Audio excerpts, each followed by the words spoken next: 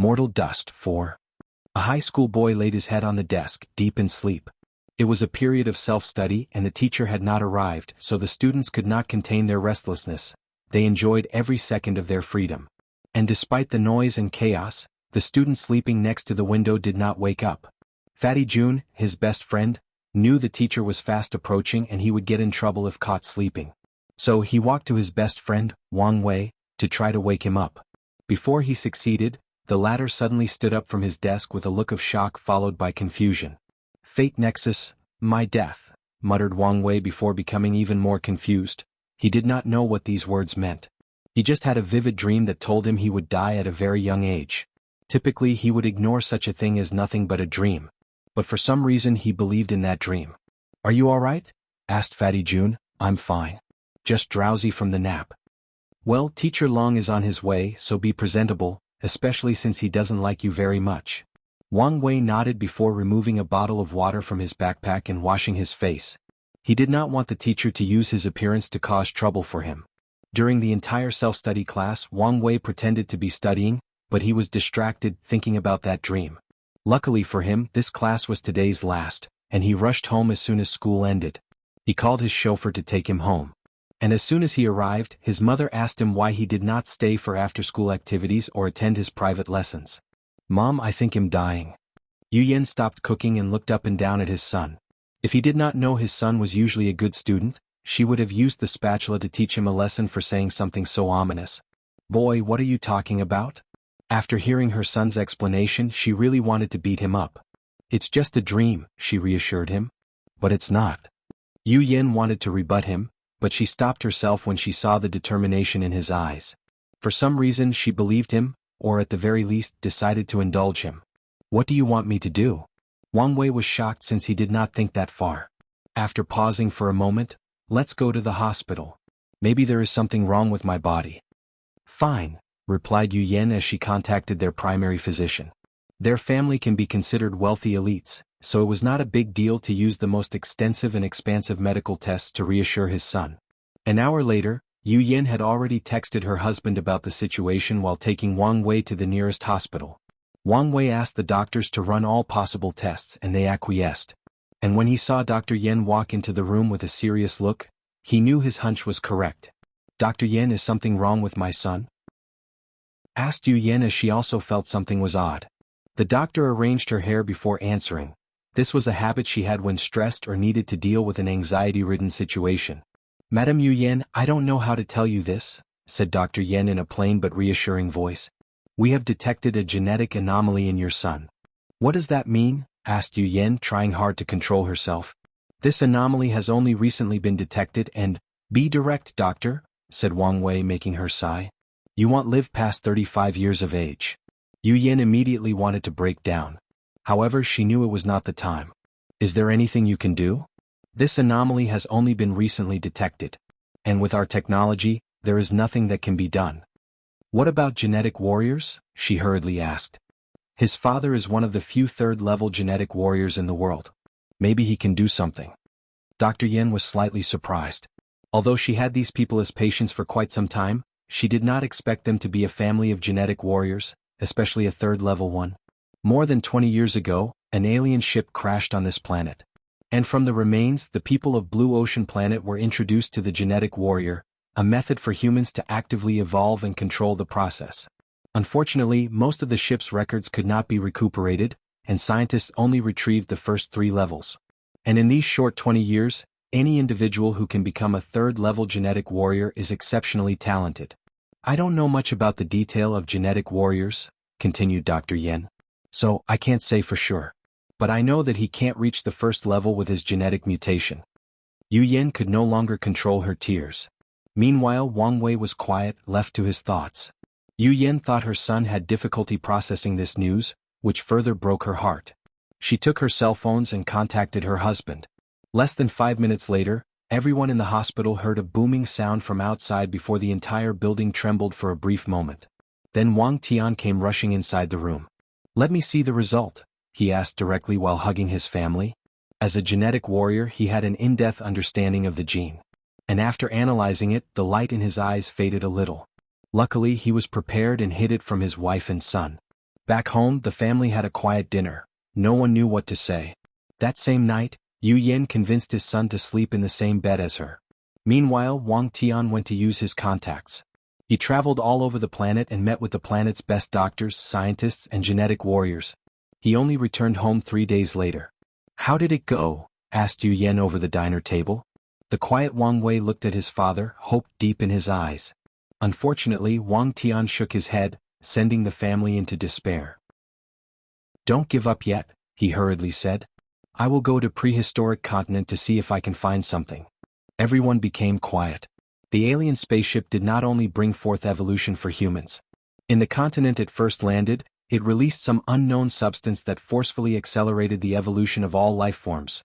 Animals, plants, and even some inorganic life forms appeared. As a result, the entire continent became inhabitable, forcing large-scale migration. The prehistoric continent contained many creatures, many on par with genetic warriors. There are even rumors there are fourth-level creatures deep in the continent. Unfortunately, satellites cannot properly capture images or information on that continent. The Blue Ocean Federation tried to drop numerous nuclear bombs on the continent to deal with these powerful creatures. Unfortunately, a powerful attack prevented these bombs from landing. Furthermore, the power of technology has drastically been reduced on the prehistoric continent. "This is too dangerous," argued Yu Yan. "It's worth it to save our son's life." Yu Yan choked her counter-argument. She could not disagree with this sentiment. "In that case, he'll start training as well. If I become a genetic warrior, I can help you." "And who will stay with Xiao Wei?" "He'll be fine," replied Wang Wei. "No, you want," cried Yu Yan as she knew her husband was correct. She also knew he wanted to undergo all the danger by himself. After dinner, Wang Tian quickly left. Wang Wei asked his mother for some time alone to think. While sitting on his bed, Wang Wei thought about his life. He had a bright future ahead of him, a good brother in the shape of Fatty Jun, and he hoped to declare his love for the school's flower, Wu Hong. Unfortunately, everything changed after one nap. "I must take matters into my hands," he muttered before going to sleep. The next day, Wang Wei began to focus on his studies. He usually was in the top 5 of the school. But now he turned into a study tyrant, always with a book in his hand. He ignored all other after-school activities. He forewent socializing or even interacting with people. He only studied. In just 1 year, at 16, he graduated high school and scored in the top percentile on the planet during the college exam. Wang Wei applied to Blue United University, the best university on the planet, sponsored by the Federation. His major was biology with a focus on genetics. He completed a 6 years course in just 3 years, graduating at the young age of 19. In a lab, Wang Wei looked at a recent blood test result. "I've already started to decline." The numbers looked slightly off, but he knew this was the beginning of his decline. Suddenly, his phone rang and he answered. "Xiao Wei, when are you coming home? I haven't seen you in 3 years." "Mom, I also want to see you," replied Wang Wei with a sigh. "But I don't have time." Yu Yan became quiet on the other side. She could not blame her son for trying to save himself. But as a mother, she had to watch her family slowly fall apart as her husband kept adventuring in that dangerous place, and her son tried to beat the clock. "How about I come live with you?" "No," replied Wang Wei. He did not want to be cold, but he already theorized how alarming his decline would be. And he did not want his mother to watch him slowly die. "Where are the things I asked for?" He changed the topic. "Your father has paid for a top-of-the-line research facility for you. However, according to him, you have to recruit personnel yourself." Wang Wei did not mind since he knew geneticists are extremely valuable in this age of genetic warrior. Everyone, from the government to private corporations, will do anything to recuperate, even a mediocre one, because of the hope of finding a way to create a 4th-level genetic warrior. Wang Wei knew he would not have as much problem recruiting people since he had made a slight name for himself in the community with some of the papers he released in the past 3 years. Mortal Dust v. Exploring the Limits of Genetic Engineering, the Future of Genetic Diversity, Implications and Challenges, the Path of Genetic Medicine, Discovery of the Gene Core, and the Correlation between Genes and Energy Lifeforms. In the past 5 years, with non-stop research and unrestrained funding, Dr. Wang Wei has changed people's understanding of the genome. His discoveries in gene medicine have reduced the threshold to becoming a genetic warrior, thus pushing the planet into a new era of fast evolution. Unfortunately, such a genius, considered a gift to humanity, does not have long in this mortal world. Maybe God or the heavens envied his talent and cursed him with such a disease. Cough, cough. Wang Wei wiped out the blood from the corner of his mouth with a tissue. "Dr. Wang Wei, are you all right?" asked one of the lab assistants. "I'm fine," replied Wang Wei, his complexion paler than a ghost. While looking at the result on the computer, he took a bunch of pills from his desk and swallowed them. He coughed again, but a bit dry compared to his previous wheezing. His phone suddenly rang and he frowned when he saw who it was. "Mom, I told why, Xiao Wei." Crying. "Why your father, asterisk crying star." "What's wrong with father?" he hurriedly asked. "Your father, asterisk crying star." "Calm down, take a deep breath and tell what happened. I promise everything will be all right." "Your father is missing." "What do you mean he's missing?" "He went deep into the prehistoric continent since he heard there was a flower that could cure your disease.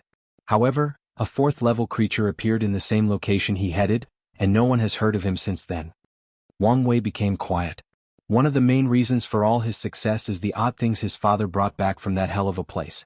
And as he learned of its mystery, a part of him believed that there might really be something from that place that could cure his condition. But now, his hope was gone, and he might have lost his father in the process. "All right. I'm taking a plane home.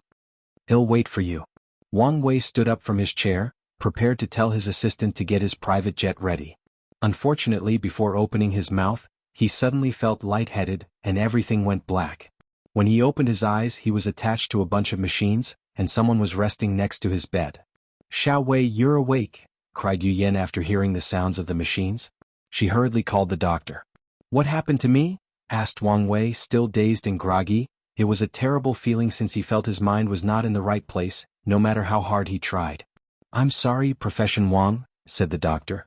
"Your gene collapse has accelerated. Is this why I cannot feel my legs?" The doctor nodded. How long do I have?" 2, maybe 3 years.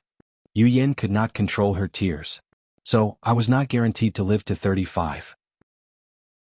I just won't live past that," thought Wang Wei. He never forgot that dream that foretold his death. He looked at his mother and he could not recognize her. And it was not because he rarely went home in the past 8 years. But also because the woman before him was not the mother she knew. She was thin, her skin was dull, and she had heavy bags as she had never slept a wink for years. The most significant difference was her eyes. They were listless, full of sadness and despair. "Get me my phone," said Wang Wei. He did not waste time using all his contacts to ask people for help to find his father. He offered many of his cutting-edge research, especially the gene medicines that genetic warriors sought after, as a prize for anyone who could find his father. After doing all this in front of his mother, he finally looked at his medical records. "I have no hope." That's the conclusion Wang Wei came up with. His fate was sealed and there was nothing he could do about it. So, he decided to spend the rest of his life with his mother. He left home when he was 16 and rarely interacted with his family. And in his final moment he decided to change that fact. Sadly, Wang Wei soon regretted that decision. As his mother watched him rapidly die before her, and with his father's disappearance, Yu Yan was simply inconsolable. Many times Wang Wei wanted to end his existence in this mortal coil. At the very least, he can go on his own terms or have some control over his fate. But he never dared to do as he feared his mother would follow him. So, 2 years and 3 months later he died in the hospital bed. And the world mourned the passing of such a brilliant mind. "Where am I?" muttered Wang Wei as he stood up, looking at all the chairs and students next to him. He looked at his youthful and powerful hand, feeling his healthy body. "Big brother, are you all right?" asked Fatty Jun. "You better stop sleeping before the teacher arrives." Wang Wei mindlessly nodded before sitting back in his seat, processing everything that had happened to him. Am I stuck in some sort of loop? Or was it just a dream? After school he rushed to the hospital to take a whole-body test. And as expected he had the same disease. His parents reacted the same way as his dream or first life. However, Wang Wei was different. Something ruthless awakened deep inside him and he decided to test his theory. He did not try to cure his disease, nor did he allow his father to venture into the prehistoric continent to try to save him. When Wang Tian tried to argue, Wang Wei would be ruthless and threatened to take his own life if his father left him alone. As such, he spent the next 4 years of his life with his parents before dying a second time at the hospital. And as expected, he found himself at 16, back in the same position and in the same class. "I'm indeed in a loop. And it seems the purpose is to cure this disease," analyzed Wang Wei. Then he focused on his previous experience of the past 2 lives. The approach in the first life was wrong. I should not have focused on curing the disease, but managing the symptoms and ensuring I lived to the limit of 35 years old. Wang Wei understood that his disease was very complex and could not be easily cured in just a few years. It might take decades, if not longer. Luckily, he appeared to have ample time. After school, he did not get tested or tell his parents about his disease. He convinced his mother to become a genetic warrior and his father to give him a large sum of money for investment. He used that money to acquire a state-of-the-art laboratory in just over a year. And for the next 3 years he continued his research until, "When were you going to tell us about your disease?" asked Wang Tian, trying extremely hard to conceal his anger. "If it was up to me, never." "Boy, this is not the time for you to be cheeky. Look at the state of your mother." "I'm just telling the truth," he argued back. "Telling you would only make things worse.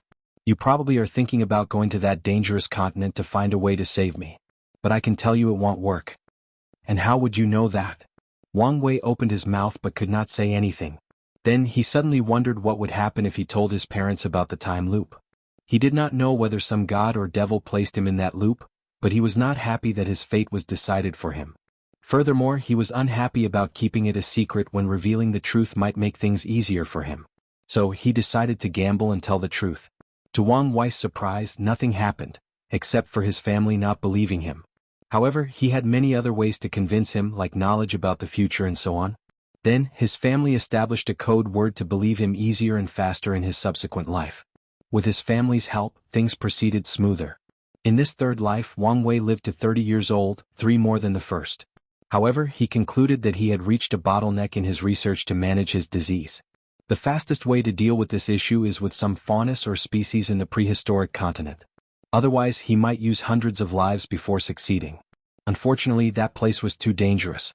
So, in his fourth life he focused on creating the method to become a 4th-level genetic warrior. With the scattered data from the alien spaceship, he finally succeeded in his 8th life. In other words, it took him 4 lives of living to 30 years. However, he only had 15 years of research for each, so he spent 60 years. With both his parents' 4th-level genetic warriors, Wang Wei had access to all the rare resources in the prehistoric continent. In his 10th life he could manage all the symptoms of his disease and live until he was 35 years old. From his 11th life onward, he focused on finding a cure for his disease. And he only succeeded in his 27th life. And, if nothing out of the ordinary occurs, the next chapter should be the last one for mortal dust. But don't quote me on that. Mortal Dust 6. Wang Wei's 28th life. He opened his eyes in the same classroom with the same fatty June looking at him with concern. However, the difference was that he had a joyous smile. In his previous life, he finally created a cure for his disease in his late 20s. As such, Wang Wei decided to start fresh in this life, starting from his youth to make up for his regrets.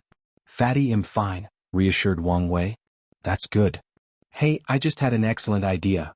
Why don't you ask Schoolflower Yen Liling out, and I will do the same for Wu Hong." Fatty June looked at him as if he was an idiot. He raised his hand to touch his big brother's forehead. "Are you sure you're okay? Better than I've been." "Then why are you spouting this nonsense?" "I just think we are only young once, so why not take risks?" "So, what's the worst that could happen? Rejection?" "Well, them humiliating us in public is probably the worst that can happen. But if that is the case, then that's only because of their poor characters. So, why would we want to be associated with these kinds of people?" Fatty June felt these words made sense. At the same time, he felt something was wrong but could not find the words to argue back. "Do you really think I should declare my love for her?" "Why not?" Fatty June frowned for a moment. "How about I wait until I lose some weight? Maybe my chances would be higher then." He knew many handsome and rich men in this school who lusted after the schoolflowers. Although his family did indeed have money, he lost considerably in the look department. "If she cares about your appearance, then she does not deserve you." Wang Wei lied. He knew most women had a preference for physiques when choosing a partner, and that was perfectly fine. After all, some do prefer Fatty's type, and some men also prefer bigger women. However, he needed to build the little fat man's confidence.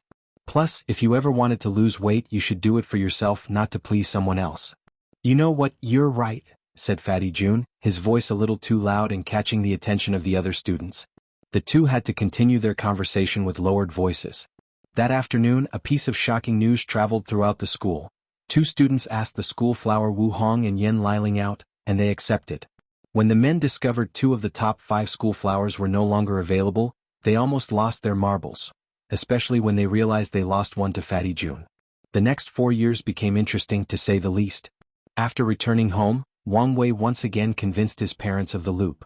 Then he used their financial means to set up a lab and acquire a few things from the prehistoric continent. Finally, he concocted a cure for his genetic disease. Finally free, muttered Wang Wei. Without the burden of death, he decided to enjoy his life normally despite his high mental age. He wanted to experience the hormonal years of high school or the freedom of university. And he had all these experiences he missed. His love life blossomed with Wu Hong. He and his close brother, who was no longer a fatty by the 2nd year, were now the envious couple in both high school and university. Everyone wanted to be them. The only downside to his life was his terrible talent for the genetic warrior path because of his illness. Nevertheless, he did not mind since he had plenty of experience, knowledge, resources and time. He would achieve something on this path. He became a first-level warrior at 32 when his wife and close friends were already third levels. However, Wang Wei did not care about this. His life was considered successful because of the few revolutionary papers he released, forever changing the scientific world. Today he was celebrating his 35th birthday, a special year for him. It was a grand celebration, but only a few people knew why the reclusive renowned scientist, Dr. Wang Wei, would throw such a lavish festivity. Wang Wei overlooked everyone attending over a balcony with his family next to him. He raised his glass to make a speech. Bang! Wang Wei stood up with heavy breath, looking at the desk before him. "Are you all right?" asked Fatty June. Wang Wei looked him directly in the eyes, myriad emotions flashing in his eyes. "You're scaring me. Did something happen?" "Nothing. Just had a nightmare." Wang Wei motioned him to sit down as he processed what had just occurred. That was the sound of a gunshot. Now that he pondered on the situation, he remembered the vivid sensation of something penetrating his skull. Thinking back to that experience, he felt fear and panic but quickly regained his mind to concentrate. It was not time for such emotion. My time loop is not my disease, but my death at the age of 35 years old. Is this what I meant by nexus of fate? Many thoughts flashed in his mind as he analyzed the situation. Then he slammed the desk with his hand. Who the fuck placed me in this time loop? I don't care who you are, I don't care whether you are a god, devil, or even the heavens itself. Once I'm out, I will gut you and your entire life. I will make you regret your existence. There was nothing he hated more than being manipulated. Suddenly, Wang Wei was embarrassed as he realized he was in a classroom. The next few hours were quite embarrassing since he had to see the principal, and his mother had to come to pick him up from the office. However, after calming down that night, Wang Wei learned something from this event. He mentioned the existence of the time loop to a large group, but there were no consequences. Of course, there was the possibility it was because no one believed him, but he decided to test the boundaries of this rule. So, the next day he tried to convince Fatty June, Wu Hong and Yen Liling. He knew these people were trustworthy and individuals with excellent capabilities. They could be great allies in this unknown journey of saving his life. Convincing Wu Hong was easier than expected. After telling her a few intimate details that no one should know, she easily told him she believed him. Fatty June was loyal to a fault and told him he would believe him if he said the world they lived in was nothing but an illusion.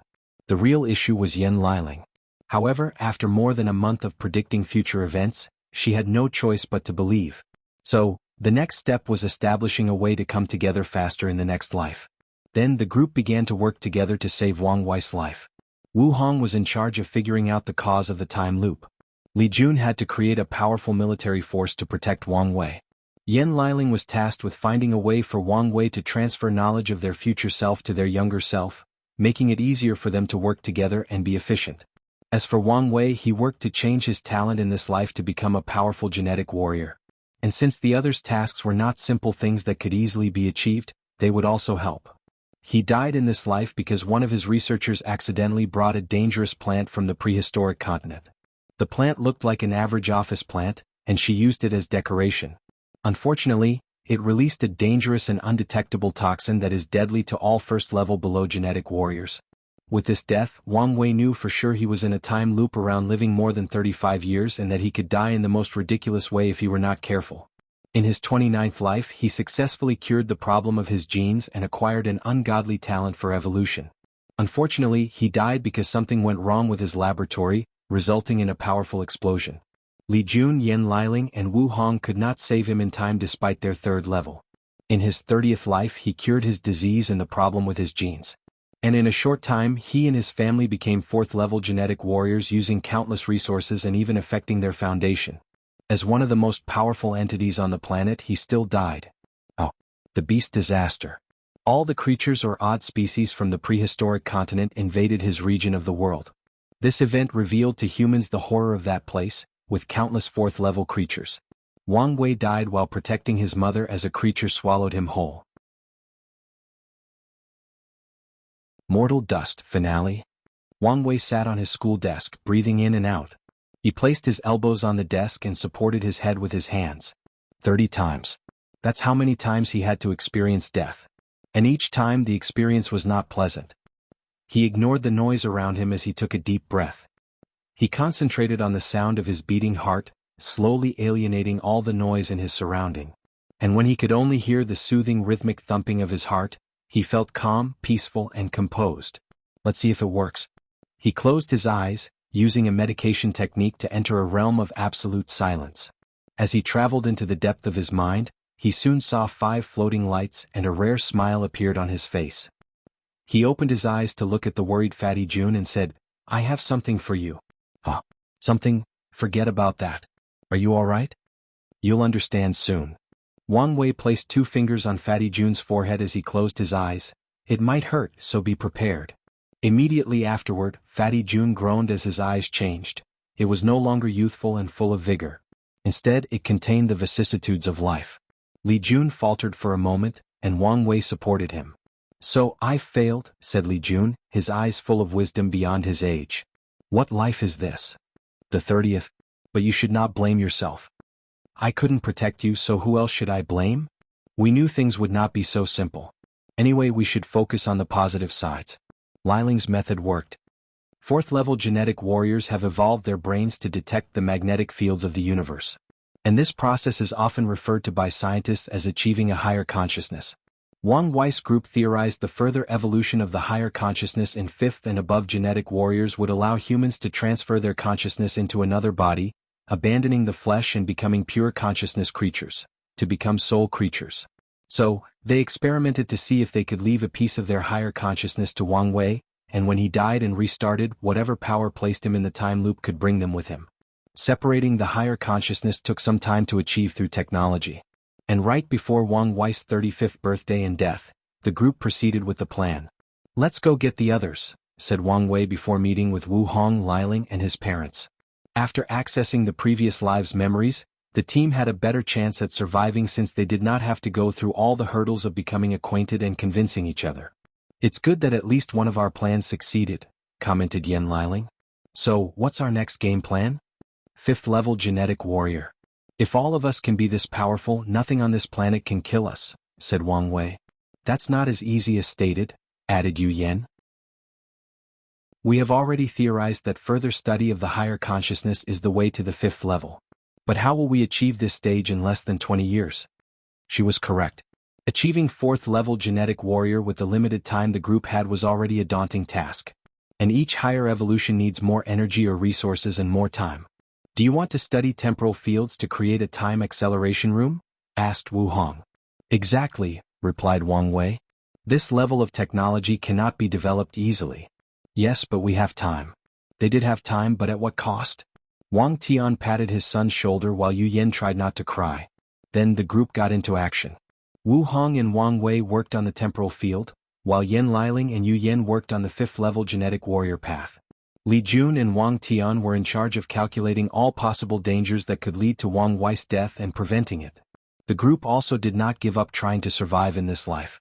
They tried to build an underground bunker to hide and pass the time. Somehow, a group of 4th-level creatures that had evolved underground ambushed and killed them. The next attempt was to build a spaceship and leave the planet with their research crew. Unfortunately, one crew got infected by an alien species that is a brain porosity and sabotaged the ship, killing everybody. The group tried again, this time with only themselves on the spaceship. They were caught by some abnormal cosmic phenomenon and died. On the 50th life they completed their research. With time acceleration the group became 5th-level genetic warriors. Their cause of death was the planet's explosion. Typically, a 5th-level warrior should be able to survive a planet's destruction with no issue. Unfortunately, the real cause of the destruction was a secret research program gone wrong that affected the planet's core and exponentially increased the explosion. The group tried again. They reached the 5th stage and left the planet. With their strength, they should have been able to survive in the universe. Unfortunately, they encountered a 6th-level cosmic creature. On the 59th life, they pushed the boundaries of the temporal field and created the method to achieve the 6th level. An alien empire discovered their planet, and they died fighting off an invasion composed of too many 6th-level powerhouses. From the 60th life, the group focused on using the power of time to deal with the situation. They concentrated on mastering its power to escape the time loop. Unfortunately, they could not comprehend how it operated. So, they tried a different strategy: escape into the past or the future. The travel to the past was to see whether they could find any information on how Wang Wei became entangled in that time loop. Furthermore, they wanted to know what would happen if the two of them existed. For more chapters, please visit Pan DN0 Vel. C. OM. Unfortunately, this attempt was futile. They did not find any new information, nor did anything change after Wang Wei met his younger self. When his future body turned 35, an accident occurred and he died. Then they proceeded on their voyage to the future. The year that Wang Wei always died was 2136. So, the group wanted to know what would happen if they traveled beyond that year. Nothing occurred. And when his biological age reached 35, Wang Wei died. Then the group realized an anomaly. If they counted the time acceleration, Wang Wei had lived longer than 35 years old.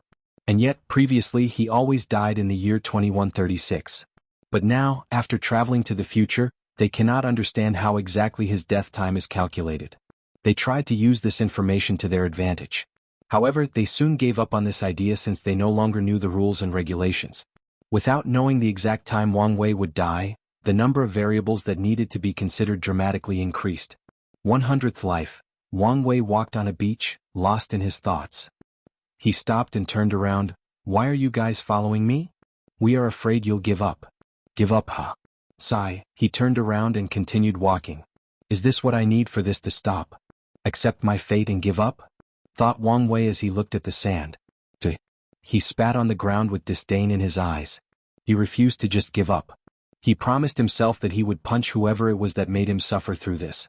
And even if it is out of spite and hatred, he would never stop until he succeeded. He took a moment to calm down and analyze the situation, taking into account all his previous experience. This feels like a sick, twisted game.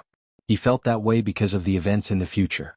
It was like he went outside the boundaries of the game, and without knowing the rules, it became even harder to win. So, I need to play the game to win, play within the confine of the rules. He then looked at the entire situation like he was playing a game against an unknown entity. Let's call it fate. He drew his name against fate on the sand before drawing a line. At one end he wrote 16 and the other 35. He then crossed the 35 and placed the year 2136 underneath. My greatest move was that high consciousness transference. Wang Wei wrote the name of his name against fate. That move granted him the support and help needed to continue this battle. Otherwise, he would never be capable of making so many moves. That move was brilliant and cunning, he thought with a smug look before stopping. Why did it work? The mind, memories, thoughts, part of the game's rules? He squinted his eyes, deep in thought. Fate is not absolute, it has to allow room for possibility. And since it's not absolute, it can be conquered, but how? Wang Wei was not stupid to think he could overwhelm such power. Play within its rules and limitations, trick it.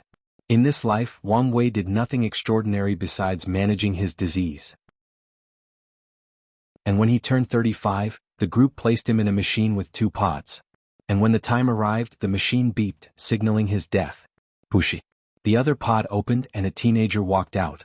"Success?" asked Wu Hong. "It appears so," replied the teenager as he looked at the dead Wang Wei. Fate wanted Wang Wei to die in the year 2136, and he did. His plan was simple: accept his fate, die, and transfer his mind, memories, and consciousness into another body. As such, he was now a new person with a new identity. He did not agree to the plan to transfer his mind into a clone to ensure success. "So, are you really Wang Wei?" asked Li Jun. "The answer to this question is quite philosophical," he replied. He did not transfer his higher consciousness to another body. Instead, he transferred his memories and thought patterns to a prepared body with its mind wiped. On a physical level he was different. On a conceptual level he had a different soul, if such a thing existed. But on an existential level he had the same memories, ideologies, likes, dislikes, fears, aspirations and everything that made him Wang Wei. After thinking about this, Wang Wei suddenly smiled as his eyes and hair turned gray and his face changed. Meanwhile, his family dispersed since they were only projections. This was an interesting experience.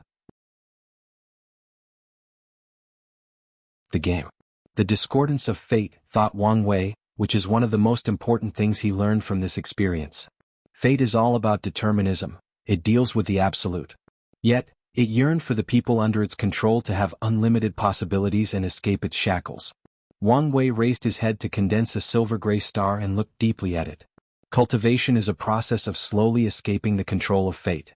The higher the strength, the more choice an individual has, the more capable they have of becoming responsible for their actions.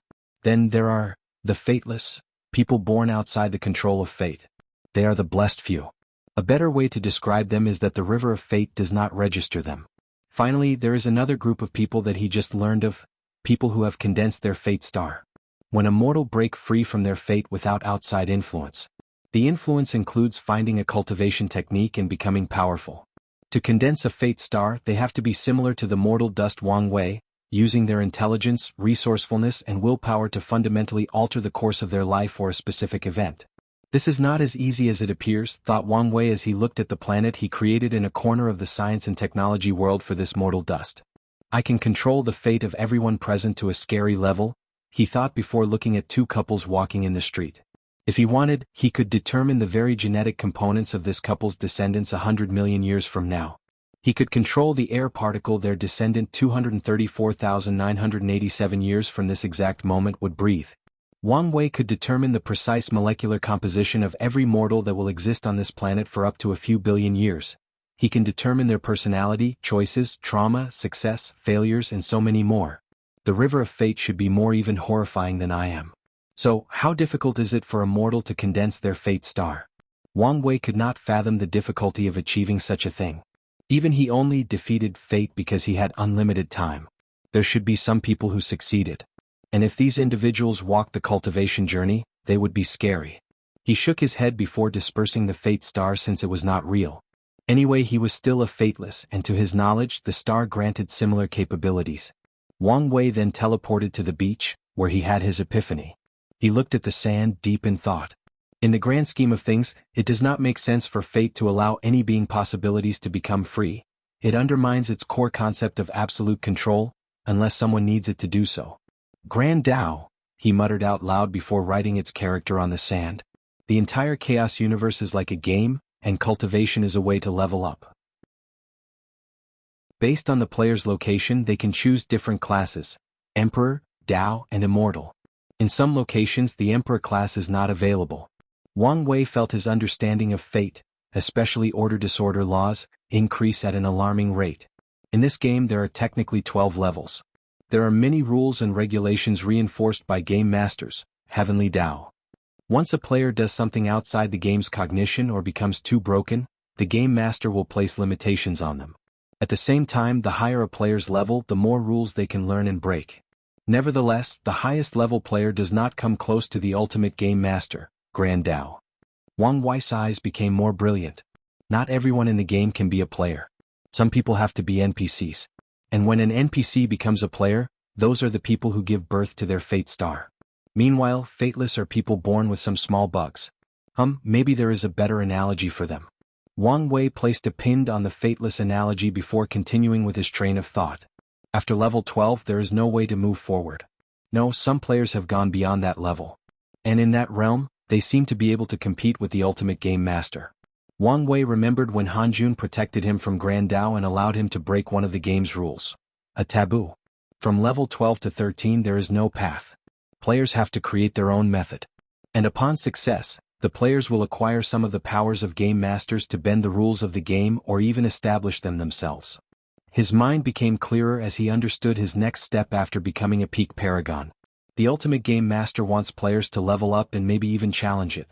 But why? Did someone program it that way? Or does it benefit in some ways as a result? For more chapters, please visit Pan DN0 Vel. See OM Heavenly Dao's goal is to make their world stronger. Then, the same could apply on a large scale.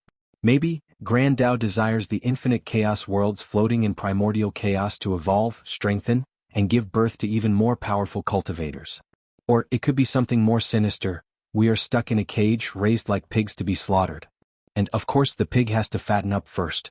Wang Wei squinted his eyes and took note of this possibility. However, if that was true, he was only level 8 and could do nothing about such a thing now. The Ultimate Game Master has many modules to help him in the game, and the most powerful is the River of Fate. But what are the others? His innate Paragon soul began to function rapidly. Every one of his spirit particles acted as one Wang Wei, boosting his comprehension speed. Grand Tao Source, River of Time, Source Chi Space. Wang Wei frowned as he felt there were more critical modules. For example, the True Power Tao Realm, but he was not sure. It seemed his comprehension was not enough. It's fine. I have time to figure things out. One of the ways to win this game is to figure out its rules and essence. Most level 12 players do not even know the game's existence, let alone have such a deep comprehension of it. The majority of them cannot even reach level 12. And those who do give in to the despair of not having a path forward. Meanwhile, exceptional players like his ancestor, Qiyuan, knew to create a path forward. After all, he created a way from level 0 to 9. 5. If the Ultimate Game Master did not place severe restrictions on level 10 and above, players like Qiyuan would have continued to find a way to level 12. I now understand why he created the Second Origin War and the purpose of the Ultimate Taboo: to find a way to level 13. Of course, I'm guessing things were not that simple. He looked at the writing in the sand about the game. If someone from Earth saw them, they could immediately enter a deep state of enlightenment and understand order-disorder law and even a tiny portion of fate. No, as long as a cultivator was the gaming terminology he used, they would also become enlightened. He waved his hand to remove these writings. Some secrets of the world cannot be written down. Play the game to win the game, he muttered. Wang Wei then flew to the atmosphere, looking at the planet from above, reviewing his final mortal dust for a second time. He learned many lessons that he feels would be vital to his future cultivation path, especially when he tries to reach level 13. Furthermore, his comprehension of existence increased slightly after the method he used to cheat death. He understood that Eternal Emperor's eternal attribute is also a form of mimetic power. They exist in the form of memories, words, and even historical events. Additionally, not all Eternal Emperors are the same, for example, Qiyuan and the Absolute Beginning Emperor. However, because of all the events that Qiyuan has accomplished, it is at least 1,000 times more difficult to kill him than the Absolute Beginning Emperor. Qiyuan has created events that have affected the entire universe. And if someone wanted to kill him, they would have to erase him from the history of the entire Chaos universe, which involved near-infinite Chaos worlds. As he pondered all these things, his mind felt clearer than before. The silver law tree in his sea of consciousness bloomed to give birth to a fruit. There is only one thing I need an answer to now. Why do I want to become free and unfettered? The moment he learned about the cultivation world, he decided that this would be his primary goal. But the question is, why was this his goal? Was he a person naturally born desiring freedom? Did the environment of his past life mold this desire? Or was there another sinister reason he was obsessed with becoming free and unfettered? I just need to find the answer before proving the Tao. Wang Wei connected this planet to the rest of the science and technology world before leaving to enter the Supreme Realm. Supreme Realm. Wang Wei sat cross-legged in a mountain, deep in cultivation. The law tree inside his body shone brightly as a fruit rapidly condensed. The fruit was silver with 9 symbols, each representing an aspect of Wang Wei's fate law. Destiny, fate, karma, samsara, spacetime, luck, order-disorder, yin-yang, and free will. As his comprehension reached the required level, he had no problem condensing his Tao fruit. Wang Wei could feel his laws sublimated to a higher level. They became Tao, the source of all laws. However, this was the first part of condensing the Tao fruit. The next step was to instill all his desires, goals, and ambitions similar to what occurred in the divine body realm. Not everyone can pursue the Tao, and there are differences between the people who do. Does a cultivator have their own Tao? Or are they relying on the path of the ancestor? Is their Tao heart and state of mind worthy of pursuing the Tao? All these things will determine success in entering the Supreme Realm. Wang Wei used his spiritual strength to instill his ideas and ambitions, and in the process he felt resistance. In the process, countless doubts manifested from the deep corner of his mind. He began questioning himself, his ideas, his beliefs, and whether he would succeed. Could he prove the Tao in this generation? Everything seems to be going smoothly, but is that the case? What about his plans? What will happen to the people who are counting on him? Then there is his dream, no, his goal of becoming free and unfettered. Is that really possible? Can absolute freedom be achieved? Can his version of absolute freedom become a reality? Wang Wei pushed through everything and did not let these doubts stop him. Despite the many questions he had about his life, despite the worries, he never doubted his eventual success, no matter the situation, and kept pushing forward. After the process finished, his Tao fruit shone a little, indicating his success. The next step is to condense his Dharma body or the other fruits of his secondary Taos. Cultivators cannot have two primary Taos. They can cultivate as many laws as they want. But there has to be the main Tao fruit that is used to prove the Tao. Luckily, the Tao fruit can be composed of countless laws. Wang Wei proceeded to condense two more secondary fruits that he labeled Profession Tao fruit and Battle Auxiliary Tao fruit. The Profession Tao fruit contained the laws of the 5 elements, followed by his understanding of the other 5 professions like array and alchemy. The Battle Auxiliary Tao fruit contained soul, destruction, devour, thunder, and sealing laws. The process of condensing the second Tao fruit was simpler than the first and did not cause much trouble. So Wang Wei watched the 2 other small fruits below the main one. Next is the Dharma body, thought Wang Wei. This part of the breakthrough involved control of laws and the domain. This part was the easiest for him because of his force control skill. An enormous version of himself appeared above the mountain. If Wang Wei did not isolate the surrounding with formation, the entire myriad emperor world would have noticed the presence of that Dharma body. After making the shape, the fruit inside his sea of consciousness shone brilliantly for a few minutes before stabilizing itself. Wang Wei stood before the enormous version of himself. Not bad, he commented to his handsome self. Last step. Well, second to last. Another enormous version of himself appeared. His physique's vision. Under his control, the 2 fused. The Dharma body then released a more mighty and profound aura. As expected, the power of River of Fate gave me a small boost. He fused his physique's vision with the River of Fate from the heavenly abode realm. And now, it benefited his Dharma body. Wang Wei looked at the giant and dispersed it before summoning it. Dharma body, the Tao manifesting in a physical body, it's both real and unreal. When he dispersed it, Wang Wei felt this thing did not exist. But upon wishing it, the Dharma body reappeared again. Furthermore, he felt if it were severely damaged, he would also suffer. 8-leaf strength. Wang Wei muttered as he calculated the devastation he could unleash with the Dharma body. Not as much of an increase as I hoped for. He understood that he was rapidly approaching a plateau that his main body could reach. He then focused on how he will cultivate this realm. There are 2 stages in the Supreme Realm, and they are cultivated at the same time. Technically speaking, there are 2 stages for some people. The first stage and only stage is the fruit ripening stage. As the name implies, it is to continue ripening the Tao fruit until perfection and reaching the peak of the Supreme Realm. The second stage is the Tao Tribulation Realm, where cultivators without their own Tao will undergo numerous tribulations to prove they are worthy of keeping their power. An example would be someone like Yenchen, Wang Wei's previous Tao protector, whose Tao is partly himself and partly the Sword Empress. He has to pass Tao tribulations in the Supreme Realm. Of course, some geniuses use secret techniques to call upon artificial Tao tribulation to help temper their Tao fruit. The Supreme Realm is too easy for these heaven-chosens, muttered Wang Wei. This is probably one of the reasons there have been so many pseudo-emperors. In this realm, it should be mandatory for them to undergo Tao heart tribulations at the very least. He felt the heart road was not enough. A cultivator should never stop tempering their Tao heart. For more chapters, please visit Pan DN0 Vel. See, I'll change the order of heaven and earth after I prove the Tao. I'll also add a Tao heart tempering stage. Wang Wei waved his hand to disperse the small world he had created and the formations. Then he waited for the tribulation. Wang Wei was not in the mood to experience tribulation, so he swallowed everything that came for him and used it as nutrients for his body. Finally, the tribulation condensed the projection of a past heaven chosen. A young man full of confidence and ambitions, dressed in fur coats, pants, and boots. The heaven-opening emperor. The heaven-opening emperor did not waste time and rushed toward Wang Wei, punching him with unimaginable force.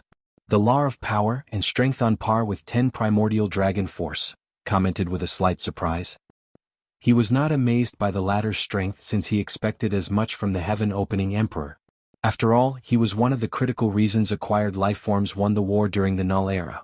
However, Wang Wei was surprised the latter cultivated power law and did not enter the true power Dao realm. The heaven-opening emperor seems like an ambitious person to me. So, I assume he would try to open that gate. He shook his head before deciding to end this charade. He wanted to prepare for the cleanup and did not want to waste any more time. So, he slapped his opponent into oblivion. However, the thunder recondensed instead of disappearing. Immediately, Wang Wei knew what was happening after seeing the clarity and wisdom in the new lightning projections. The heaven-opening emperor. Shouldn't you call me ancestor? Qiyuan is my ancestor. I see that young lad has tarnished my name, the heaven-opening emperor commented. Has he? History is not always as it seems, said the emperor as he looked into the distance.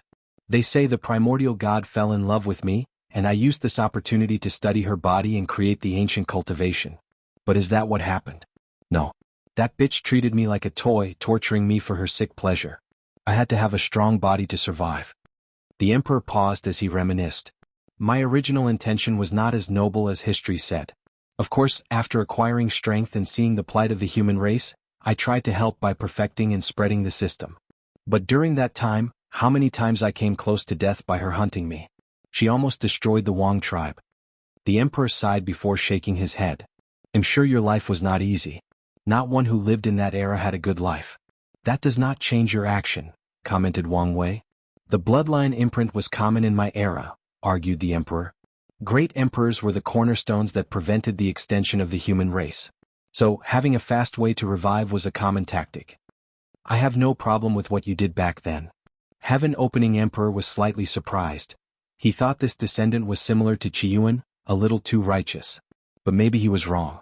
My issue with you is that you did not remove your method before you ascended, which could have affected me.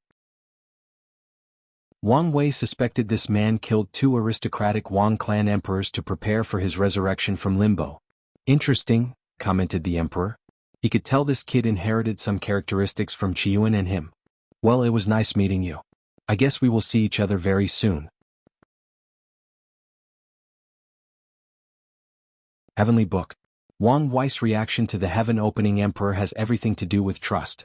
He can trust his ancestors to some extent after analyzing their deeds, interacting, and his wife's personal experience with them.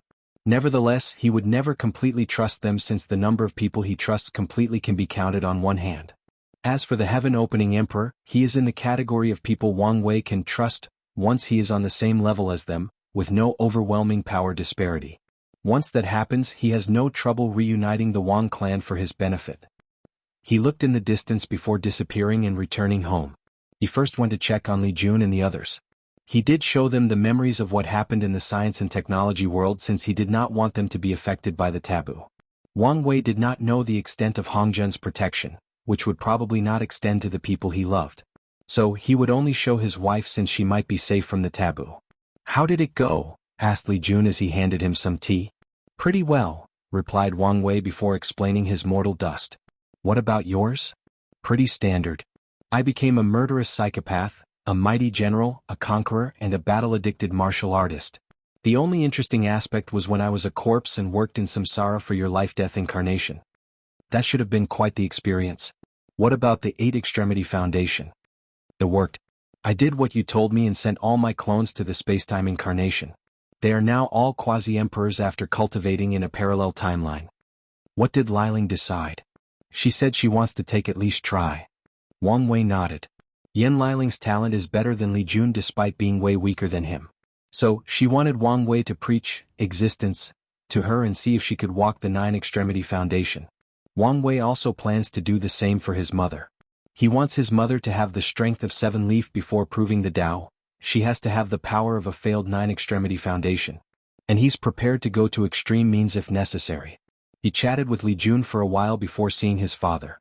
Once he reached the Wang clan's mountain, he saw the latter fishing before a small pond with a dazed look. Are you all right? He asked as he sat next to him. Oh, you're here, replied Wang Tian. I'm fine, just thinking about something. Where's Mom? She went back to her clan. Is everything all right?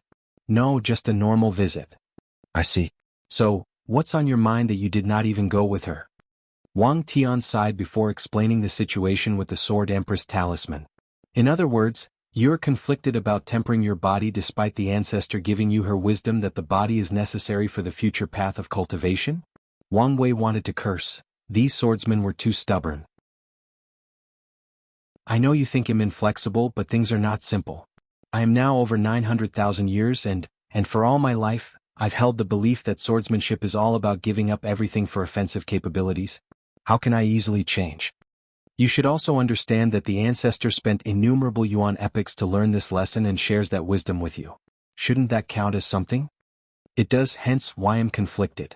Wang Wei took out a wine jar from his space ring and took a big sip, not hiding the frustration on his face.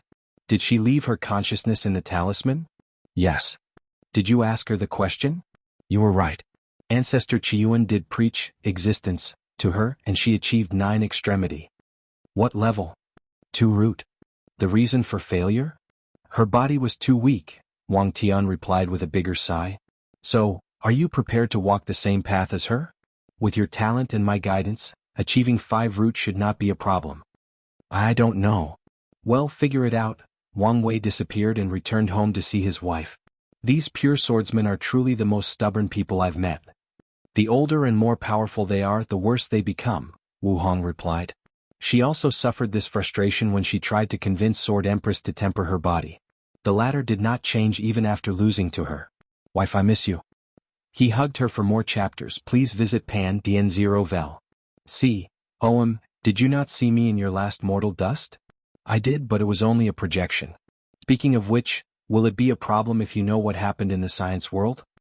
It'll be fine. She herself is an anomaly.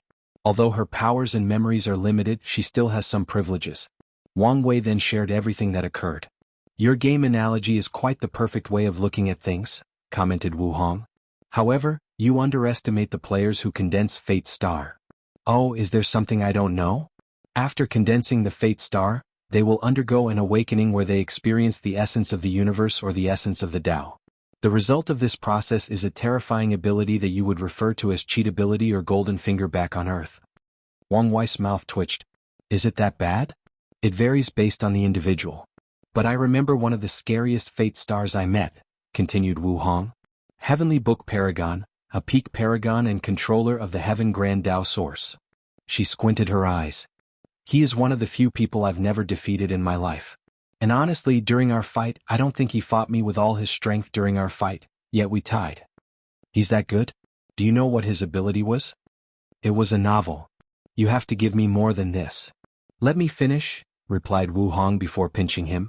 Imagine your life was a story written from birth until you become a paragon and beyond. Then, the author of that novel reincarnated in his own book. What would it be like? The author would know all the secrets of the universe. All the best scriptures, talents, fortunate encounters, etc. He could use them to rise to the top in a quick, efficient, and terrifying manner. That's what his ability was. He had a novel that contained all the knowledge of his chaos world, and he used it to his advantage. Wang Wei wanted to curse. People are often jealous of his talent and background. But compared to someone like that, he was nothing but dirt. Don't be jealous, he earned his ability. Even so, replied Wang Wei with gritted teeth. Is it too late for me to become a Fate Star? It's impossible for you. Why? You were never immortal. What does that mean? Think about it for a moment. The moment you were born, you had many great destinies, including becoming a cultivator. That means the moment I was born, I was destined to slowly lose the tethers of fate. Yes. Albeit contradictory, that's how it is for all cultivation geniuses and heaven chosens. They were never truly mortals.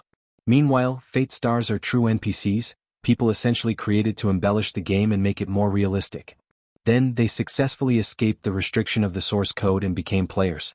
No destiny, no luck or help. So, if I wanted to condense a Fate Star, I would have to abandon everything. All my luck, destinies, and karma, including my family and you, turn from a player into an NPC. Then, I would have one opportunity to succeed without any aid. Exactly. Okay, it's not worth it. I have pretty decent stats for this game. They'll use what I have. Wise choice, said Wu Hong with a brilliant smile as she caressed under his chin. By the way, what happened to Heavenly Book Paragon? Is he also in limbo? Probably not, since he refused to participate at the last minute. Wang Wei squinted his eyes. What are you going to do next? The cleanup should start soon, replied Wang Wei. He guessed most Heaven Chosens were now using time acceleration to the limit to catch up and be prepared for the cleanup. You should prepare that things will not be as simple as it seems. Indeed. Are you coming with me? No. My presence might make things more complicated. She had an inkling of the reason for the cleanup, but she was unsure of the detail, nor did she care to inquire. And she also felt things might become more complicated if she appeared. Wang Wei checked on Wang Ju to prepare for the upcoming events. He then checked the alliance with the demon race and ensured no problems. He did his duty as sect master. A little over 200 years later, Heavenly Dao announced the beginning of the cleanup. So, he flew to the lifeless domain along with everyone else. The lifeless domain. Wang Wei was in the midst of teleporting outside of the lifeless domain when he sensed something. So, he told the team to go ahead and that he will be late. More than half an hour later, he arrived. Did something happen? Asked Li Jun. No. I sensed an opportunity that would accelerate the rate I condensed my black holes, so I went to get it, replied Wang Wei as he looked around. The clouds were red and the soil was a death gray. He could sense a terrifying baleful aura in the surroundings that could easily corrode the body and soul. The laws of heaven and earth were chaotic, making void-shattering realm and saints almost useless in this place. The space was chaotic, thus preventing teleportation through normal means. What a terrible place, commented Wang Wei as he looked at a humongous red door not far, and all the Heaven Chosens gathered around. Really? I like it, commented Li Jun. Of course you do. This place is like a small haven for you, commented Yen Liling. These baleful auras are a booster for someone who cultivates slaughter Dao. I wouldn't say it's a haven. Wang Wei ignored the couple as he observed everyone present. All the Heaven Chosens in this generation were here, many of which he had never seen or interacted with, but he had a file about their information. Su Shi is not here. Is she late? Wang Wei continued to look around before his gaze on Mo Xingyun, and he suddenly appeared before her, catching everyone's attention. After all, who does not know the man who is said to have the highest chance of proving the Tao in this generation? A puppet, said Wang Wei after observing for a while. There is no. She did not finish her word as Wang Wei snapped his finger, and she exploded into 1,000 pieces. You can leave or suffer the same fate as the construct, said Wang Wei to the people of the Mo clan. You can't do this? Yes, I can, since I did not break any hidden rules. He snapped his finger and these people disappeared, teleporting them to some unknown place and also sealing them. Wang Wei knew his actions would not prevent the Mo clan from getting their hands on a token, since they could still enter after him, or better yet, take a token from some poor soul. After all, Heavenly Dao did not explicitly state that a token was linked to the person who acquired it. The entire token situation is not even clear yet to everyone. Wang Wei ignored the stares around him and walked toward someone else. Little rat, I thought you would continue to hide. Sir Wang Wei, this is the first time we have met. Have I offended you in some way? Replied Yu Zhou with a confused look on his pure and innocent face. And he was not the only one. The people from the soul race were also wondering what's the contradiction between these two. You know me better than anyone, so you should understand I will not let societal pressure like status, custom, or public image dictate my actions. So, what's your reliance? Some other Heaven Chosen might be worried about the image of the Tao opening sect and how suddenly killing someone for no justifiable reason might cause trouble. However, Wang Wei only cares about these things when necessary. However, since he placed Yu Zhou in his kill-on-sight list, I guess we'll see. Boom. Before anyone could react, he punched Yu Zhou into oblivion. The latter could not resist even a tiny bit as his opponent left nothing of him. Meanwhile, Wang Wei waited, and as expected, a flame suddenly came into the position he was and Yu Zhou's body suddenly regenerated. The undead phoenix scroll, he said. So, you're really one of the traitors. Everyone looked at him, wondering what he meant by traitors. Traitor to whom? Most people were confused. And even the top Heaven Chosens only analyzed that he might be talking to traitors to other worlds that wanted to interfere in the myriad Emperor worlds Heaven will battle. Traitor? What are you talking about? Asked Yu Zhou with a frown. Yes. You can explain your ability to a fortunate encounter and receiving the undead Phonexus inheritance, commented Wang Wei before punching him again into oblivion. A few seconds later, the other revived. I've obliterated every atom in your body along with your soul. Yet you're completely okay. That's because I'm immortal, replied Yu Zhou with confidence. Although I don't know why you're bent on killing me, it does not matter in the end. For more chapters, please visit Pan DN0 Vel. See, Wang Wei did not continue attacking but instead observed Yu Zhou for a moment. I see. You're connected to a powerful entity. Nothing between heaven and earthy can kill you as long as that entity is alive. Yu Zhou's heart skipped a beat. However, his facial expression remained the same. That's the wonder of the undead phoenix scroll. That's the wonder of the one from the upper dimension, not the one he left before ascension, commented Wang Wei, making Yu Zhou's eyes almost twitch. Interacting with this man was scary. He released a natural aura of authority and power that can easily pressure the weak-minded. But the scariest part is how his eyes seem to penetrate all secrets. On top of everything, his mind is so sharp that he can infer the tiniest information. Once again, I don't know what you're talking about. If Undead Phoenix's dog is so hard to deal with, what about the others? Wang Wei tilted his head slightly as he looked at Yu Zhou. The word dog irks you?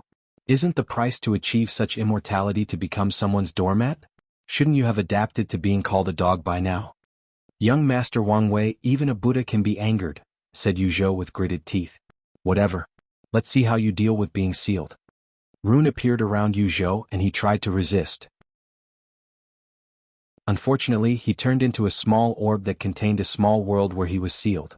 Wang Wei waited a moment before a flame came out from one of the soul races before Yu Zhou materialized.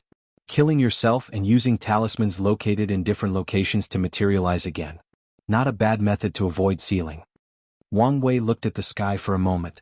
You even used some means to hide the karma threat connected to the other talismans. Your means can even hide from me? Is that your soul race ability or someone else? Wang Wei looked at the people behind Yu Zhou. From your reaction, it's from your race. So, you told them everything to ensure your identity remains legit. I would be stupid not to take preventive measures against the only weakness of my immortality. Muttered Wang Wei as he looked directly into Yu Zhou's eyes. I don't like the hidden cockiness in your eyes. It doesn't matter how you feel, there is nothing you can do about it, he replied with his shoulders straighter than before. You are only partially correct. Partially? Wang Wei slowly raised his hand toward Yu Zhou's head. The latter tried to move and respond. But once again he was powerless. Wang Wei held him by his skull. You should understand there are scarier things than death. Oh! Yu Zhou's scream echoed between heaven and earth. The pain was so much that he instantly felt his mind on the verge of breaking. He immediately tried to commit suicide to escape. Unfortunately, the power of law in Wang Wei's hands made that impossible. Only this small amount of pain almost broke you, Wang Wei said in disappointment. He has not created a way to transfer his pain in the flesh tribulation to his opponent.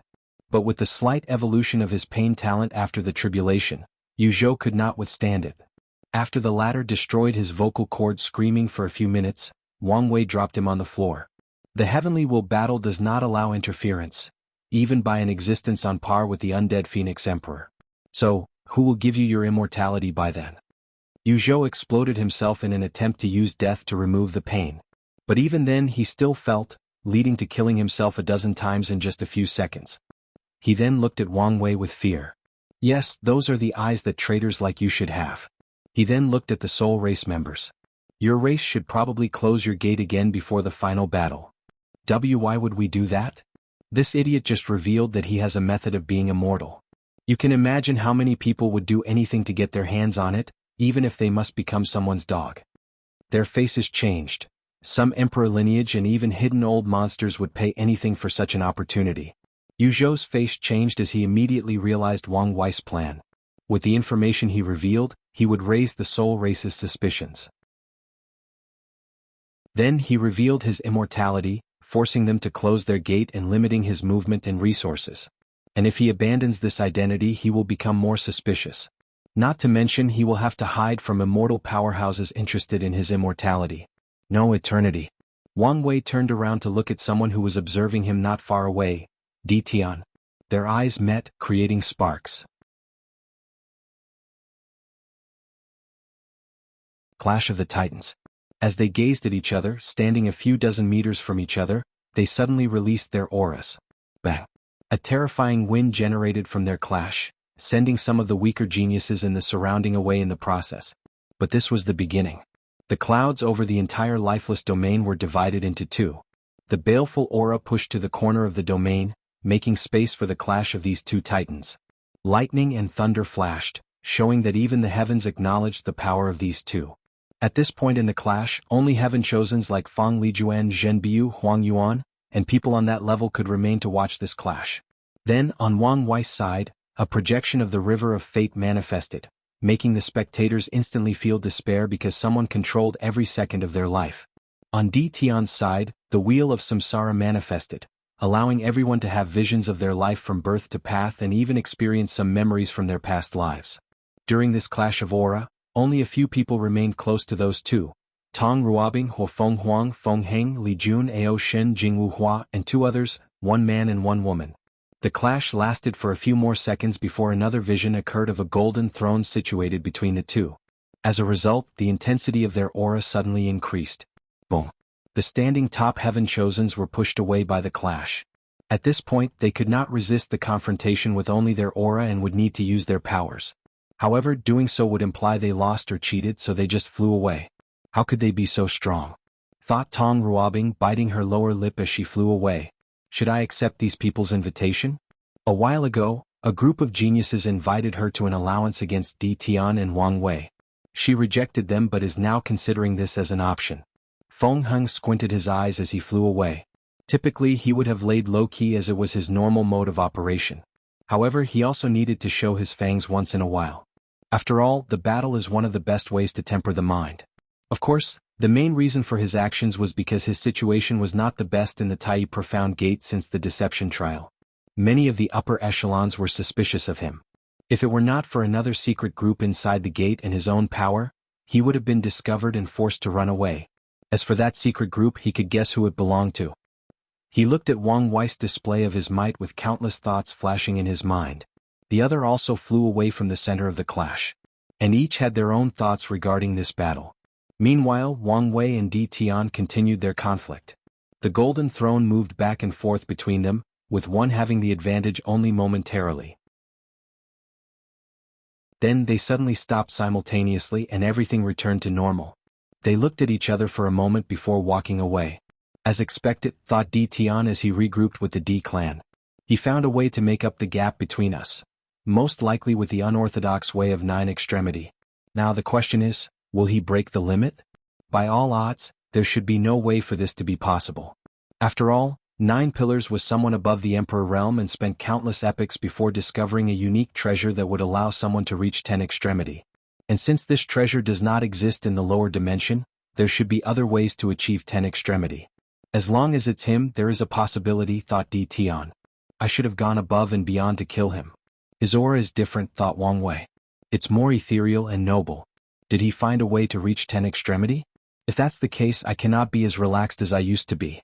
He reunited with his group before using his divine sense to communicate. He's acting outside of my expectation. Oh, Yuzhou? Asked Tai Gang. Not him. Yuzhou was a disappointment. He first acted calm and collected but lost his bearing after being called a dog. Wang Wei did not know why that word was triggering for him or whether the latter's pride as someone from the upper dimension made it so easy to play with. I thought Di Tian would have allied with these traitors, added Wang Wei.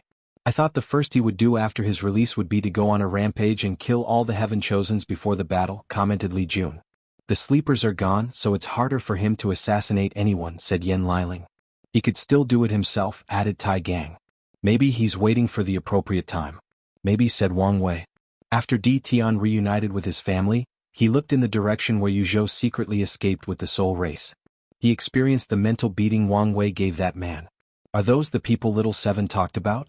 A couple of thousands of years ago, the Western continent. Di Tian suddenly opened his as he sensed someone inside his formation. He saw a young man smiling at him with a scar on his chin. Little Seven, Di Tian muttered, joy flashing in his eyes. He did not know how long since he experienced that emotion, but it appeared today. No, I should call you Five-Finger Emperor now. 4 more chapters, please visit Pan DN0 Vel. See, it's Five-Finger Paragon. However, you can call me Little Seven. So, you've reached such height. Di Tian reminisced about where he created Little Seven. He used the best 5-element materials to create someone perfectly in harmony with heaven and earth. Later, he learned from history that he became the Five-Finger Emperor, a pseudo-eternal emperor on par with Eternals who used 5 elements sealing Tao. His trademark sealing method was a mountain with 5 peaks that resembled fingers, hence his emperor title. Now, that young body has reached heights he cannot imagine, making Di Tian feel a little complicated. It was great to see remnants of his past and his creation that he considered like his children. Simultaneously, too much time passed and none of them were the same. Why are you here? Can you free me? Unfortunately, I'm dead and have little power left, replied Five Finger, who did not want to deal with a seal that had the power of Empress Wu. I'm here to give you a few warnings. Warnings?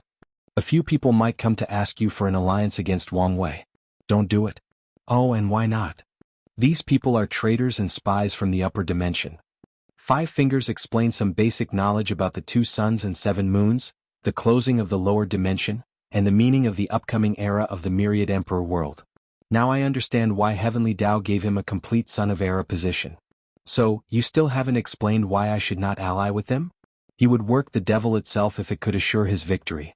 Five Fingers sighed, a little frustrated on the inside despite expecting this outcome. There are factions amongst the people who participated in the ultimate taboo. And their factions, composed mainly of people from the Null Era, wanted their people to lead the new era instead of Qiyuan's faction. However, this was very unlikely, given Di Tian's personality and obsession. The era of the 7 moons is coming to an end, and anyone associated with them will be eliminated once that happens.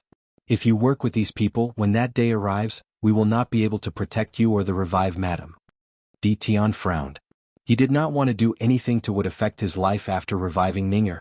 If working with these people placed a target on his back, then he might be forced to hide in the lower dimension for the rest of his life. And even then they might not be safe. Alright, I'll listen to you.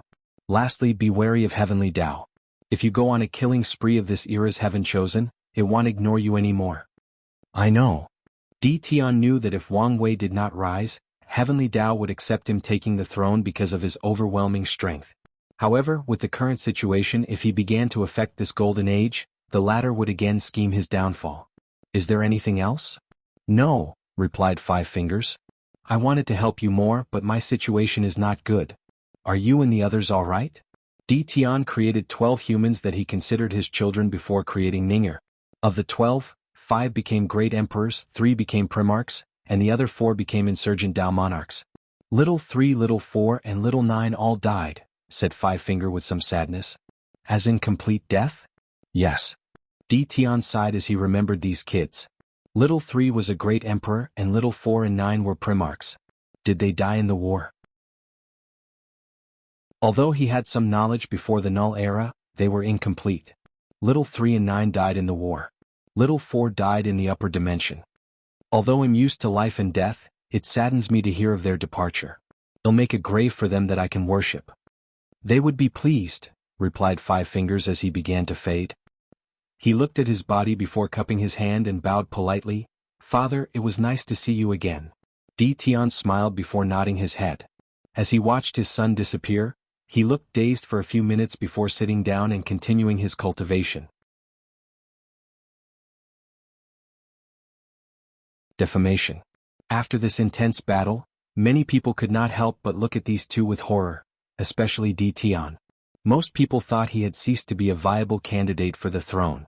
But after disappearing for more than 100,000 years, he showed up to declare the throne was his, and only one other person may stop him. At this point they all have the same thoughts. Do whatever is necessary to get rid of the two. It could be poison, alliance, formation, or assassination. Some daring one even thought about breaking the Immortal Avenue Pact and asking their faction to send some of their immortal ancestors to get rid of these people. Di Tian calmly looked at everyone's reaction and guessed their thoughts and planning for the future. I need a powerful general. He foresaw the possibility that the battle between him and Wang Wei might be very close. In such a battle, anything could tilt the result. He did not care for these people's alliance and used cannon fodder to try to kill him. However, if he has to spend time dealing with them, it would mean his origin essence, spiritual power, and stamina are not at their peak. And in a battle of such magnitude, the slightest difference could mean losing. So, he needed someone to deal with these people and ensure he remained in peak shape. Of course, he was not the only one who came to this conclusion. Wang Wei predicted this possible outcome long ago. Hence the reason he wanted Li Jun to reach immortal venerable strength. You know what to do, right? Don't worry, replied Li Jun. None of them will touch a hair on you. You will be in perfect shape before you fight him. What about you? Asked Wang Wei. I've practiced the secret technique you gave me, replied Tai Gang. With Yen Liling's pills, I can pay a certain price to achieve immortal strength. Very well. Wang Wei nodded before continuing his observation of everyone present. Chin from the Origin Weapon Mountain was not here, but he was not surprised since his Fate Shadow Guard told him of his departure. Su Shi is also absent. However, he did not have any information on the latter. He knew the academy had a plan to deal with her obsession with Lin Fan. Unfortunately, only the headmaster and a few people knew of the plan and its outcome. And the academy has kept its mouth shut on her fate. Regardless, their people were here to acquire a token for her. Besides Tong Ruobing and the Origin Weapon Mountain, the people from the other main profession factions did not show up. Wang Wei expected Lu Cheng from the Origin Pill Dao sect to suddenly rise after the inheritance of the Flame Emperor. As for Wu Ming from the Origin Rune Palace, he guessed this guy was probably trying to destroy the faction from the inside. Xiao Songshi was giving him a complex look. After a quick analysis, he could guess the reason. The Star Sage bloodline of the Baishi clan told him how to win this generation's Heaven Will battle. And the answer is simple if you think carefully: kill him and Di Tian or cultivate the Nine Extremity Foundation. Killing them would require an almost impossible elaborate plan, or breaking the Immortal Avenue Pact and asking an insurgent to take action. However, such an act would have political ramifications that would lead to the destruction of the Baishi clan. So, Xiao Songshi is bitter since he knows his chances are slim to none. Wang Wei then focused on Yi Lianxing, Heaven Chosen from the Deep Squid race that called himself the Abyss Squid. He was one of the people who remained standing beside Tong Ruobing and the others. This guy gives me a creepy vibe and a dangerously family aura that I cannot completely identify. I should place him on my killing list. Wang Wei calculated he could probably kill one or two more people before affecting his Era Sun title. And he is pondering using it on Yi Lianxing, as his intuition told him this man had a secret that could become a variable in the upcoming battle. Let's observe for a while. He did not want to rush into something and die because of the unknown.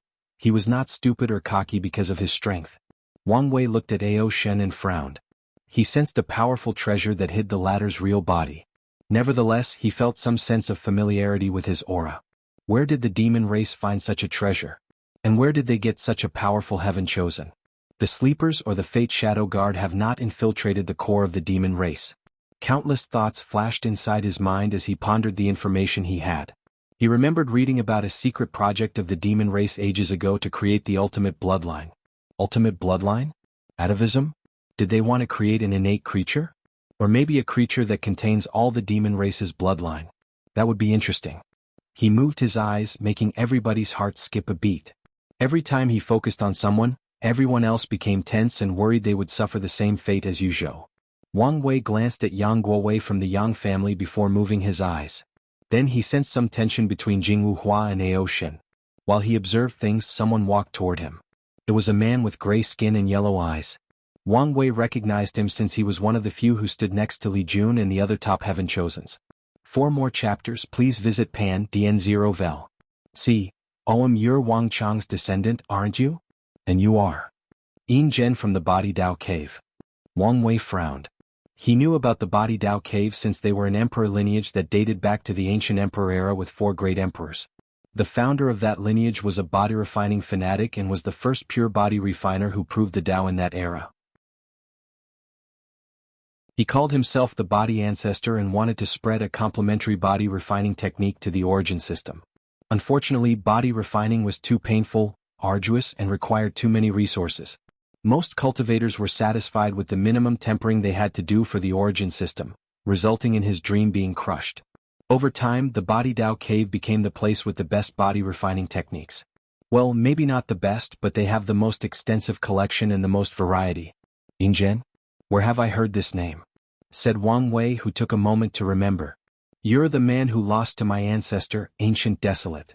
He remembered reading about Ancient Desolate's greatest competitor after the Buddhist emperor removed his karma for him. I did not lose to him. Back then, my heavenly zombie art was not completed yet. Whatever helps you sleep at night. So, what do you want with me? Ingen's mouth twitched slightly as he understood how easily this kid could get under people's skin.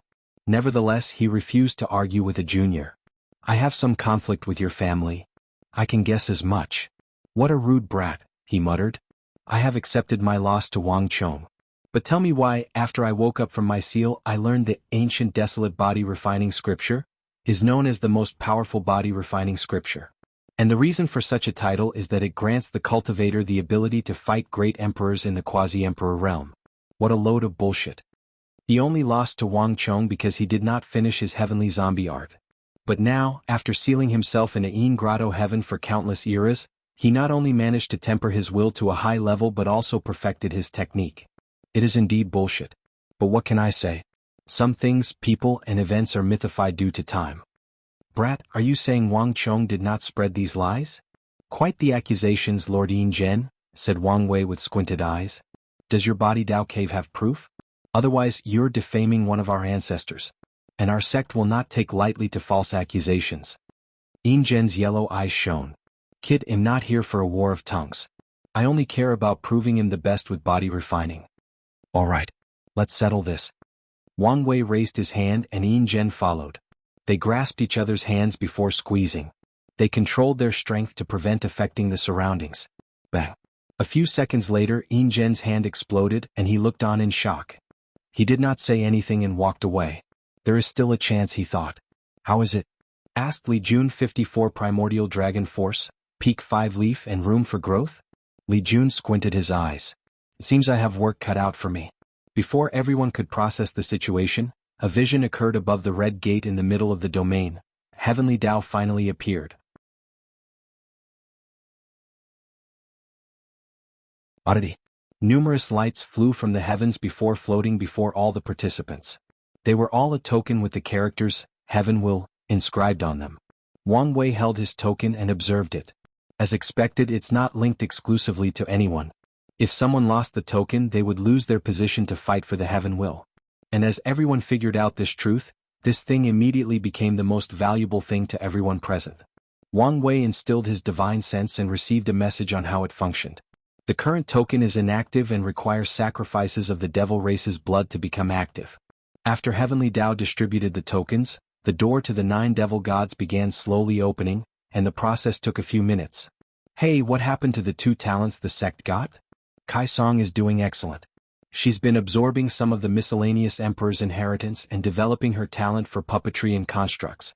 She is now preparing to create her own scripture, replied Yen Liling. PND and OV1, what about that arrogant little guy? He's suffering from heart devil, said Li Jun. Oh, what happened? In just a short 20,000 years he reached the primordial spirit realm, showing his talent. However, the first thing he did afterward was challenging your projection in the battle tower. And as you can expect, he was abused. Wang Wei left his projection in the battle tower and often used it to fight himself to learn and grow. How come the elders let him do this? Especially in the primordial spirit realm? I guess they wanted to give him a wake-up call and quell his arrogance. But no one expected him to become obsessed with defeating you and creating Heart Demon. They need to fix it as soon as possible. These 2 are the future of the sect. Wang Wei wanted the sect to have more talent and be more prosperous. So, he is prepared to chat with the young lad if necessary to help him deal with his heart devil. The gate finally opened and he and Di Tian were the first to enter. Wang Wei felt like he had passed through a resistant film, and when he opened his eyes, he was alone and in a different place. Were all scattered? He did not mind as he scanned the surroundings and located the nearest habitat with living creatures. He teleported to a small village full of flame devils. They were a species with a head made of fire with a human body. Wang Wei snapped his finger and killed the nearest devil before checking his token. Then he frowned since nothing had happened. He snapped his finger again, killing all hundreds of people in this village. Nothing happened to his token. What's going on? He looked thousands of meters in the distance to the nearest city. He saw one of the Heaven Chosen waving his hand to instantly massacre a city of billions. However, the latter also frowned as he looked at his token since nothing had changed. There was no indication he had completed a kill or that his token was activating. Wang Wei checked the other place and it was the same. Things are not simple as expected. He prepared to leave when someone flew from the distance and floated before him, looking at him with intense hatred. People from the myriad emperor world, have you not enough? Have we not suffered enough for the actions of our ancestors? If you devils had conquered the endless void, you would do worse than this, replied Wang Wei. But we did not. We lost and paid the price for 2 eras. Shouldn't be enough? Maybe it is. Unfortunately, no one wants to test whether you have truly changed or would revert to your former self after recuperating. This is not about preventing our rise. No, this is plain cruelty, replied the devil. If you guys truly care about that, you should have wiped out our race and taken us out of our misery. The devil looked at the destroyed village, tears falling down his eyes in the shape of lava. His father, mother, younger brother, and sister lived in that village. He knew the cleanup was coming and left to find a way for them to survive. And when he returned, it was too late. The devil did say anything. He looked at Wang Wei with piercing hatred before falling to the ground. He destroyed his soul. For more chapters, please visit Pand, N0 Vel. See, I agree with you on that, muttered Wang Wei before leaving. He did not create a tombstone for this unknown devil or the village. That would be too hypocritical even for him. He came here as a conqueror and destroyer and accepted that his hands would be full of blood before he came here. He teleported far away to where he sensed Li Jun and the others. What's going on? Asked Li Jun, confused like everyone. I don't know, but am prepared to find the answer. Wang Wei floated in the air in a cross-legged position, closing his eyes as the power of fate and yin-yang manifested in him. The others protected him and waited. Find something, he said a few minutes later. There is a subcontinent of this world that seemed its own world. Maybe it has something to do with this. Wang Wei waved his hand to create a passage to that continent, but he did not enter himself since he did not know the danger. A gigantic hand appeared above most of the 9 devil gods' world and instantly caught 90% of the heaven chosens before pushing them into that tunnel. Wang Wei and the group waited. They could not see beyond the tunnel, but they could sense the life signs of these people. While waiting, everybody else's Wang Wei did not catch soon arrive around them, looking at the channel and figuring out what had happened. After 15 minutes, the group decided it was worth trying but took out their life-saving talismans just in case. Wang Wei found himself in a regular place. The only anomaly was a protective film that rose to the heavens. He walked to it and touched it. What is it? Asked Li Jun. We can't enter the 9 devil god until we fulfill some condition. Wang Wei could feel the power of this film was terrifying. It reminded him of the time he asked Wu Hong to show him the power of an eternal emperor. But how is that possible? Heavenly Tao of any world will only reach second-class emperor and barely first class. It seems that an anomaly did occur in this world, said Yen Liling as she tried to no avail to look beyond this veil. The situation is worse than you think. Whoever laid this film should have the power to hide this small world completely, said Wang Wei with a frown. But they did not. Is it the surviving devil gods? But they should be in a weakened state. Even if they sacrificed all their powers, could they do something like this? Added Tai Gang. Could they have revived? But that would mean they removed Empress Wuxia and all the other emperors who reinforced it, said Li Jun. Could it be the people from the upper dimension? The revival of the devil race does not benefit them since they would need a long time to recuperate and pose a threat to anyone. Plus, even if they did return to the peak, no plane would let them achieve the same thing again, analyzed Yen Liling. Time Eater, Undead Phoenix, and Disaster Paragons should have lived in the upper dimension during the True Devil's catastrophe. They should know the terror of a revived devil race. Furthermore, if they removed the seal, they might offend Wu Hong, who should be quite the deterrent even in her weakened state. However, her state can also make them bolder and do things they normally would not. Wang Wei realized he did not have enough information to analyze the entire situation since there were too many variables and possibilities to consider. Although the 7 moons appeared on the surface as greedy, selfish and power-hungry people, each individual has their own goals, ambitions, desires and schemes. They can only be considered a loose alliance, which was good for Wang Wei once he tried to dismantle their rule. However, it also makes it more difficult to calculate some of their thought patterns and motives for doing anything. And if he considers that some of them usually act individually outside of the group's interest, it becomes even more complicated. While everyone was walking around to determine their next step, a sudden change occurred. Everyone became on guard since they sense a power similar to Heavenly Tao. Wang Wei frowned since he knew Wu Hong sealed the Heavenly Tao of the 9 devil god world. Above the sky in their isolated area, characters began to appear. The first made a phrase that seemed to be a title, followed by 4 floating characters hanging above everyone's head.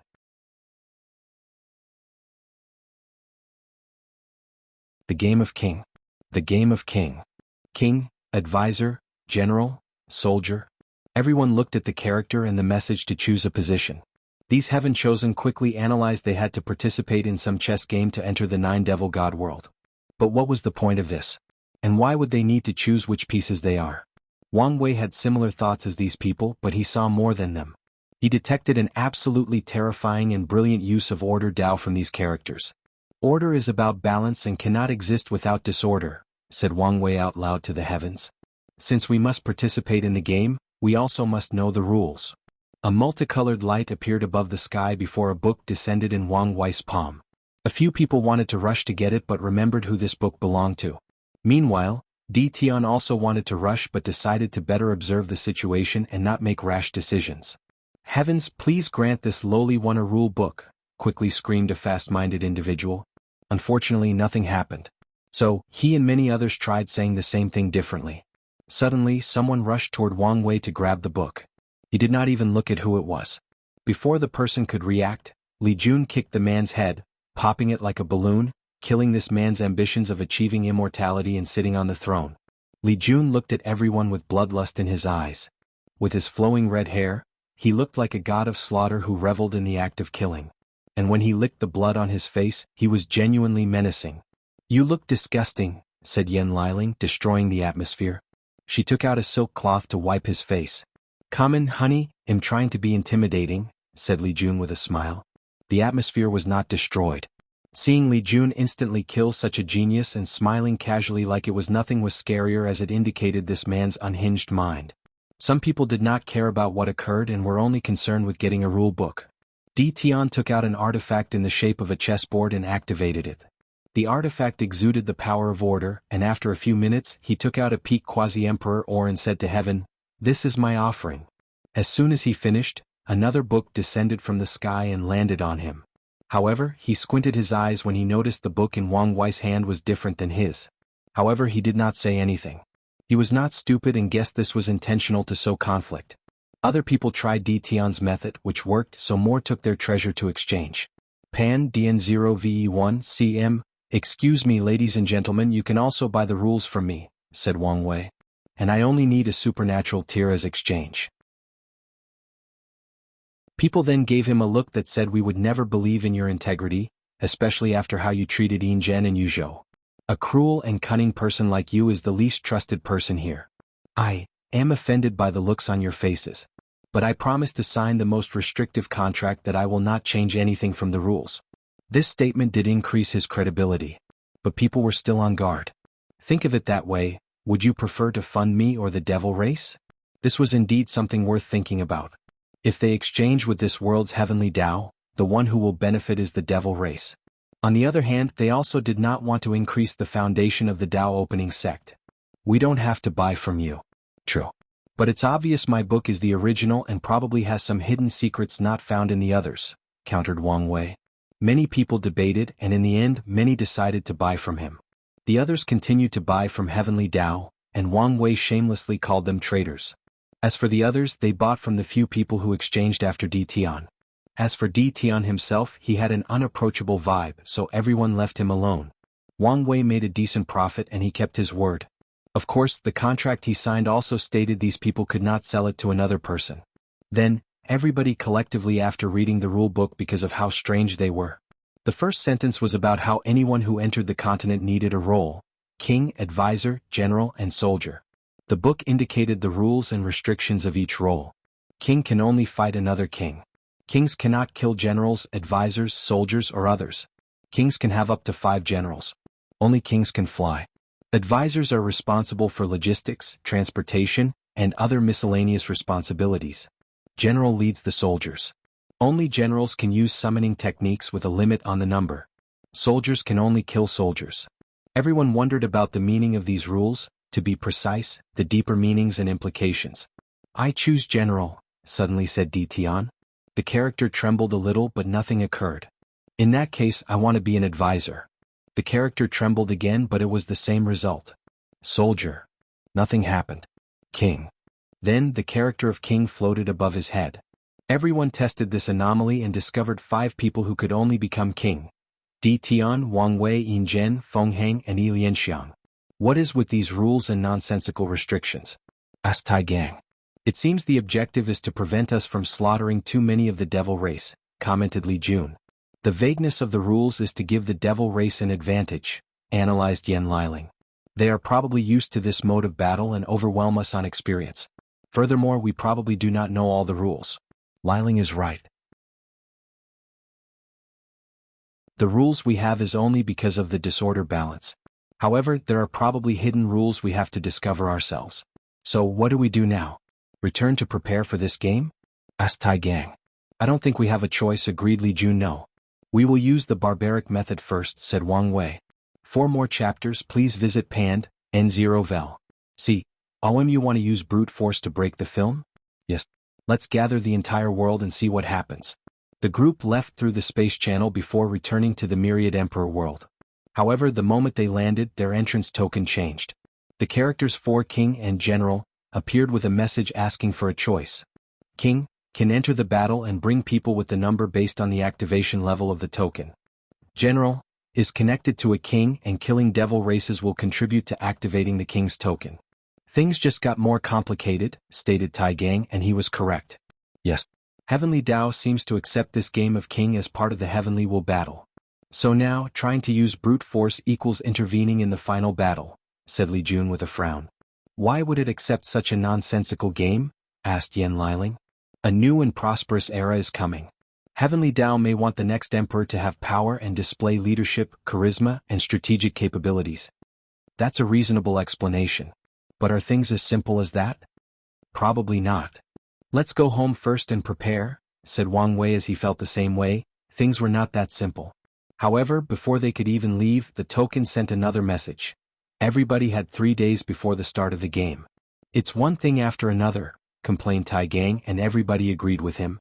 After returning home to analyze the rules, Wang Wei sensed something and teleported to Wang Clan Mountain, where he saw a worried look on his mother's face. What's wrong? I think your father might be developing heart demon. Wang Wei sighed. I'll talk to him. He flew to the fishing river, and his father was in the same position, and he appeared to have been there since their last meeting. Wang Wei could feel the chaotic emotions emanating from his body, even affecting his spiritual power. What's going on with you? He asked as he sat next to the ladder. I've been thinking about the situation and trying to convince myself, replied Wang Tian. Then, I suddenly thought how you would be disappointed in me if I made the wrong choice and the situation escalated. You don't have to worry about my disappointment. This is about your cultivation path, and I will accept and support whatever you choose. But you will still be disappointed. Yes, but that's not important, is it? Reassured Wang Wei. Remember when I was a kid and I refused to become a swordsman? You were disappointed in me, but you still supported and loved me, and I respected you for that. That's true, replied Wang Tian, smiling a little as he reminisced. And in the process his breathing became smoother. I still cannot make a choice. Let me ask you something. You believe in your pure swordsman path, correct? Of course. Let's imagine a scenario. 2 identical swordsmen with the same talents studied the same techniques, fought the same battles, had the same state of mind, Dao heart, battle IQ, etc. One is a pure swordsman, and the other trains his body to the pinnacle. Who would win? The body one, of course. Why? Because of his defense. Shouldn't the pure swordsman overcome the latter's defense? Isn't that the core of your ideology? Overcoming everything with the most powerful attack. So why would the body swordsman win? He would win, because his body would allow him an even greater attack power. He would become the ultimate sword, an unbreakable sword, a sword without weakness. A powerful sword will appear around Wang Tian as he closed his eyes, entering a state of enlightenment. Wang Wei smiled and nodded before leaving. I'm busy, so I can't wait for him to wake up. Don't worry. Now that I think about it, it's weird that you're back, said Yu Yen. Things got complicated. I'll tell you later. All right. I'll stay by your father's side until he wakes up. Wang Wei flew to reunite with the group.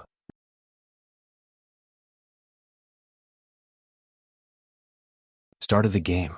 How is it going? Asked Wang Wei as he entered the room. We've asked the elders to begin the troops' mobilization, and we are now analyzing the rules, replied Li Jun. Is everything okay on your side? It's deal with. What do you guys have so far? The advisor seemed the most useless of the roles based on the description only. However, it appeared second when the roles appeared. Moreover, what is the meaning of miscellaneous in the job's descriptions? Said Yen Liling. If only kings can fly, battles will become less dynamic, which is both good and bad, commented Li Jun, and there might even be some other restrictions before a king can another. I'm worried about this sentence. Kings cannot kill generals, advisors, soldiers, or others. What do the others mean? Are there any unknown roles we do not know about? Added Tai Gang. If the soldiers cannot fly and teleport, then we would need to march or use other forms of transportation like horses or demonic race, pointed out Li Jun. This should be one of the jobs of the advisor, transportation. Logistics should involve pills to recuperate, increase strength and other stuff. That means advisors must have alchemy capabilities, said Yen Liling. Or worse, they might be the only ones who can use alchemy or other professions. This conclusion made sense if the game's purpose was to limit the players, targeting masters of all trades like Wang Wei. Moreover, the advisor must be a capable alchemist like Yen Liling who can refine various pills. The summoning restrictions are also a way to limit the power of generals, said Li Jun. However, why does it say soldiers can only kill soldiers? Could it be that a large number cannot be used to defeat other roles, or is it something else? Big brother, what do you think? Are you paying attention? I am, but I'm thinking why only 5 of us could only be kings? Isn't it because of strength? Yes, everyone that was chosen, except for Yi Lianxing, had a minimum strength of 4-leaf Immortal Venerable. Does that mean he also has that strength? It seems obvious. It does. But everyone who broke the Mortal Immorta boundary has a certain aura to them that I can recognize, but I did not feel it from him. So, what's so special about him? People like Tai Gang and Liling, who has to use a secret technique to Immortal Venerable strength, also do not have this aura.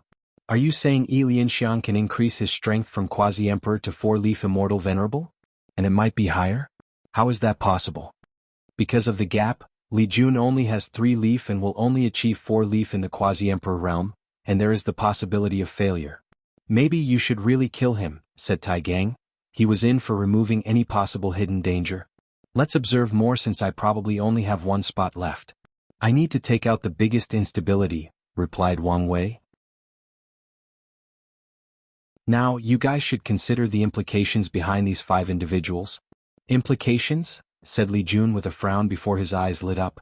The Devil Race's Heavenly Tao is not worried about generals or kings that only have 3-leaf or below strength. So, that's the reason I could be both a king or a general. Exactly. This game might be more difficult than we expected. Indeed, said Wang Wei, motioning for everybody to quiet down. He closed his eyes and began to calculate and do simulations, even using his future Buddha self. A few hours later, he said, the advisor is the most important role in this game. Did you figure something out? Yes, replied Wang Wei before explaining the possible scenario he thought of. That would change the dynamic of everything, commented Li Jun. He then looked at his wife. You will have a lot of work. It's fine. The automatic cauldron is perfect for this kind of scenario. Let's go prepare. Add a few more professions as soldiers, commented Wang Wei. We might need them later. He then flew home to see his wife. Whatever it is you want to ask me, don't. Pan Dian 0ve1 cm what? I haven't opened my mouth yet. It's your heaven will battle, so deal with it yourself. Sigh. Can you at least tell me if there has been any heaven will battle like this one? I know there have been a few odd ones, but nothing as odd as this one. So, it is an anomaly. Wang Wei spent some time with his wife before leaving. He wanted to take the remaining 3 days to strategize and even do some last-minute training with his army. However, before flying away, Wu Hong said, "Be careful of Yi Lianxing. What secret he is gives me a bad vibe." Do you know something? I feel like I do, but I can't remember. Like many others, such a person did not exist in the previous timeline. However, Yi Lianxing's creepy aura reminded her of one of the few times she experienced terror as a paragon. Unfortunately, the memory is vague and distant. I will be careful. After Wang Wei left, Wu Hong looked into the distance. I can only use it once more and it's already been planned. She shook her head, a little sad. For more chapters, please visit Pand, N0vel. See. Meanwhile, Wang Wei regrouped with the others. They used his time chaos treasure to strategize and conduct training. The entire world was rapidly mobilizing for this sudden change in heaven will battle. Powerful generals instantly became extremely valuable since one cannot even acquire an entrance token without one. 3 days later, everyone gathered again at the starting place of the game. Wang Wei became the king, Yen Liling was the advisor, and Tai Gang, Li Jun and Wang Ju were generals. Although they could choose 2 more generals from the sect, the group strategy considered this. Tong Ruobing looked at Wang Wei's group and frowned. Why does he only have 3 generals? More generals meant a bigger army and a higher chance of survival. Is he too confident or does he know something? She looked in Di Tian's direction and saw that he also only brought 3 generals. And like Wang Wei's formation, one of the generals seemed more focused on information gathering. Something is definitely off. Little did she know these people discovered some hidden rules to this game. Wang Wei used his intellect while Di Tian used his wealth. One of the treasures he has was refined from the body of a Star Stage Bash clan. In his attempt to revive his wife, he consulted a member with a 5-star bloodline, and when the latter could not give the answer he wanted, he was not pleased. And because of his action, he had this treasure and became the sworn enemy of the Baishi clan. Wang Wei chose King for his entrance token, and the others chose General linked to his. I'm counting on you guys. Big brother, don't worry, we have your back.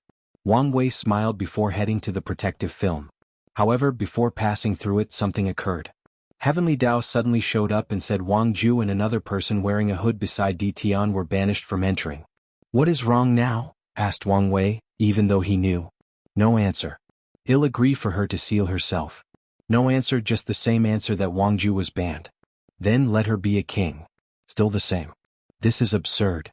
Wang Wei closed his eyes and used his Sun-era title to summon the myriad Emperor World's Heavenly Dao. He argued that the devil race should not allow changing the rules. Afterward, negotiations occurred between these world consciousness before they reached an agreement. A seal descended on Wang Ju and Di Tian's shadow, limiting their power. Wang Wei frowned, but he did not say anything else. The group then finally entered the film. They found themselves in an open plain with nothing in the distance. What is going on with Heavenly Dao? Asked Li Jun. I don't know, replied Wang Wei. Let's observe the surroundings for now. All right. Abundant spiritual qi, so the devil race should be thriving living in such an environment, commented Tai Gang. The question is how long this place has existed? And how much have they recuperated? Asked Li Jun. The surrounding space is weird, said Wang Wei as he tried to manipulate the space to no avail. As expected, teleportation is a form of travel that is prohibited. Liling, can you teleport? Yen Liling controlled her law to bend the space. No. I don't think it's what it meant with transportation. Maybe through teleportation? However, this might also be forbidden if your guess is correct.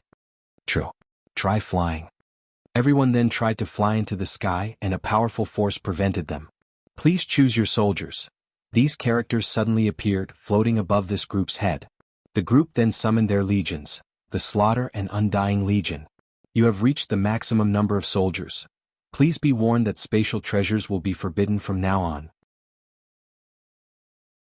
So, take out your weapons and armor immediately. So, they are trying to prevent us from placing soldiers in small worlds to transport them, commented Tai Gang. What about for advisors? Asked Wang Wei. Advisors are allowed to remove limited items from their space ring. Do you think we would know the answer if we did not ask this question? Asked Yen Liling. Probably not. But it's not that hard to figure out. I think, replied Li Jun. Let's test out a few things, said Wang Wei before flying in the distance and returning a few minutes later. The king can only travel a certain distance from his troops. Luckily, the distance is not that horrible.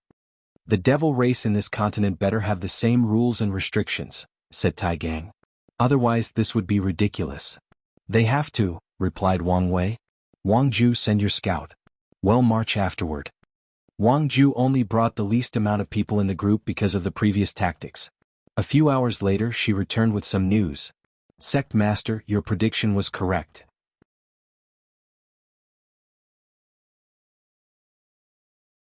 Suffocating. Li Jun and Tai Gang each led 5 million soldiers, walking in perfect order and wearing the best armor and weapon. Anyone who watched these groups could feel the intense aura they emanated, immediately realizing they were soldiers who had seen blood and slaughter. Halt! Roared Li Jun, and everyone stopped simultaneously. He looked at his man and could see them breathing hard and sweating. The information is correct, said Li Jun to the group next to him. They only walked a few thousand kilometers and are already this tired, commented Yen Liling. The weakest cultivation level of these soldiers is primordial spirit, with many middle officers in the void-shattering realm. Meanwhile, the lieutenants are all saints. Any of these soldiers would be god back on Earth or considered middle or high level in other worlds. Yet, after walking a few thousand meters, they were out of breath, sweating, and displaying signs of fatigue. So, the restrictions of soldiers is that besides their strength, their stamina is limited to a mortal? Complained Tai Gang, feeling more absurd about this game. It might be worse than this, said Wang Wei. Ordered them to recuperate.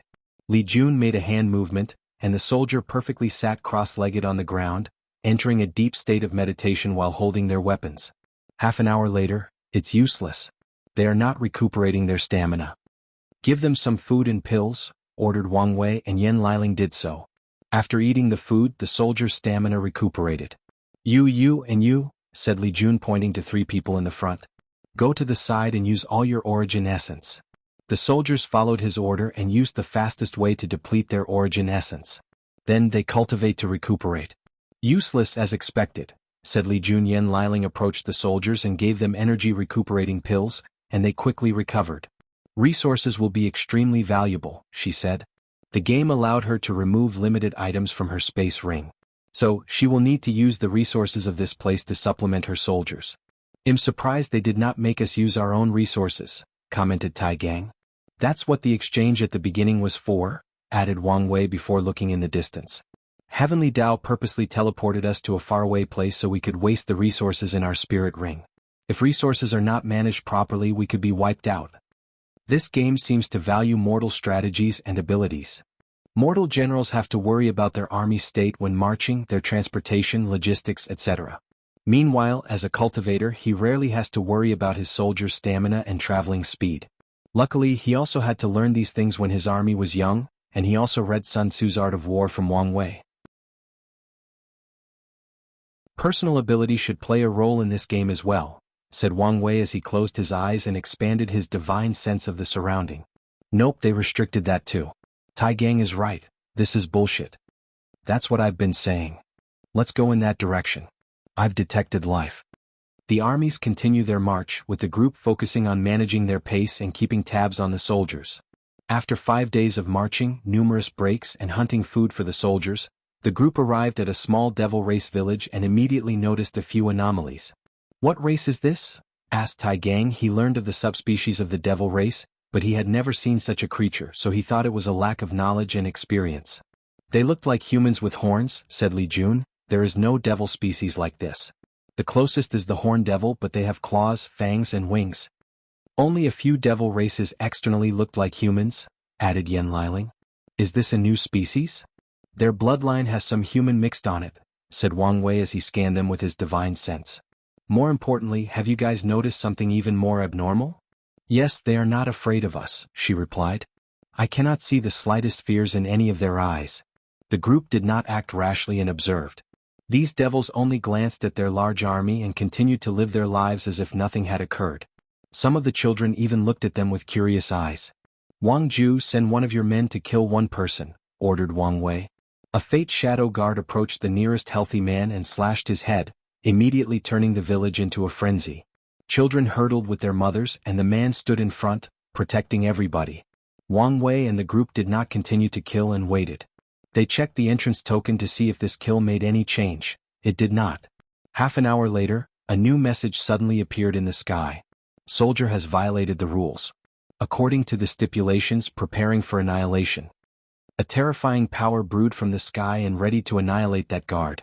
And he knew that nothing he could do could save him. There was no fear or other emotions on the shadow guard's face. He was trained to die for the leader, and when the moment arrived, he accepted his fate. This is his infraction, yelled Wang Wei. Annihilation cancel. First infraction punishment, weakened state. 4 more chapters, please visit Pand, N0 Vel. See, for how long? Countered Wang Wei. 3 days. A light sphere from the sky entered the Fate Shadow Guard's body. His aura suddenly drastically decreased and his expression became pale. Wang Wei walked next to him. Thank you, Lord. Don't mention it. I won't let my man die if I can help it, replied Wang Wei as he observed the latter's weakened state. We now understand the rule. Soldiers can only kill soldiers. It's to protect the mortals of this continent and prevent mindless slaughter, said Li Jun. The question is, why does our heavenly Tao suddenly care about mortals? In the previous cleanup, everything was permitted, added Yan Liling. No one could answer her, so the crew focused on Wang Wei. Did you find something? Not really. It's the power of order beyond my ability to deal with.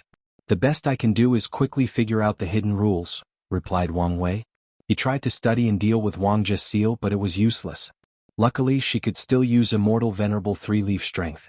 Wang Wei looked in the sky as he mobilized his Tao of Fate and Yin Yang, trying to divine and calculate any information about this continent, for example, the history and evolution of this place. He then tried the power of time to see if he could see the past before proceeding to read the fate line of the villagers. So, all conceptual abilities not used in battle are limited? Does this game want to turn us into mortals with only powerful destructive power? Or am I missing something? PNDNOV-1 Wang Wei looked in the distance, his gaze landing on an elderly man who seemed to have a high position in this village, most likely the elder.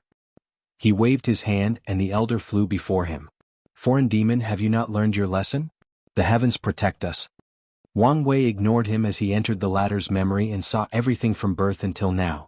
And as expected, as the oldest person in this village, the elder knew some valuable information.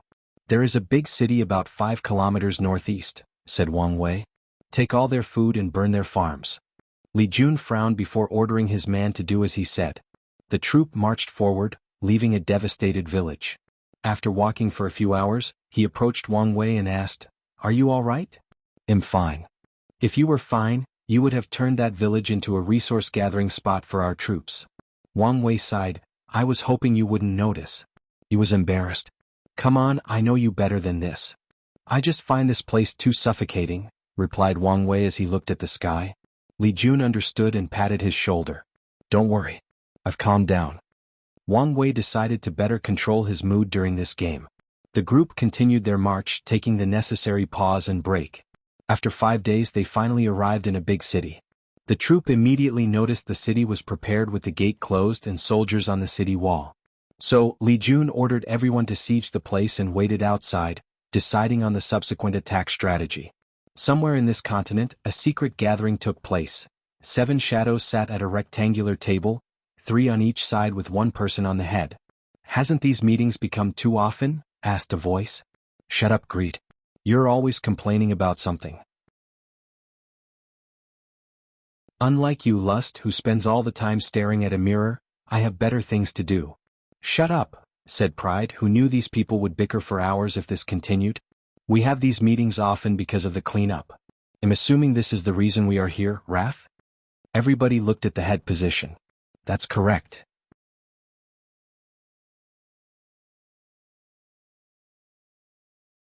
"7 sins. Our race has been hiding, planning, and preparing for this moment for countless generations," said Wrath. "So, make sure everything proceeds smoothly." Everyone listened as they were used to Wrath's grand speech. "Whose territory did Di Tian and Wang Wei land on?" "Di Tian is in my territory," replied Lust. "I have Wang Wei," added Sloth. "You guys know the plan, avoid them at all costs." "So, we will just let them slaughter our people?" countered Envy. "Unless you have a way to deal with a 9-extremity foundation, what choice do you have?" asked Greed with a sneer. "We are not letting them wantonly slaughter," explained Wrath. "We will use the practice tactics to make things difficult for them and limit their accomplishment. Our objective is for them to leave after accomplishing their goal with the minimum requirement.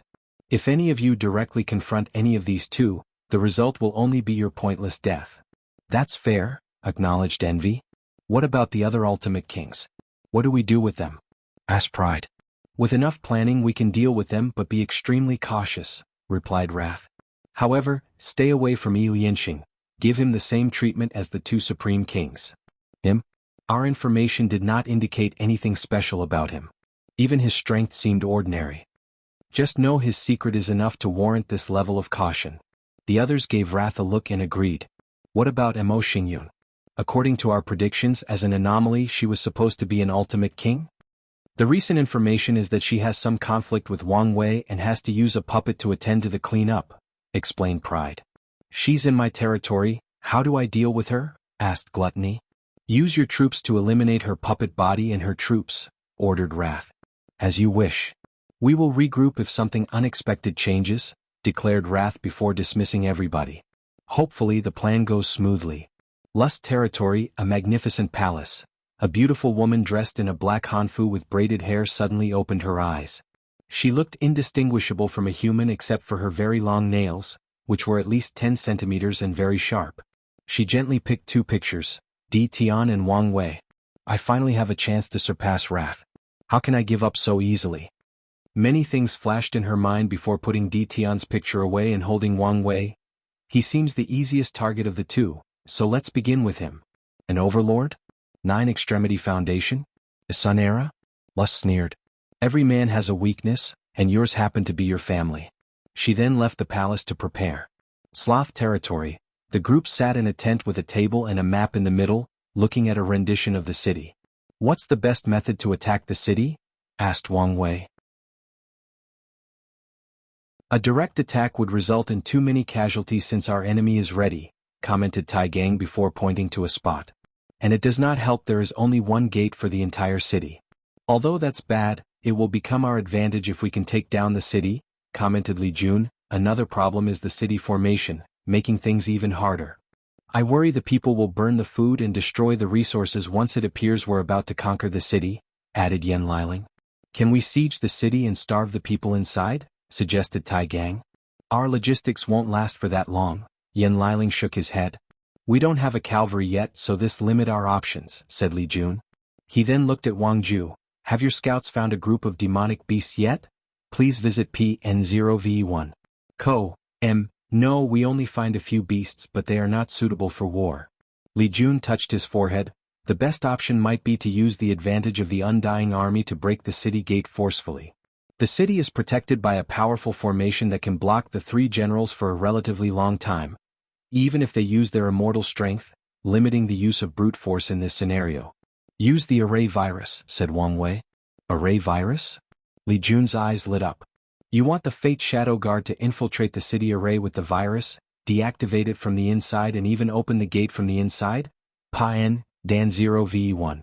C0M yes. Many years ago Wang Wei theorized. Arrays were similar to computer programs that worked in reality. So, he invented a prototype of a hacking virus for arrays and tested it during the Heaven Chosen selection trial in the academy. After so many years, this thing has been perfected. The city formation is only quasi-emperor tier, and the only reason for its power is because it's part of a bigger formation, Yan Liling explained.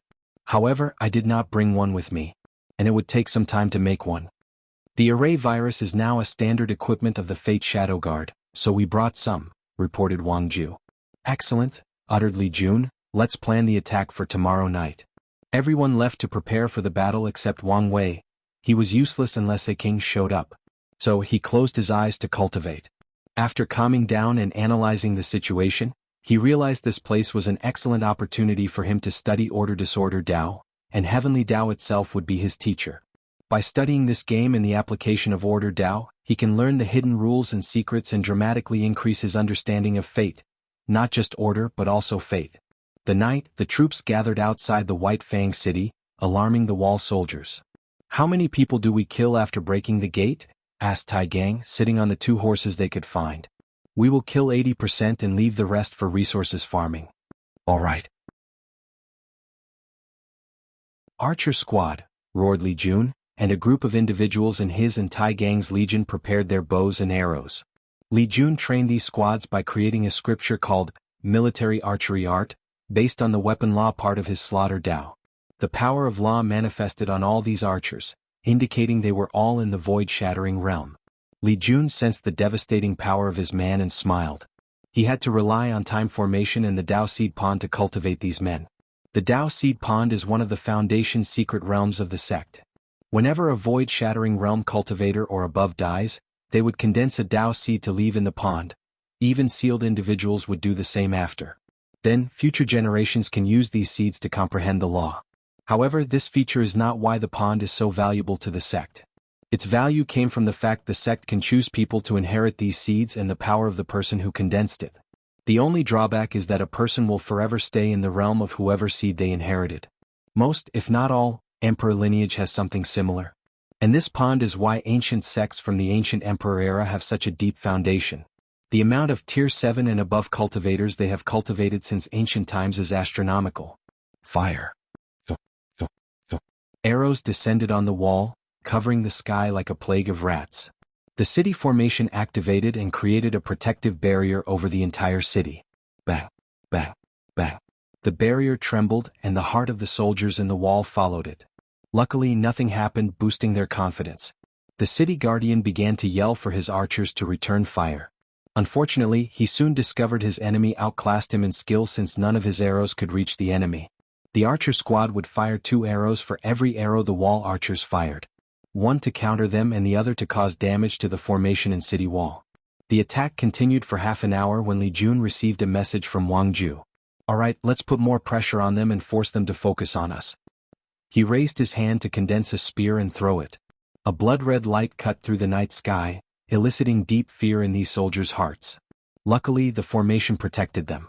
"The space had no change," muttered Li Jun before continuing his attack. And this time it was a barrage instead of just one attack. Meanwhile, Tai Gang looked at him with envy of his strength. He practiced the 8 Heterogeneity Foundation. The sect gave him all the resources he needed for his clones. Unfortunately, he failed in the last process of fusion, almost dying in the process. So now, he has to use a special pill refined by Yen Liling and a secret technique to temporarily fuse and use immortal venerable strength. Suddenly, he noticed the city's protective barrier flickered before disappearing, and his eyes lit up. Li Jun did not waste time and threw a spear that blew the city gate open. "Charge!" he roared, and Tai Gang followed.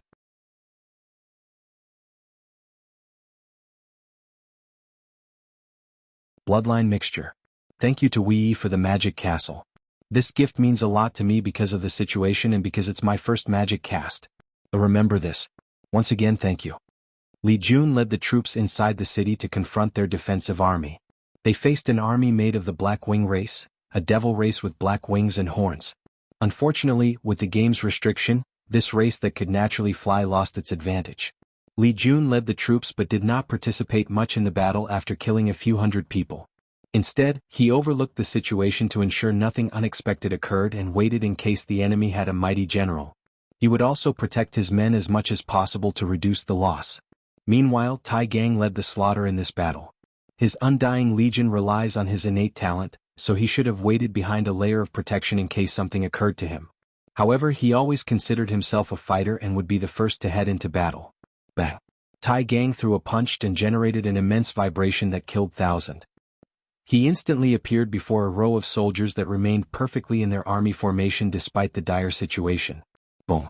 With one punch, the heads of thousands of soldiers exploded in a vertical line, creating a scene similar to numerous balloons exploding consecutively. The sight was strangely beautiful. And as the soldiers watched their comrades' fate, fear flashed on their faces. Fear. I thought the devil race did not know fear easily. From the records he read about the devil era, devils would become excited and even more powerful during slaughter, and it did not matter if it was their own. The negative energy or karma produced by acts of brutality boosted their strength, which is one of the reasons they were the perfect war machines that conquered countless planes. Tai Gang did not focus too much on these things before attacking again. He controlled his heart to beat at a unique frequency that forced the soldier's heart to match his. Then he exploded their hearts, killing thousands if not more. Tai Gang cultivated the Tao of vibration with a minor in fist Tao. And since Wang Wei used to apple vibration in his battle in his early years, thus he taught him many things. Additionally, vibration is a powerful Tao that many seniors of the Tao opening sect once cultivated, so Tai Gang had many resources available. With his effort, talent, luck and willpower, he created his own scripture, the Heaven and Earth Vibration Sutra, turning him into a slaughter machine. Furthermore, he also relied on his unique innate talent to add some to his vibration Tao and make it unique. Tai Gang stomped his feet on the ground to generate an earthquake that buried thousands of soldiers. He also controlled the earth on the ground to ensure his attack did not do too much damage to the city as per his order. He looked at one of the squads and whistled. However, this was not a normal whistle, but using a terrifying frequency that directly exploded the brain and soul of these devils. It's better to kill using my fist, he thought before rushing to another group and becoming a maniac that enjoyed exploding people's heads. He used the ground's vibration to push himself forward, drastically increasing his speed. Without using any technique, he could just barge into a group. Once they hit his body, the vibration generated would be redirected toward the enemy, creating even more devastating damage. Tai Gang headed to another squad and noticed the group had dropped their weapons and had a pale complexion. He did not care about the enemy's surrender since they had not reached the 80% allocation. "You can't kill us," roared a soldier, making Tai Gang stop and look at this group. He did not ignore these people's words, given the current situation. "And why can't I kill you? We are mortals now. Tai Gang frowned. You can check. We have destroyed our cultivation and are now mortals.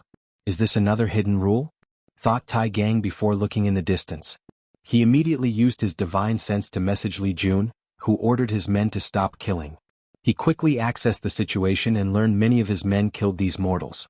Pa Ndi, a no v1 danmit, he said before immediately contacting Wang Wei, who flew from the distance. A few minutes after his arrival, Heavenly Dao, or the Game Master, manifested above the city. Rule breaker detected. Launching punishment.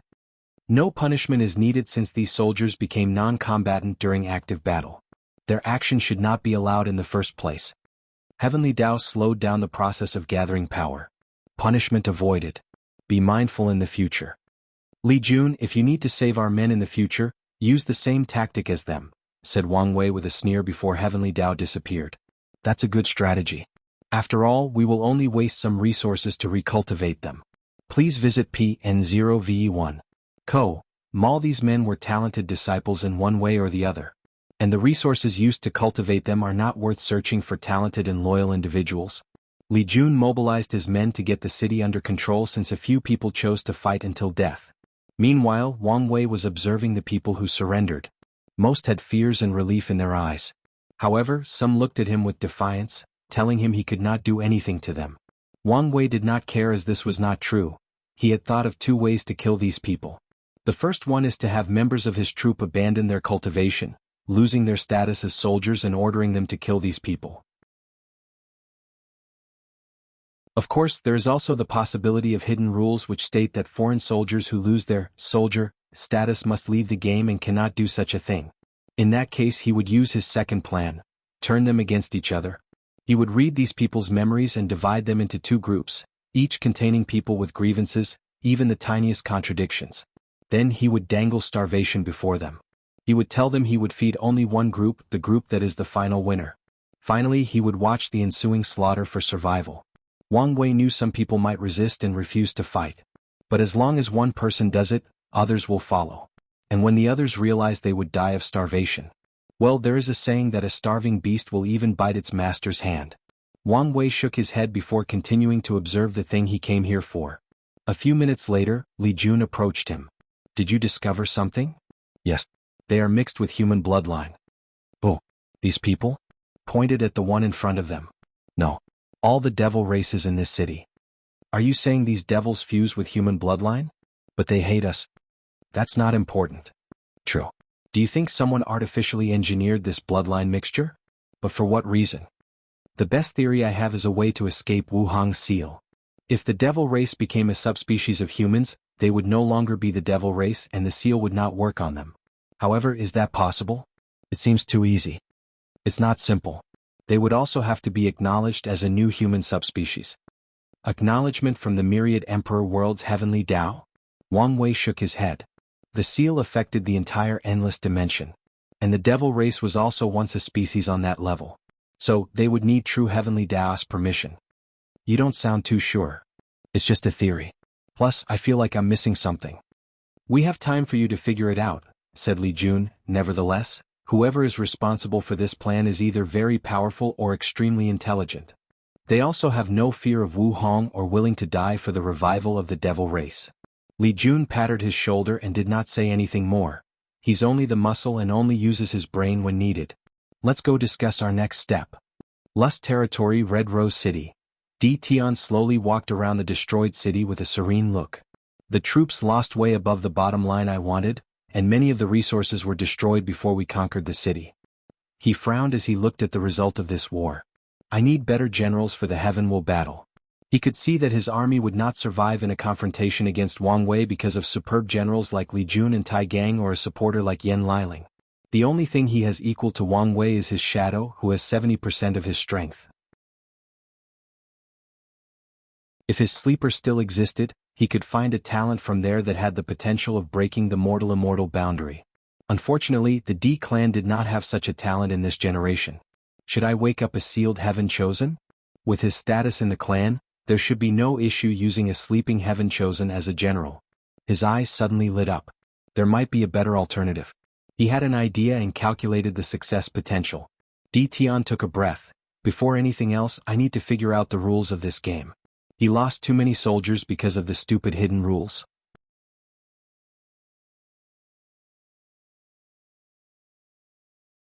Bizarre. Wang Wei and the group sat in the city lord's mansion and reviewed the situation, planning for the future. Wang Wei looked at his king token and saw it was activating, meaning killing these devil races was effective. How was our lost? The Slaughter Legion suffered minor deaths and a few injuries. But the Undying Legion had no death, replied Li Jun with some envy. Since Tai Gang linked the lives of each soldier in the Undying Legion, it was challenging to kill one of them. Where is the scripture based on your innate talent? Do you think you guys can easily create powerful and unique cultivation scriptures? It's still coming, complained Tai Gang. We offered you our help. I have my own pride. Plus, my intuition tells me this might be an opportunity if I created it on my own. Well, you better hurry since the heaven will battle is coming, and I need the scripture before him so I have enough time to train my men. Li Jun is right, said Wang Wei. After the cleanup, ask the sect for enlightenment-inducing resources to help you. Thank you. Alright, what's next? The Fate Shadow Guard discovered a medicinal garden in a small world full of mortal food and spiritual herbs. Someone tried to destroy it but we stopped them, reported Wang Ju. Normally, mortal farming is separated from spiritual gardens. But someone placed them together, commented Yen Liling. They designed the city to maximize food production and to destroy the resources when needed. And if you consider the formation the city is connected to, the devil race has been preparing this game for quite some time. The question is, are they doing this just to survive or is there something else? Added Li Jun. Don't worry about that for now, Wang Wei stated. How are the soldiers recuperating? There is enough food to deal with their stamina. I've used the spirit herbs in the garden to make energy recuperating pills for them. Luckily I have the automated cauldron so I don't have to slave day and night for these pills. What horses and animals for traveling? We found a few but not enough to form a cavalry. That's not good, muttered Wang Wei. Yen Liling, I need you to try to recreate the constructs to see if we can use them for travel and battle. And it would be great if we could use the soaring phoenix for transport, commented Li Jun. However, Wang Wei and the group were not too hopeful. Heavenly Dao seemed to target them while also having detailed information about them. And anyone who enters the Dao opening sex domains would know about the constructs. So, it's almost guaranteed they would be restricted in this game. The group continued their conversation for a moment before scheduling for another day. Some plans cannot be immediately decided without knowing the situation of transportation and other things. A few days later, outside the alchemy room, everyone waited until Yen Liling walked out. She immediately shook her head. So, it's restricted? Not even that. A mysterious power suddenly appeared and prevented me from refining the constructs.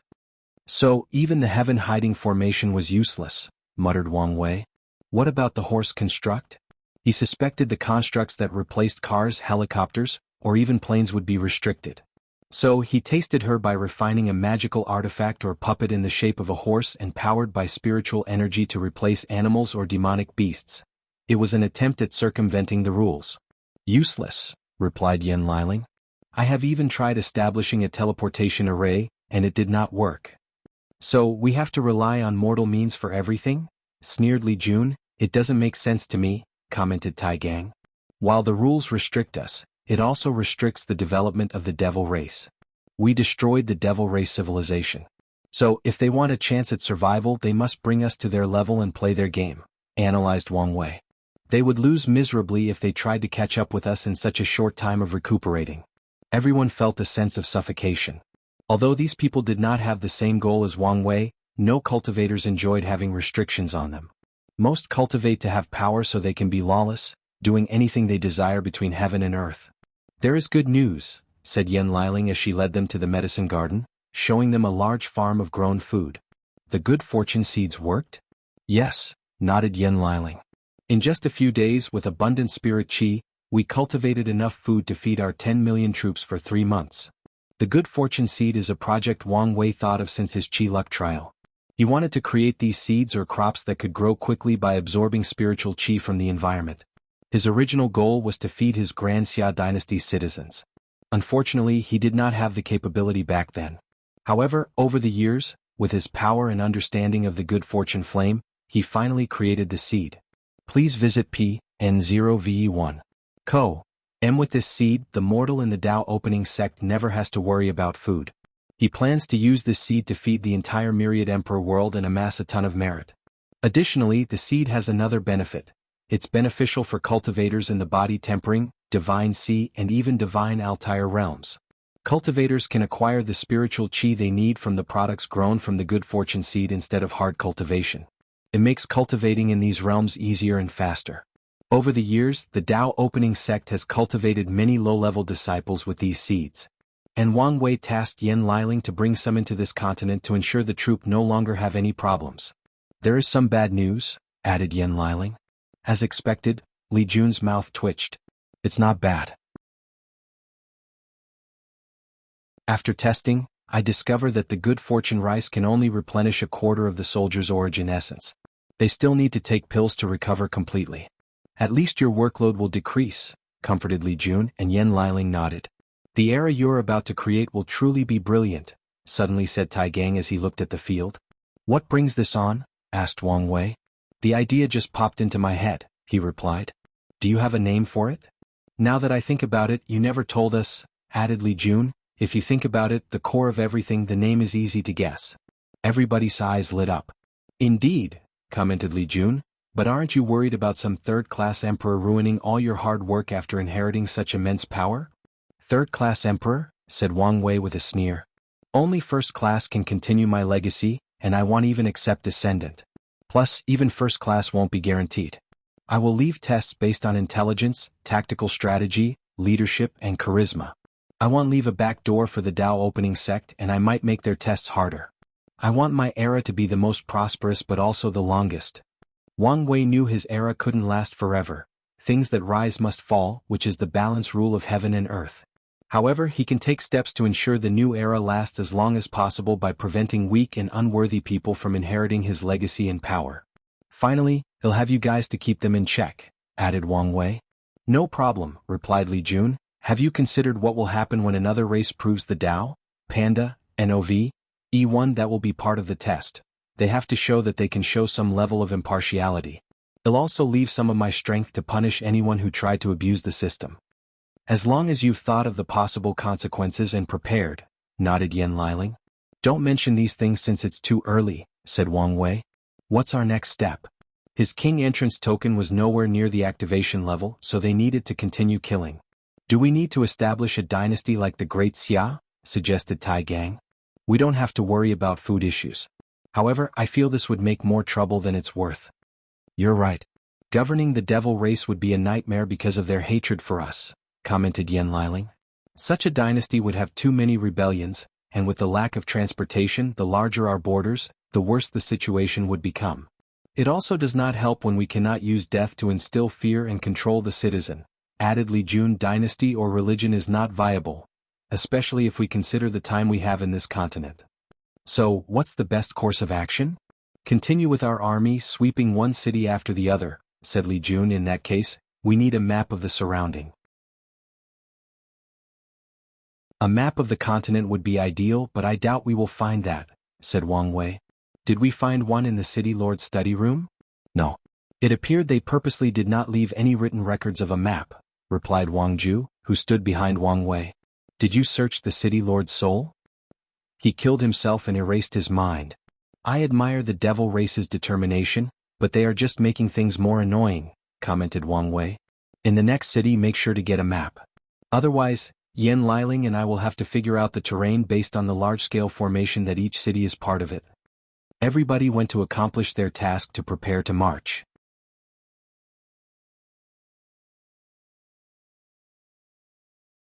Military tactic.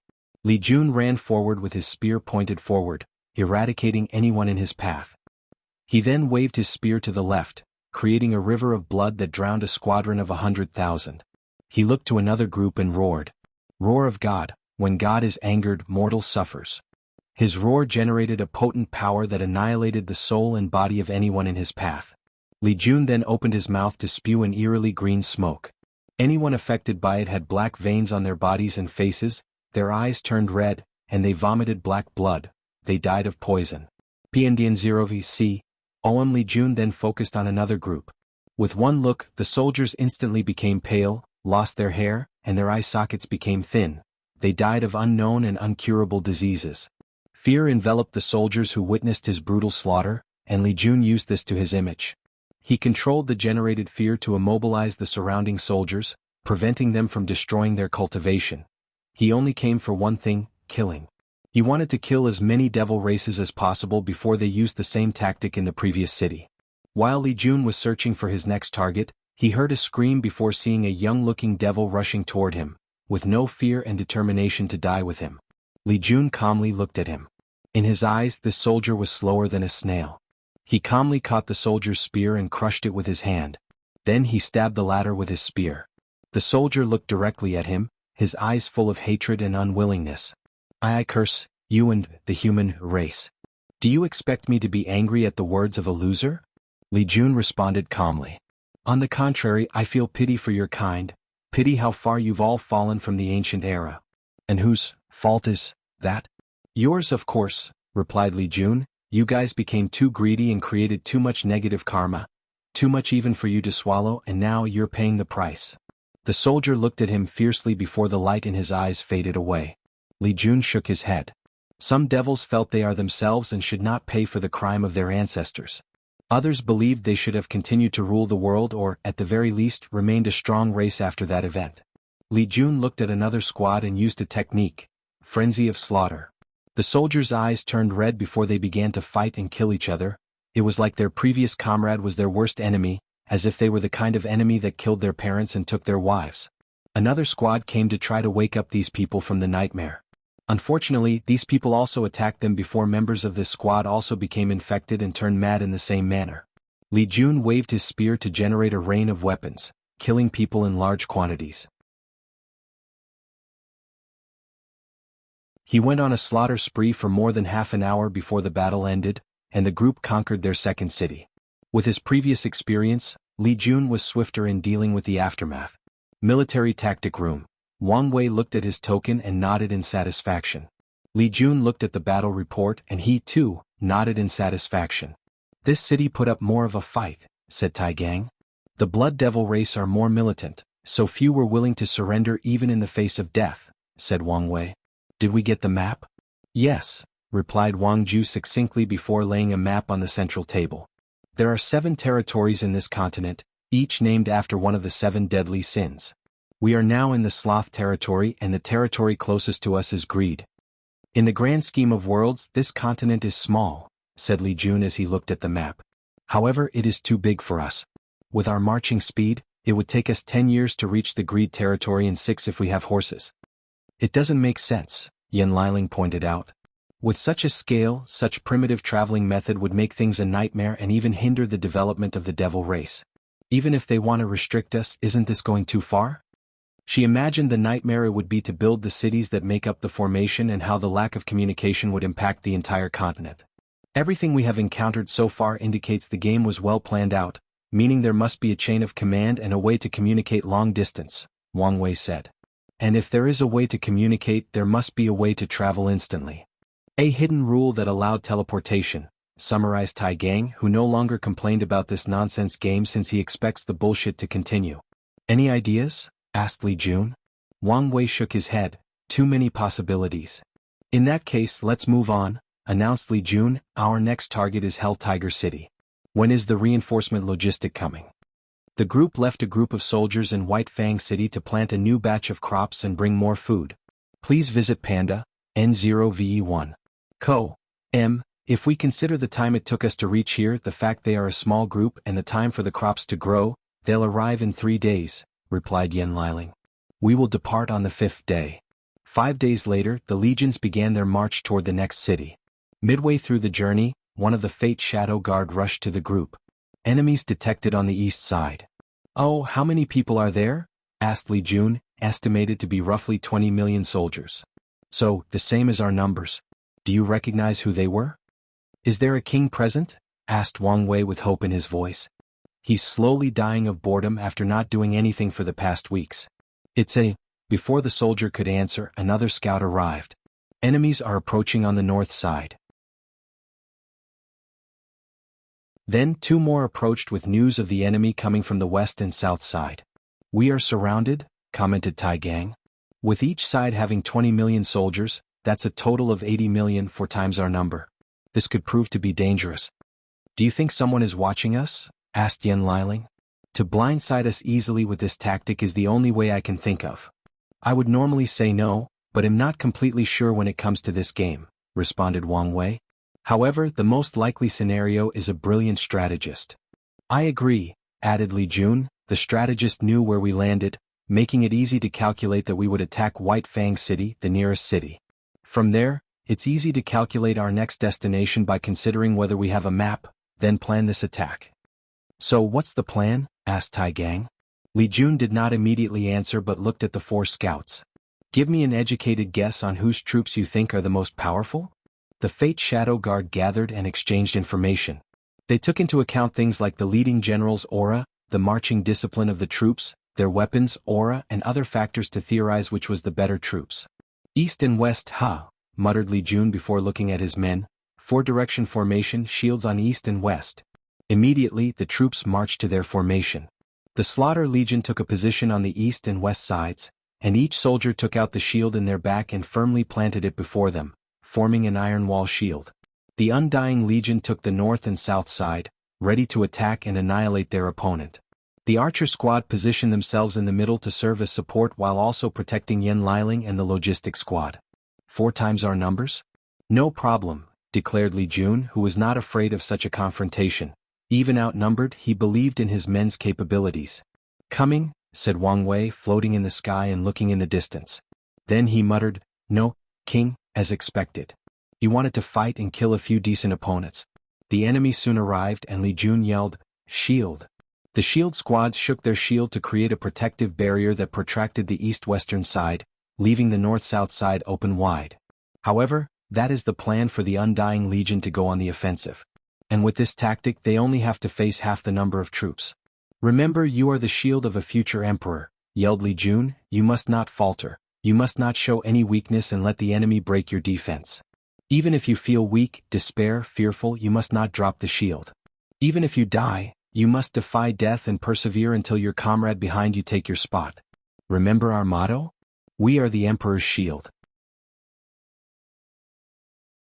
The soldiers chanted repeatedly and in harmony as they clashed their shields on the ground, creating a euphonic sound of passion, determination, and adrenaline. What are we? Roared Li Jun, the Emperor's shield.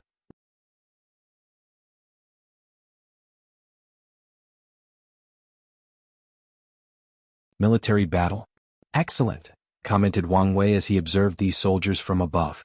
Although it might look like these troops would become useless after proving the Tao, it was far from the truth. After proving the Tao, his strength will be very close to the Empyrean level if he achieves 10 extremity along with his other boosters. And the only reason he believes he cannot have Empyrean strength is because of the overwhelming transformation cultivators undergo from 69% of the Grand Tao source to 70%. The transformation is more incomprehensible from Great Emperor and Tao Ancestor with 99%. With such strength he will be severely restricted in the lower dimension. So, he will need the help of others for many things, including these troops. On the ground, Li Jun looked at the troops surrounding him. He detected 2 people on horses with unique auras.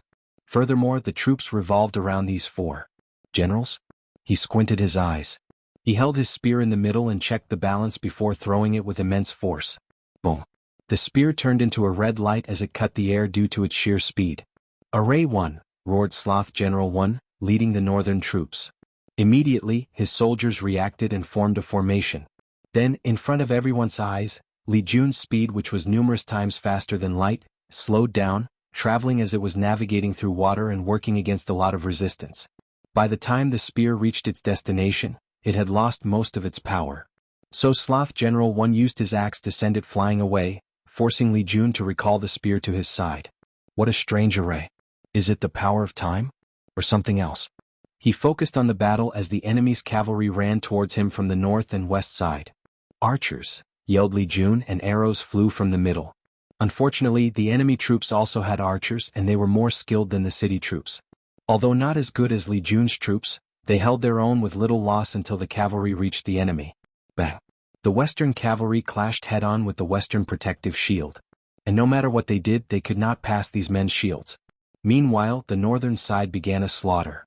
These soldiers from the Undying Legion had no fear, so they attacked with unmatched ferocity. They stabbed their opponents and used elemental, spiritual, and brute force to kill as many people as possible. A pile of bodies and dead horses stood before them, but they did not care. A devil stabbed a soldier in the heart, destroying the organ into oblivion. But to his horror, the man did not die or falter. After bleeding a little, and the latter responded and cut off his head. Before dying, the devil could not understand what was going on. That same soldier used the connected life force of his comrade to build another heart. And without even looking at his body or wasting time, he proceeded to kill more devils. The soldier beside him had half of his body burned by a flame devil on a flame horse. However, he smashed the devil's head before continuing to kill his enemy. He sustained even more elemental injuries but never stopped fighting. And when he reached his bodhi's limit, he used the connected life force to heal himself before continuing the battle. Another soldier sacrificed his arm to kill a mighty opponent.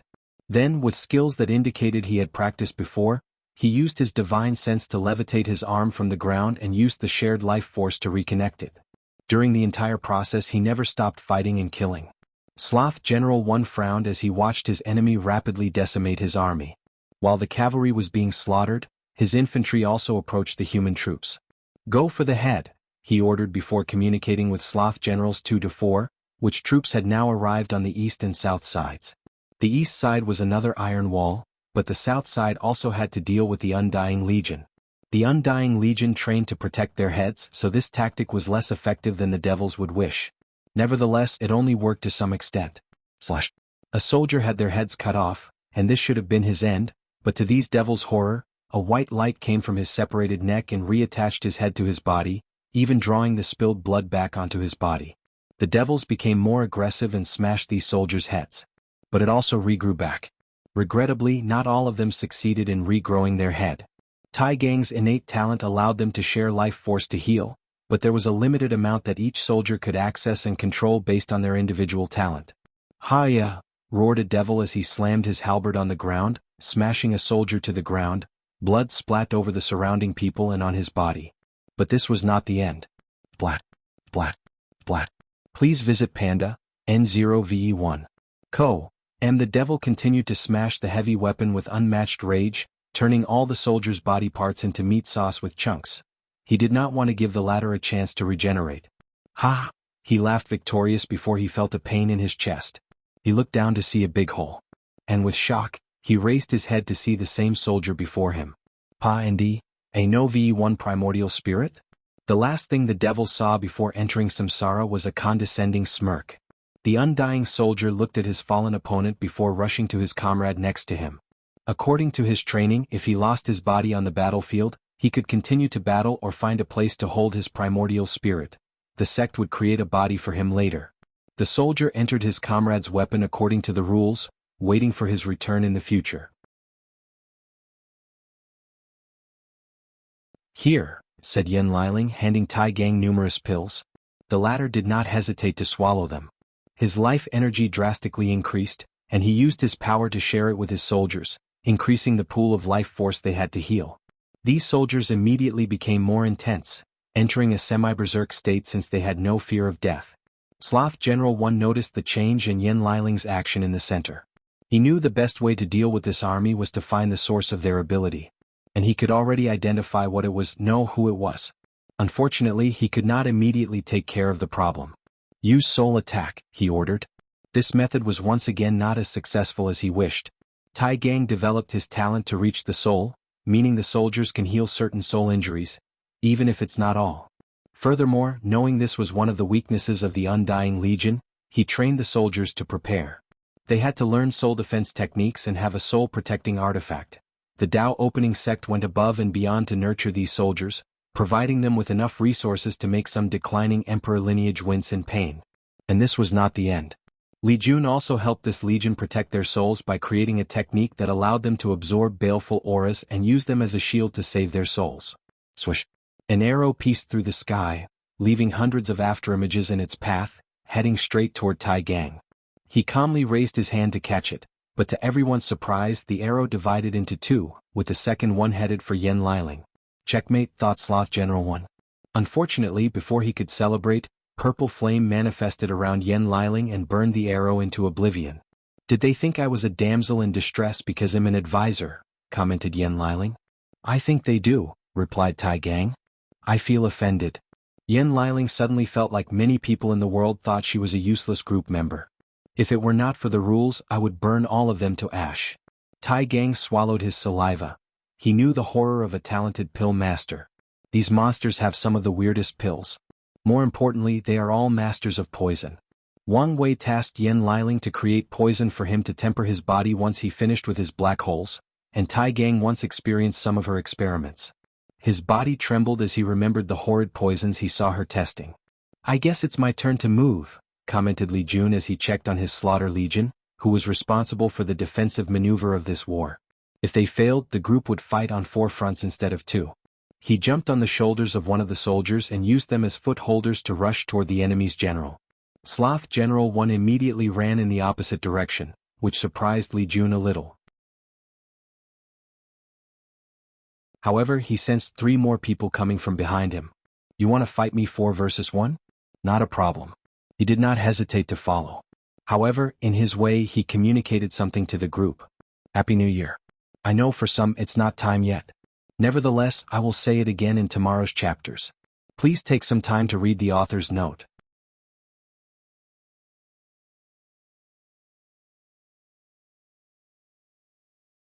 Improve Slaughter Dao. I know he's going to be fine, but shouldn't we be more careful?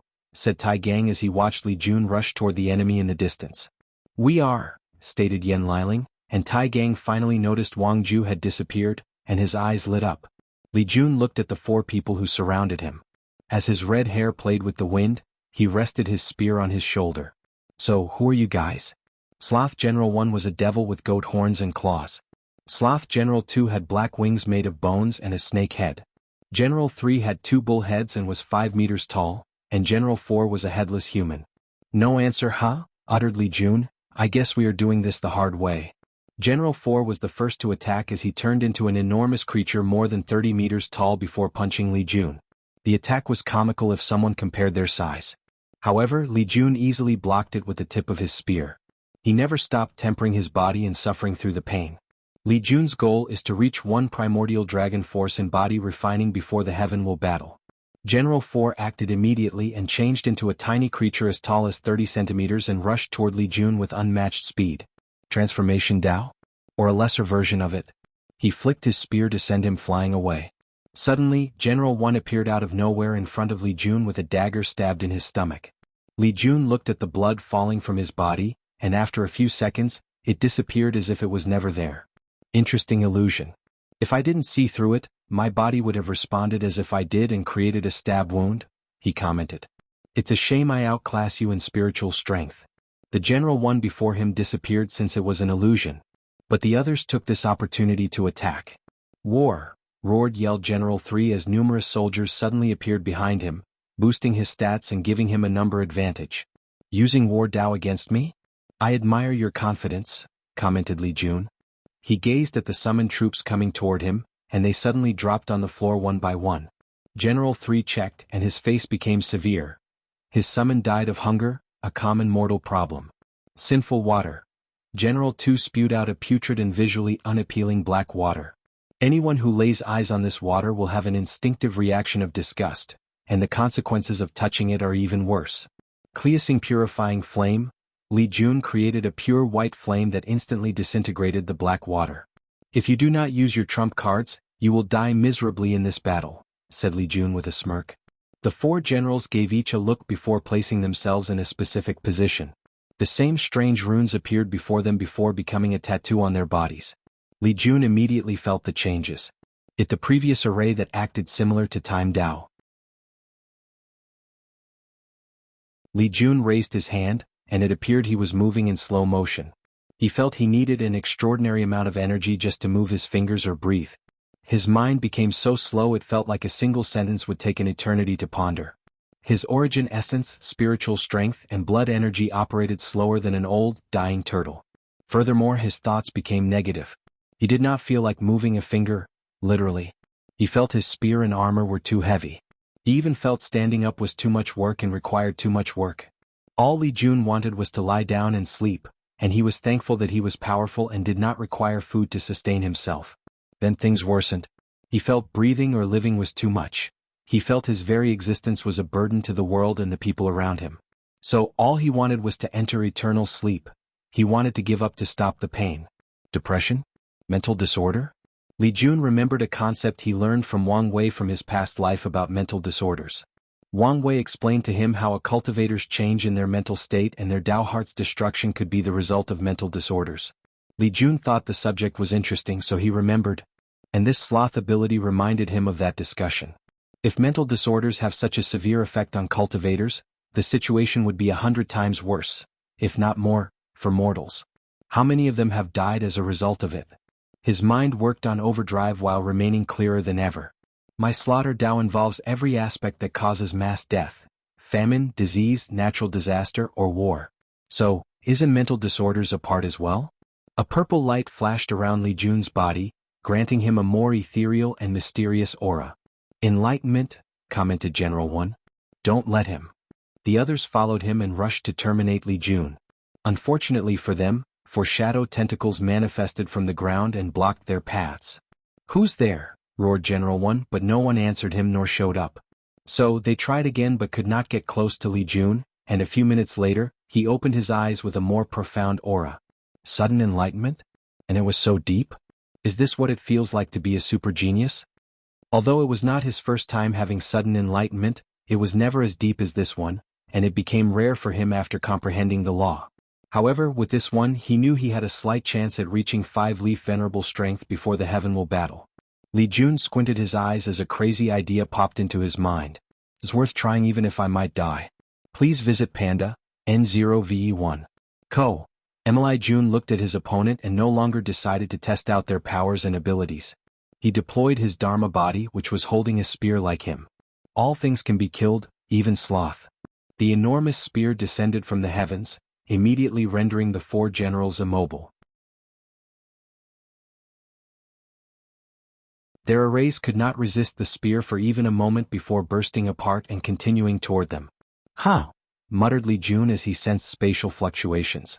And before he could act, a void portal appeared and swallowed Sloth General One. Luckily, one of the shadow tentacles entered the portal and returned with blood on the tip. Panda N0V1. They can use teleportation as we expected, said Li Jun before gazing at the 3 dead generals. Rise. The 4 generals turned deathly gray before their lifeless bodies began to move. Li Jun asked them a few questions, but they suddenly exploded midway.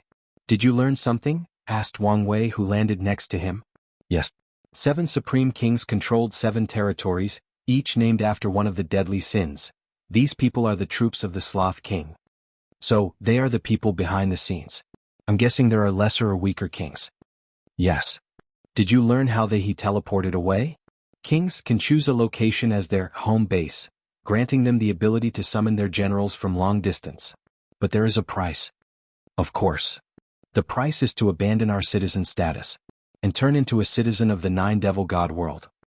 They really do not want to give us any advantage. Anything else?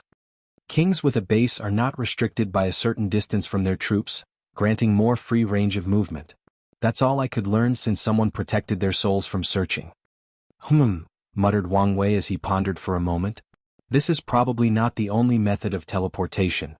They might even have ways to teleport troops, added Li Jun, that would shift the balance of the situation toward our side after we learn of it, analyzed Wang Wei. So, it's not very likely.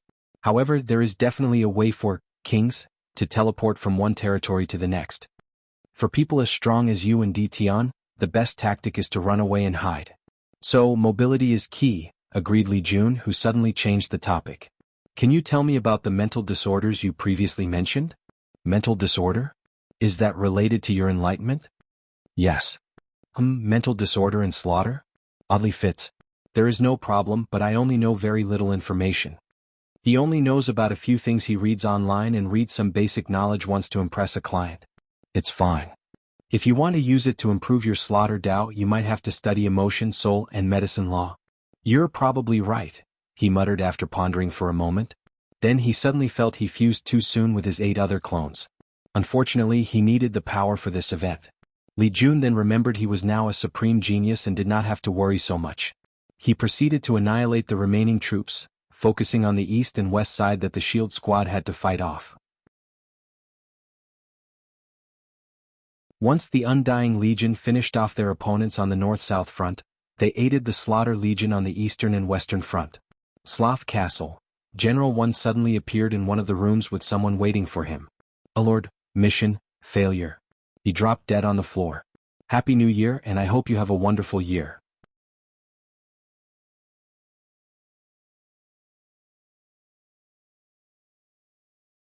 Traitor. Sloth was a young man who looked human and dressed in black robes. The only difference was a cloth wrapped around his eyes to cover the fact he had no eyes, only empty sockets. He was a member of the no-eyes devil race. Dead? He muttered as he looked at the dead body before him, trying so hard to control his anger. He waved his hand to manifest an odd insect before inserting it into General 1's body.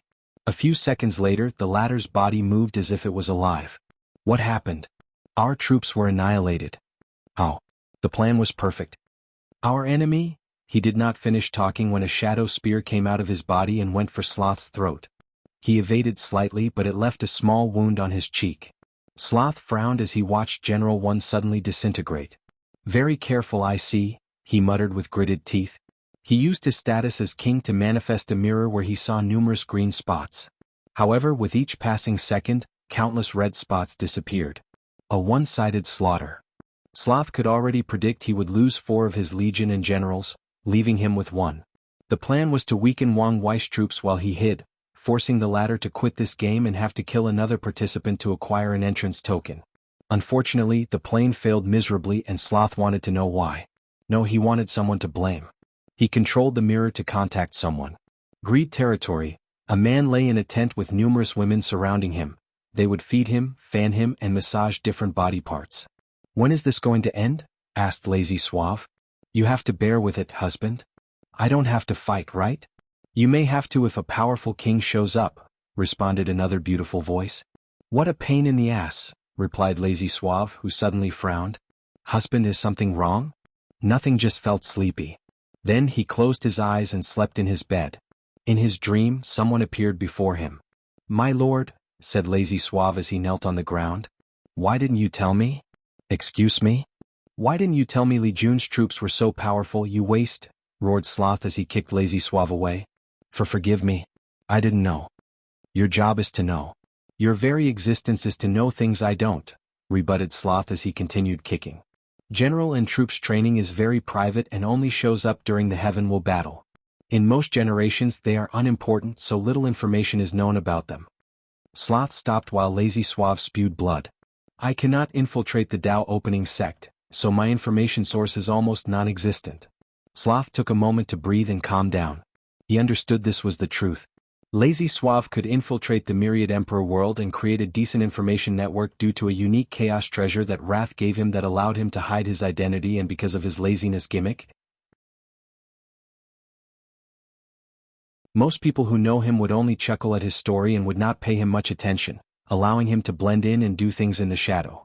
His role was not as crucial since Wrath seemed to have a way of acquiring some deep secrets like Tian and Wang Wei's strength. You better not fail me again, declared Sloth. He made Lazy Suave by imbuing a human with a core part of his essence, making Lazy Suave just a part of him. Otherwise, you know the consequence. Sloth ended the communication, leaving a trembling Lazy Suave. Immediately afterward, he contacted Wrath to have a meeting with the others. So the plan failed? Uttered Wrath. Yes. Do you know the damage their troops suffered? I don't. However, based on the rate they massacred my troops, minimal. That's a problem. What about you, Lust? Tian's army is not that impressive as we had the overwhelming advantage. However, an anomaly occurred, she replied casually. Is it the one heavenly Dao sealed? Yes. My general can barely hold him back, but we lost many people. How are his casualties compared to you? We are still winning, but that won't last long. Do you want to retreat? Asked Wrath. It'll weaken him a little more. As you wish, but don't affect the overall plan, Wrath stated calmly. Gluttony, what happened to Mo Xingyun? She is more cunning than anticipated. She broke through my blockade and in pursuing her, she has quite the tactical mind. Be careful and don't be afraid to give up. I will. Anything else to report? Asked Wrath, but no one answered. Everyone can leave except for Sloth. Please visit Panda, N0V1. I am really sorry, explained Sloth once he was alone. No need to worry, I won't blame you, he reassured. I'm here for something else. Sloth was confused, so Wrath explained. Someone placed a tracker on you, and I'm here to remove it. Tracker. Sloth's face suddenly changed as he remembered something. It seems you know what happened, said Wrath. Yes. Wrath removed something from Sloth's cheeks. Be more careful from now on. I will. I know you, so you must plan to get your revenge on Wang Wei. What method are you going to use? Wrath knew how petty Sloth was and refused to take any loss. Aye, tell me the plan. If I approve, I will support you. If not, you can give up now. Sloth felt tremendous pressure as these beautiful eyes gazed directly into his soul. Without hesitation, he confessed what he had planned. It's a good way to satisfy your desire for petty revenge. Very well, you're dismissed. Sloth immediately ended the communication, breathing deeply as he felt a weight lifted from his shoulder. Still as scary as usual, he muttered before frowning. He activated the mirror. Lust, what do you want? I wanted to check on you. Pan Din 0V1CM, since when were you so nice? That's unfair. We used to be very close, so what's wrong with me checking on you? What do you want? Asked Sloth with raised eyebrows. Nothing. I was just thinking about our intimate past before the trial, before the game. After seeing how distressed you were, all these memories rushed in. Lust smiled gently. I wanted to see you. Sloth bit the lower part of his lip. Fine, you can come to see me. Kings can teleport between each other's locations if they ally. That's the primary way they travel between different territories. It's because of this alliance system that they can communicate long distances. A few minutes later, Lust, dressed in quite a revealing outfit, teleported to his base. Without hesitation or pause, they jumped onto each other's arms, acting like wild animals lost to their primal desires. A few hours later, Sloth looked at Lust's beautiful and elastic skin. Her charm was simply irresistible. Do you mind if I walked around in your territory? It's been a while since I was here. Do as you wish, but be careful. Thank you, said Lust as she gave him a kiss with a jovial smile and left the room. Sloth watched her go with a deep look in his eyes. In that trial, we had first to conquer our 7 deadly sins. So what happened to you? Did you fail or decide to indulge in your power? He shook his head while sighing. He put his clothes on before leaving. He had other plans he needed to accomplish. Sect Master, I've got some news, said Wang Ju. What is it? Someone removed the tracker I placed on the enemy. They are quite capable. Did you get any information? I got a general location of their position but nothing concrete. That's more than enough. Wang Wei looked at his entrance token, which was more than 75% activated. With a few more victories it would be activated. By then he has to worry about the number of people the token will allow. He guessed the more people allowed, the higher a token would be required. And Wang Wei wanted to bring the maximum number of troops to protect him from cannon fodder tactics and ensure he was in the best state for his fight with Di Tian. This was a worthwhile victory, said Li Jun as he approached the rest of the group. And we finally have enough horses for a cavalry. We also have our destination, said Wang Wei before he explained what Wang Ju found. If kings have a base, it should be different from normal cities and obvious to detect once we see it. Yes, but the location might be at the far end of this territory, forcing us to walk for years with nothing in sight, complained Tai Gang. You have a point. We have horses but not enough for everyone. Let's head in that direction. If we found the base, it's fine. If not, we will accomplish our main objective while trying to find a faster way of travel, summarized Wang Wei. Before that, Liling, let's try something new. What is it? Let's see if advisors can give people other roles. If that's possible, my workload would be drastically reduced. She had to refine all the pills and even repair some of the soldiers' equipment. An aide would greatly help her. Someone in my Discord predicted this twist, so I almost removed it from the story. There is nothing more aggravating as a writer when someone predicts something you were excited to reveal. However, I decided otherwise because most people would not remember who Lazy Suave was.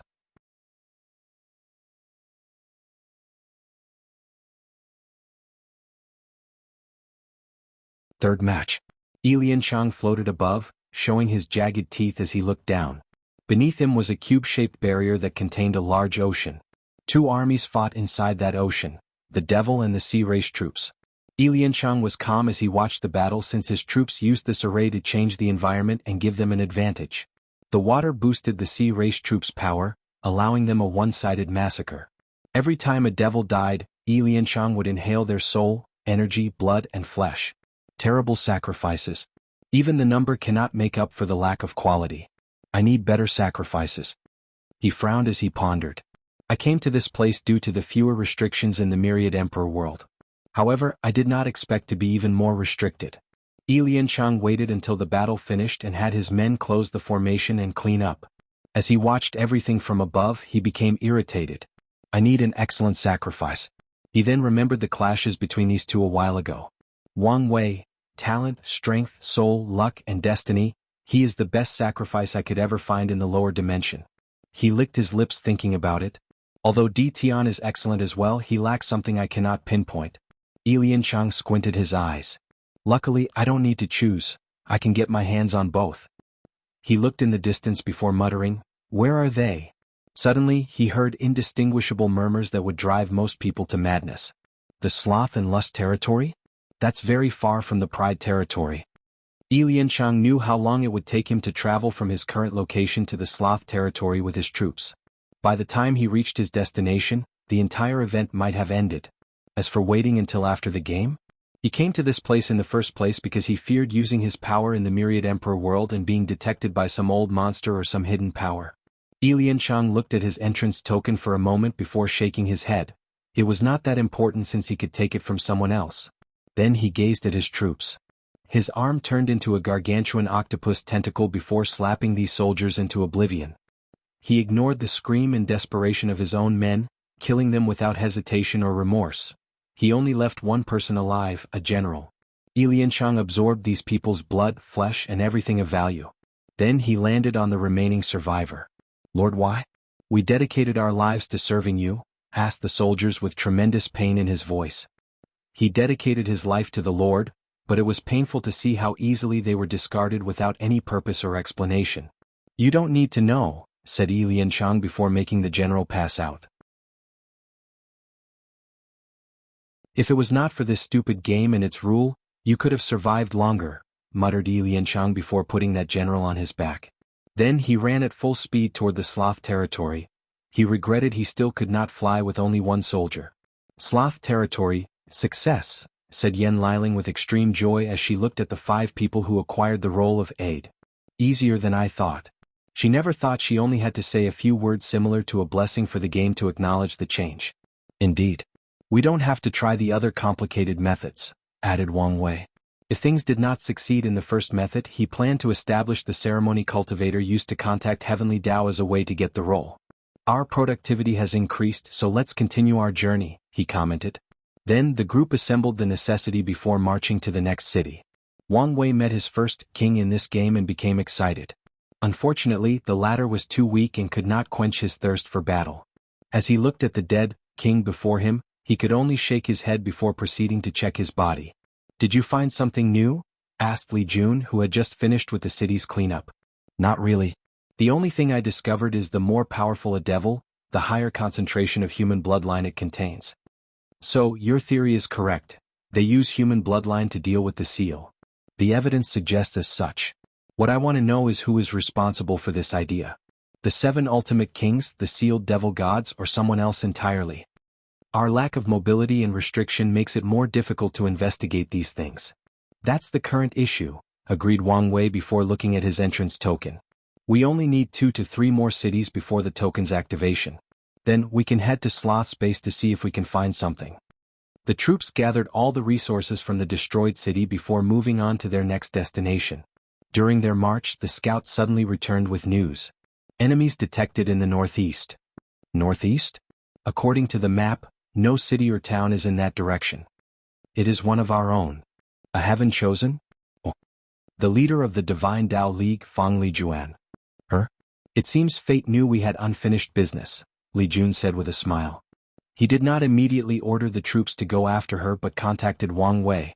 "Please visit Panda, N0VE1. You can deal with her," responded Wang Wei. Heavenly Tao cannot blame him if he is not the one massacring these heaven-chosen. Furthermore, he worries about alliance and cannon fodder affecting his stamina.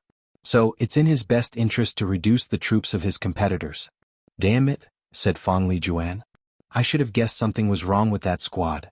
She's been fighting with this powerful legion that used guerrilla tactics, forcing her to follow them. But recently she lost track of them and felt something was wrong. However, before she could react, her scout brought news Wang Wei's troops were nearby. How many troops do they have? Roughly 20 million, replied the scout. 20 million? That's the exact number they came with. Are you saying they've barely lost any soldiers? I'm only reporting what I saw. Fong Lijuan's eyes became red as he looked at the scout, but she did not act out as she understood this man was only doing his job. Furthermore, she knew she had to remain calm in this situation to have the slightest chance of survival. Do they have horses? Yes. Fong Lijuan immediately knew running away was not an option, even if she abandoned most of her troops. Plus, Wang Wei can catch me as long as he's not too far from his troops. She knew the horror of the Nine Extremity Foundation from Mo Xingyun. Many thoughts flashed across her mind, thinking of the best way to survive this encounter. I should have followed Mo Xingyun's advice and come with a puppet. Fong Lijuan knew it was not the time to have these useless thoughts. What matters is to find a ray of life in this desperate situation. There is only one solution. She made up her mind and ordered her troops to prepare, waiting for the opponent. A few minutes later, she saw Li Jun gallantly leading his troops before her. If it isn't the god of war Li Jun, Fong Lijuan said with a sneer and blatant mockery. I can smell the fear from you from a mile away. I'm surprised. What have you so rattled? Countered Li Jun, and he was not lying. His recent enlightenment gave him a sixth sense of detecting emotions. Fear? Why would I be afraid of a loser I previously defeated? Replied Fong Lijuan with great composure despite the rapid beating of her heart. Interesting. Besides fear, I can sense hope and desperation from you, said Li Jun. So, you must have come up with a way to survive this encounter. Be direct and I might entertain the idea. Fong Lijuan secretly clenched her hands. She did not like the feeling of how he could see through her. Fine, she said while exhaling. I'll be direct. I want to make a deal with you. Deal? I'm listening. Li Jun could guess what she would say next. A battle between the of us. If I win, I want you to let me leave, without touching my men or me, she said, looking at Wang Wei, who seemed nonchalant about everything happening. And when I win? If you win, I will give you the invisible talisman. The invisible talisman is now linked to your Dao. Removing it from your body would result in terrible Dao Foundation injury. Such injury would end your cultivation path, unless you use precious resources to heal. However, with how poor your Divine Dao League is, you don't have to worry about our status. As a heaven chosen, she has used her luck to drastically improve the League's situation. Nevertheless, Li Jun was correct regarding the resources to heal Dao Foundation injury of this magnitude. Good proposition, but I can take the talisman from your corpse without any agreement. What are you scared of? Oh, I forgot you need your master's help to do anything. What a good little dog, she taunted with a sneer. You will have to do better than that, Li Jun replied calmly. Fine, he'll add news about the whereabouts of the war talisman. Li Jun squinted his eyes. Are you serious? I am willing to sign a contract to prove him not lying, replied Fong Lijuan. However, I've taken measures so that only I know this information. No matter what you do, you can't get the news from me, even from my corpse. Li Jun pondered for a moment. All right. I agree to your terms. He knew Wang Wei could not kill her, but she did not know that. So, he would use this lack of information to his advantage. They signed the contract before beginning the battle.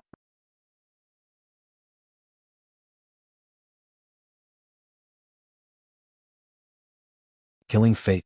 Fong Lijuan did not waste time and activated her Dharma body, which looked like her but had a weird aura surrounding it that made it seem that it did not exist, that it was invisible. Li Jun followed her and deployed his Dharma body, except it had a hidden quiet bloodlust hidden deep in his eyes. Tell me, how can you affect something you cannot see? Something invisible.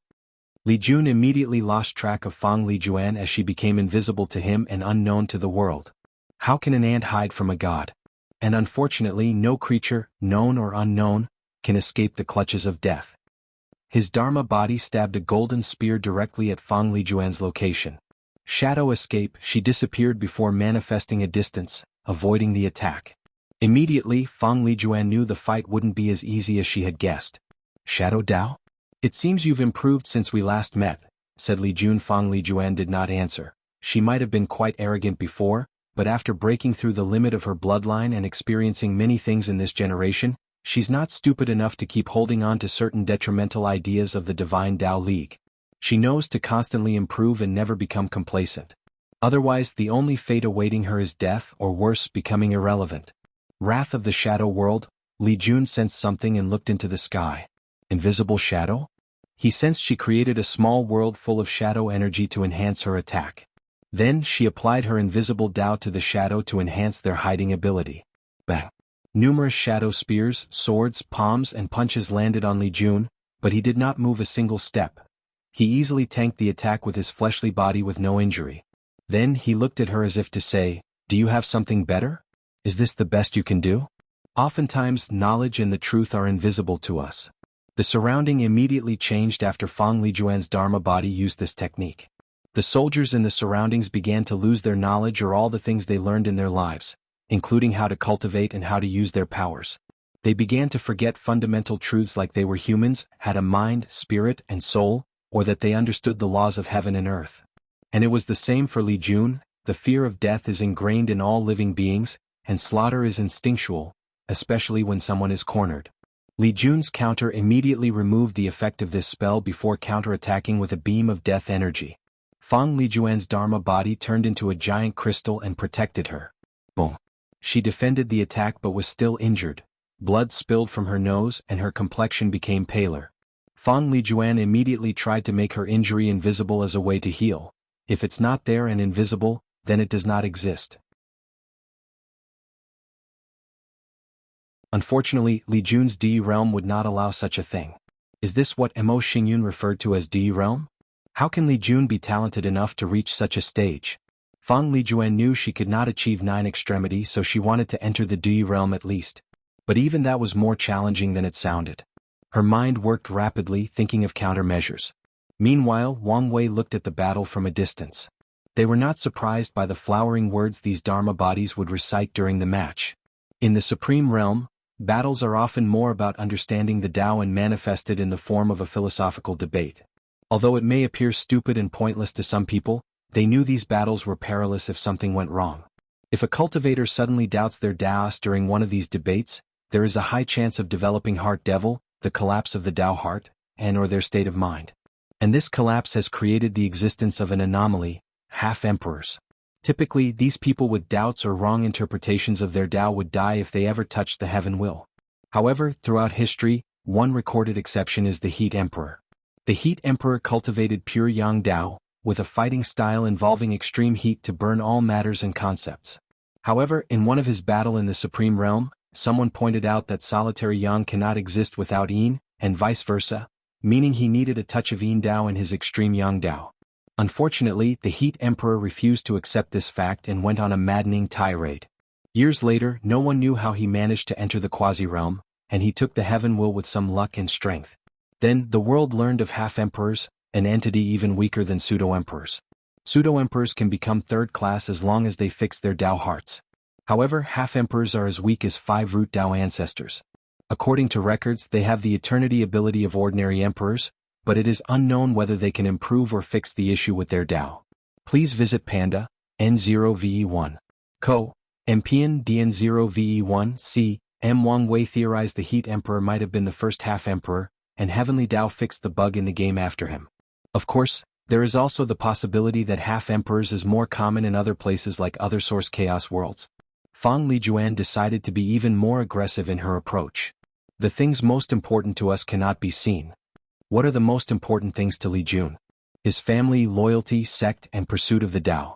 All of a sudden he felt these were not that important, they were rapidly becoming invisible to him, they no longer were a part of him. My slaughter Tao exists for guardianship, and as long there are people I need to protect, nothing can change my essence. Blish. Fang Lijuan suffered backlash for the failure of this technique. But she did not care since it was the first step of her plan. Shadow attachment. A very subtle and undetectable shadow expanded from her body to connect to Li Jun's shadow. "Now your power belongs to me," said Fang Lijuan. Through the connection of the shadow, she can access her opponent's power and bless herself with it. This is one of the tactics she's been planning to use against Wang Wei and Di Tian after learning about their strengths. Of course, she knew this was far from enough. "My power?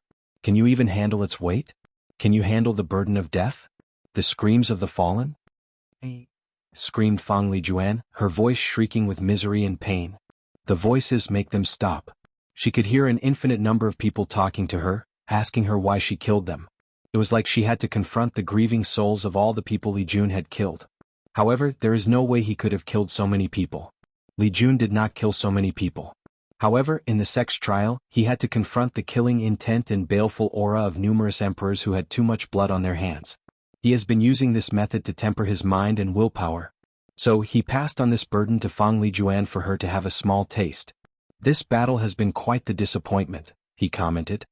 He has not even used his immortal venerable strength yet, otherwise he would have instantly crushed her.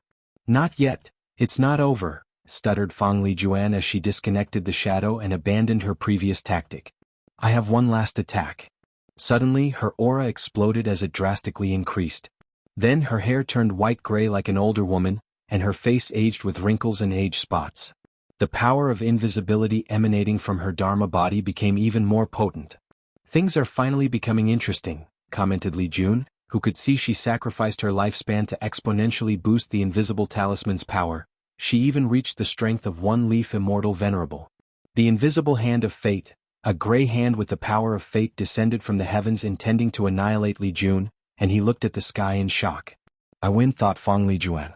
She spent countless years and efforts before developing this technique that used invisible Dao to manifest the power of fate Dao. However, this is not why she believes she won, given she already concluded Li Jun has immortal venerable strength. It's because of who you are. You worship your big brother. You worship his strength, intelligence, and more importantly, his Dao, she thought with a sneer. And when confronted with its power, you've become overwhelmed, thinking there is nothing you can do before it. Li Jun looked at the descending palm, unable to move. He faced that palm many times in practice and he was always helpless each time. And today, seeing it brought back all these memories. As he was about to be squashed to death, he suddenly heard a familiar voice. "Fate can be killed." His eyes suddenly became bright as he held his spear. "Yes, there is nothing between heaven and earth that I cannot kill." Fate-killing spear. He stabbed his spear utilizing all the power of his slaughter Dao. The palm disintegrated into beautiful motes of light, turning the gray sky back to its blue color.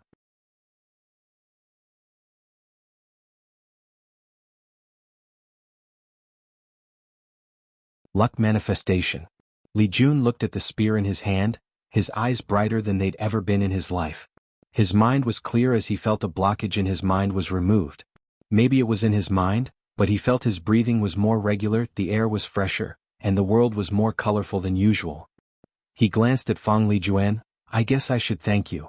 "Impossible. I should have won," argued Fang Lijuan. "But you didn't." "It's unfair," yelled Fang Lijuan. "The only reason you're so powerful is because of him. It's not fair.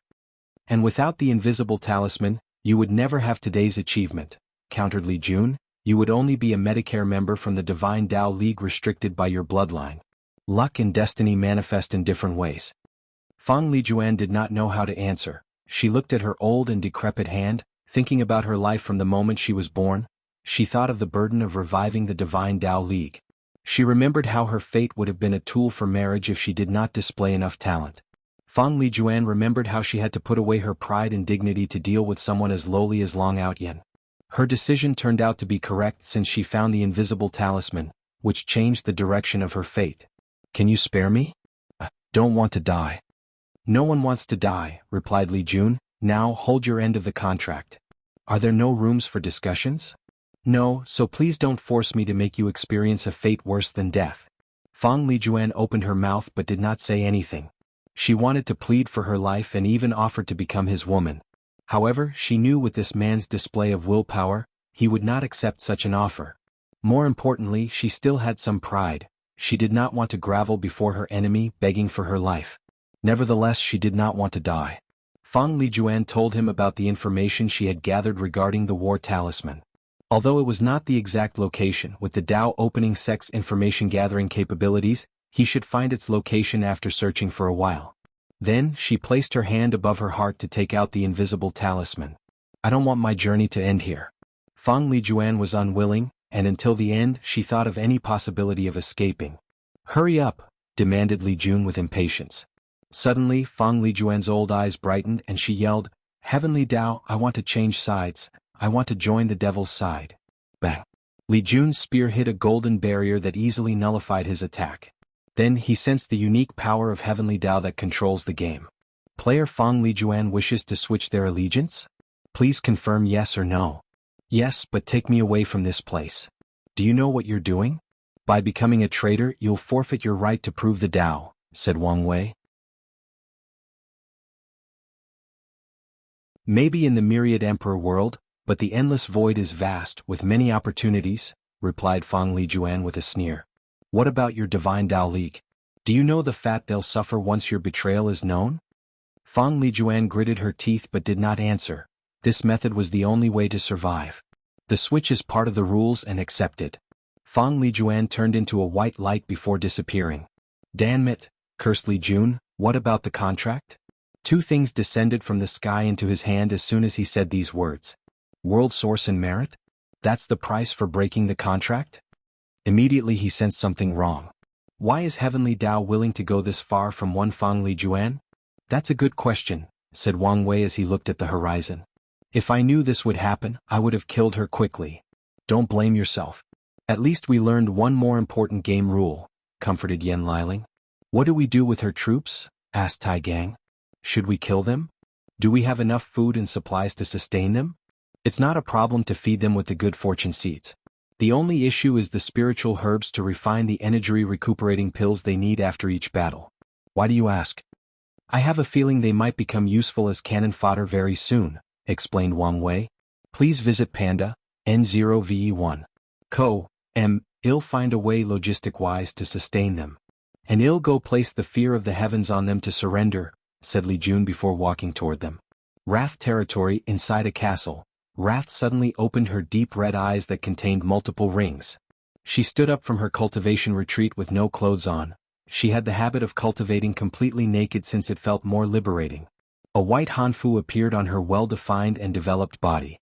Adding her beautiful light pink hair in the form of one braid, her beauty could give Su Shi and Su Ya a run for their money. And in terms of aura, she only lost to Wu Hong because she had not seen the pinnacle of the Tao, standing above trillions upon trillions of living creatures. She walked out of the room calculating something. A defector? Her eyes lit up. Such a person would make the plan go more smoothly. Wrath hoped for a defector but never planned for one, given how much humans hated devils. This kind of intergenerational hatred has been ingrained in the human's blood and soul. She waved her hand to manifest a mirror that reflected all 7 territories. The mirror reflected humans and devils in the shape of black and white dots. The black dots were disappearing at an alarming rate, but she did not care about this. Wrath only cares about the disappearance of the white spots. Not enough bloodshed, she commented.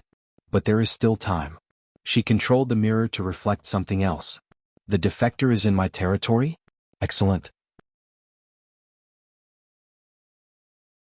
Wrath prepared to leave her castle for the first time since this game started. She could have dealt a significant blow to the myriad emperor world, given her power. Besides Di Tian and Wang Wei and the anomaly Yi Lianchang, she was confident in easily slaughtering all the other heaven chosens, even the ultimate kings. However, Wrath knew doing this would ruin the overall plan. Furthermore, if she did this, the myriad emperor world's heavenly Tao would overthrow the game board by removing the restraint on Wang Wei and Di Tian, allowing them to hunt her down. So she must be careful and not affect the balance. After giving her subordinates a few orders, she flew in one direction. Fang Lijuan suddenly appeared far from the castle, inside a forest that is about 15 days of non-stop marching. Saved? She muttered after looking around. I don't have much time. I need to stabilize my injury before acting quickly. She plans to contact the Divine Dao League members and have them leave or hide as soon as possible. She hoped to save as many people as possible, or at the very least the Fang clan. Simultaneously, Fang Lijuan feared the League would abandon her and label her a traitor to survive this ordeal. The Divine Dao League is too poor, which reduces other factions' incentive to eliminate them for their resources. As such, if they remove all connections with her, offer the Fang clan as a sacrifice, and swear an oath to hunt her down, they might survive this ordeal. I can worry about these things after I stabilize my injury. Fang Lijuan headed to a mountain nearby to create a safe place to heal. A few dozen meters outside the forest was a troop of soldiers, and their leader was Tong Ruobing. They had just won a victory a few days ago and were on their way to the next city, but her troops took camp in this forest to find more food and possible demonic animals. Something is going on, thought Tong Ruobing as she felt relentless. She calculated what the issue was and discovered her Chi Luck dragon was agitated. A fortunate encounter? And it seems to be a good one. She crafted a luck calculating talisman before connecting it to her Chi Luck dragon. The forest? Tong Ruobing did not hesitate to follow the direction where she discovered a recently made formation. Although the person tried to hide it, this level was not enough to hide from a rune expert like herself. After taking a moment to break the formation, Tong Ruobing headed inside, where she saw an older woman looking at her while on guard. It took her a moment, but she soon realized who this person was. Fang Lijuan? Tong Ruobing.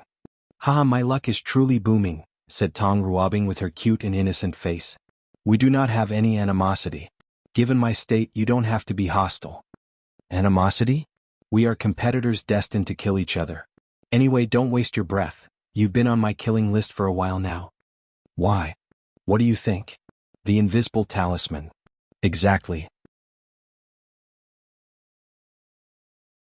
I've been thinking of ways to increase my strength, and the best method is to absorb some of the 12 ancestral talismans. Tong Ruobing is connected to the origin talisman, so it would benefit her immensely to absorb the other ancestral talismans. As such, after seeing the clash between Di Tian and Wang Wei, she placed Fang Lijuan on her hunting list. I'm sure we could nego. Tong Ruobing waved his hand to manifest numerous runes and instantly sealed her. And with Fang Lijuan's current state, she could not resist.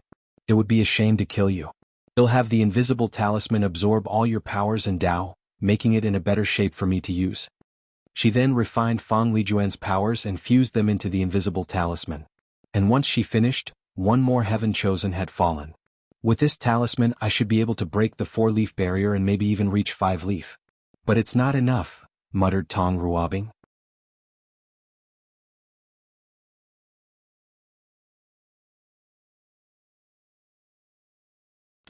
Wrath floated above the sky, looking down at Tong Ruobing in the forest. She knew she was late and someone had killed the defector. The air around her twisted as she tried to rein in her anger. It was one thing to have no hope, but the despair or disappointment is even worse once it's crushed right before her. She landed on the floor, calling out her sword. Her actions immediately alerted Tong Ruobing, and she became on guard. Feeling a sense of dread, Tong Ruobing immediately activated her Proving Dao artifact, creating a pink crystal on her forehead. Who are you? Asked Tong Ruobing, however she received no answer. Heaven eradicating stab, a dark red sword energy flew from Wrath's sword to swallow Tong Ruobing, so she used defensive talismans and redirecting talisman to deflect the attack to its enemy.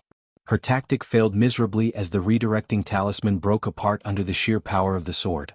Meanwhile, her defensive talismans barely blocked the attack by forcing her dozens of steps behind. You're a devil. Tong Ruobing's surprise came from Wrath having no physical traits of any devil subspecies. Even her bloodline did not give away her identity, she only discovered it because of the innate maliciousness devil contained deep in their souls due to their ability to absorb negative karma. No, you're more like a human with a devil bloodline, commented Tong Ruobing. Does that matter? Heaven killing slash. The surroundings turned dark red with a swing of Wrath's swords. Cries of agony could be heard as if the heavens roared in pain because of that sword. Tong Ruobing acted swiftly to use teleportation talisman for short-distance space travel to evade the sword. She discovered, kings could teleport short distances when they engaged in battle. Regrettably, her attempt failed. A sword that kills the heaven must be mighty and encompassing. So how could you evade? Said Wrath with a sneer. After being hit by that slash, Tong Ruobing felt every atom of her body was about to sever. Her defensive capabilities were like a mortal child fighting a body-refining stage cultivator. Immediately, she activated her trump card, one of her best talismans, the Reality Illusion Conversion Talisman. She converted many of the attack's potency and injuries into an illusion to save herself. Who are you? And what do you want?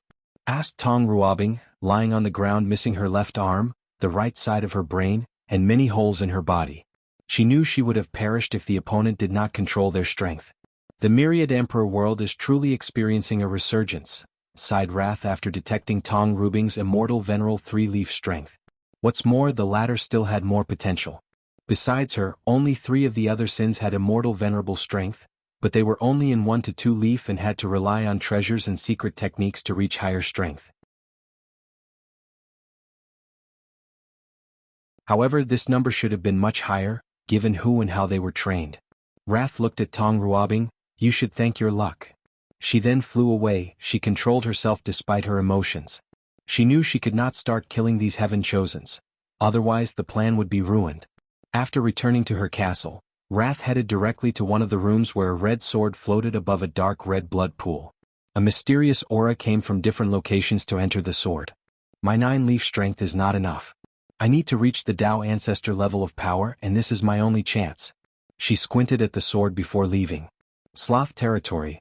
The group had finished subduing Fang Lijuan's troops and was camping when Wang Wei sensed something. What is it? I think something happened to Fang Lijuan, he replied. What do you mean? I don't know, since I cannot calculate heaven's secrets in this place. But I sense a shift in the river of fate. Her heavenly luck was stripped from her because of her betrayal, so something bad definitely happened to her. She might even die. I say good riddance, stated Yan Liling. If it's true, I would be sad, said Li Jun, shaking his head. And why is that? She is technically the first real opponent I've ever had in my cultivation journey. I don't know. Somehow I feel sad knowing she was dead. I could understand you feeling that way, if she did not become a traitor. Li Jun shook his head and did not explain. He disdained Fang Lijuan's actions despite understanding she did it out of fear of death. Nevertheless, he still felt nostalgic for some reason. Please visit Panda, N0VE1. Muttered Wang Wei as he looked in one direction, garnering the group's attention. Soon they sensed the same thing as him as someone approached them. Wife, he said. Surprised? Said Wu Hong with a smile. I am. I thought you didn't want to come. I only said that to surprise you later on. Well, that was a great surprise, replied Wang Wei with joy written all over his face. I knew you would like it. More than like it. With you here, I can figure out the ins and out of this stupid game. With his wife by his side, he's like a tiger with wings attached to him, becoming 100 times deadlier and more efficient as a hunter. Bang. Wang Wei punched straight through Wu Hong's heart, blood splashing on his clothes and the ground. Then, with a calm and indifferent gaze, he removed his bloody fist, looking at her kneeling on the floor. How did you know? Every time I see her, my heart flutters and the world seems brighter. In our more than 100,000 years spent together, this has always been the case.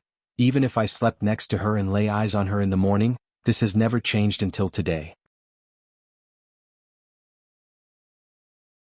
There are a few other reasons Wang Wei knew she was fake. He did not sense their fake connection. Wu Hong would not have easily changed her mind after saying she would not interfere, and if she wanted to surprise him with her personality, she would have appeared out of nowhere to see his flustered reaction. However, the sensation he felt after laying eyes on her was the first thing he noticed that made him think something was wrong. Only because of this? Lust could not believe her plan failed because of such a stupid reason. Yes. What if you were wrong? Then I would be wrong, replied Wang Wei. If he were wrong, Wu Hong would only ask him why he attacked her before beating him until his mother could not recognize him. Why, you're a ruthless man. You did not hesitate in the slightest, said Lust, with blood dripping from her mouth. If the role were reversed, I guarantee you she would also not hesitate. This is not over, Wang Wei. I will have the last laugh, said Lust before disappearing, still with Wu Hong's visage. Wang Wei was not surprised as he detected she was a clone or projection after attacking her. He sneered as he followed the karma connection he had just made to a place far in the distance. The real Lust opened her eyes 1,000 meters away and coughed a big mouthful of blood. Immediately, she sensed her aura drastically decreasing. Damn it, the attack traced back to my main body. She was careful and used a clone. She even used the secret technique that allowed the clone to hide its existence. Intending to make it more difficult to detect it was an imitation and trace it back to her. Unfortunately, she underestimated Wang Wei's capabilities. To be precise, even if she overestimated his ability for this plan, it was not nearly enough. I don't have much time left, she concluded after analyzing her condition. She hurriedly activated her alliance authority to return to Sloth Castle before teleporting to her territory. After returning home, she immediately took out a chaos treasure. After passing the trial, each of the 7 deadly sins received one. She did not hesitate to sacrifice and ruin the treasure to heal her injury. However, Wang Wei's 9-stage Dui realm was a nightmare, so she could barely stabilize her injury. Damn it, do I have to ask Wrath for help? Lust pondered with gritted teeth. No, there is another way, Di Tian. She is a lust devil. After passing the trial, she also inherited the lust Dao. Her bloodline with the Dao granted her immense power and 2 special abilities. The first one is to turn into a perfect physical replica of what a person loved the most. It could be their friends, family, lovers, or child. Although this technique was not flawless, she used other methods to enhance its capabilities. The second ability is she could inherit a person's strength or power after sleeping with them. So, she planned to steal Wang Wei's power once she fulfilled this condition. As long as I get his power, I can heal myself and even have my revenge. After thinking for a moment, Lust prepared. She had to worry, but she also was not sloppy. She found a way to hide her injuries and prevent Di Tian from detecting something. Unfortunately, she was too weak to create another clone and had to take the risk. Once the preparations finished, he headed to his destination.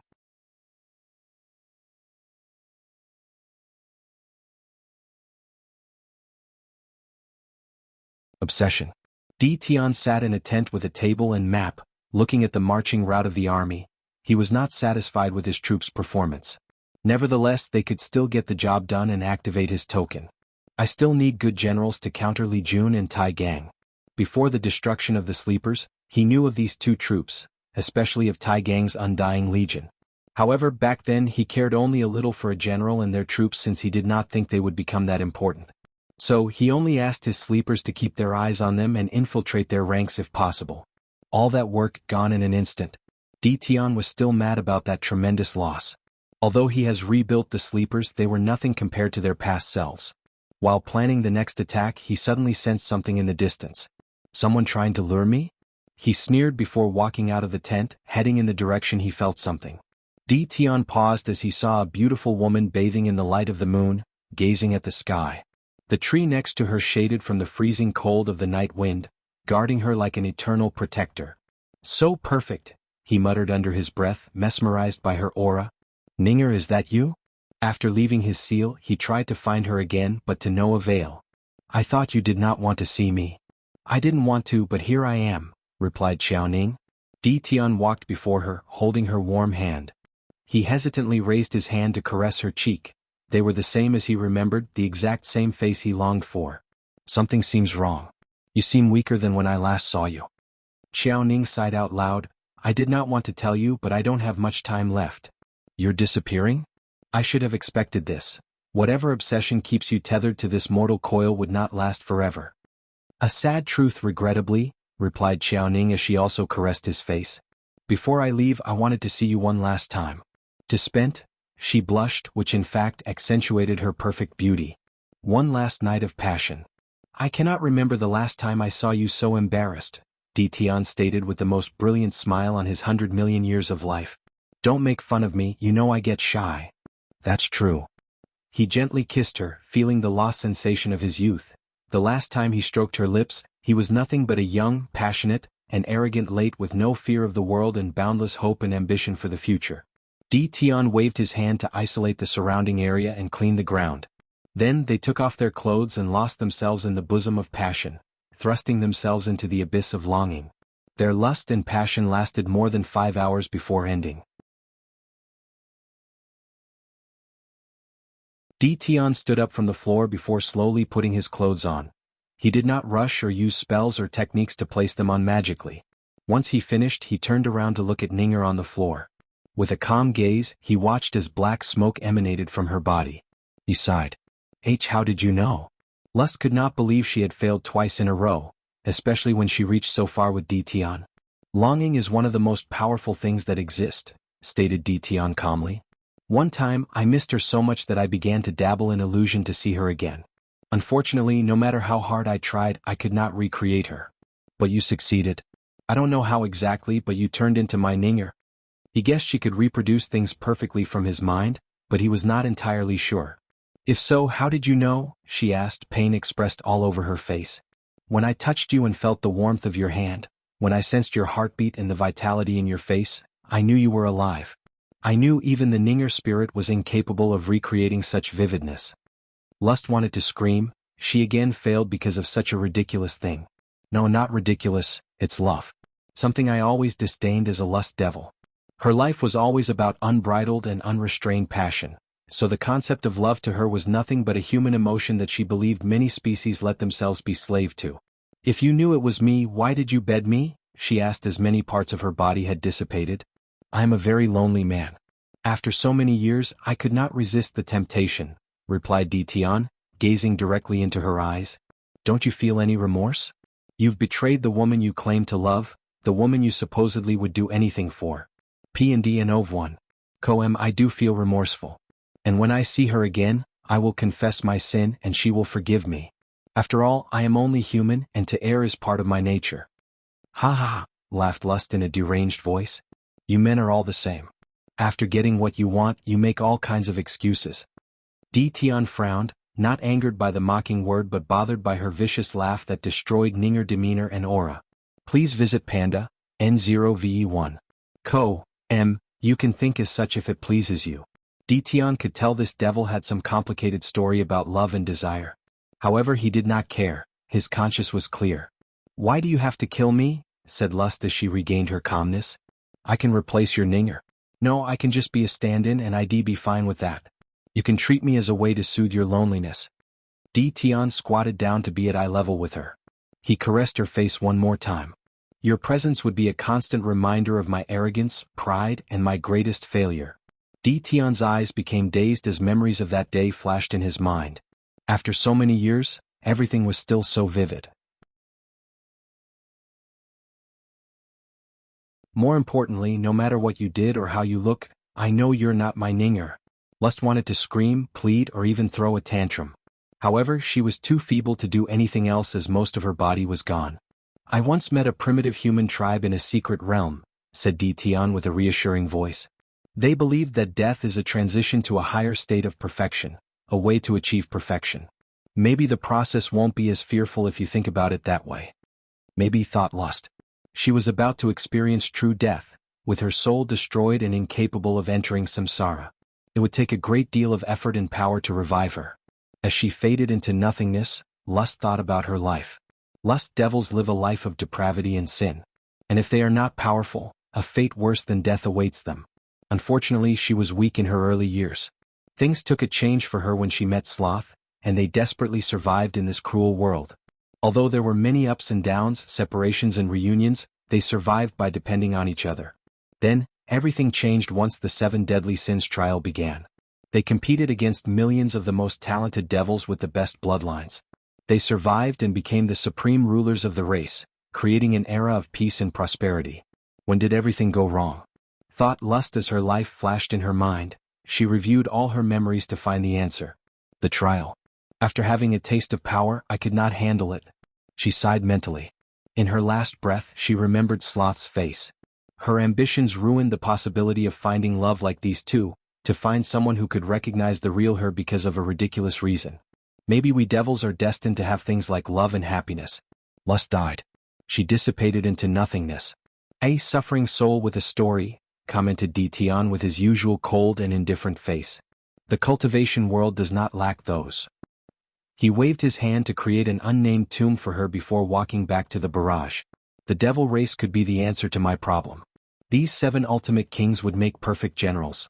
He shook his head, disappointed he could not get much information from Lust's mind. Wrath territory, she immediately sensed Lust's death and summoned a mirror to check. She sighed out loud, not angered or surprised by this outcome.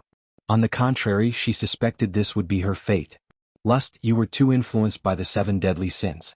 You were too greedy for power to the point of being unsatiated, wrathful for what happened in your past, and too prideful after achieving a certain status and strength.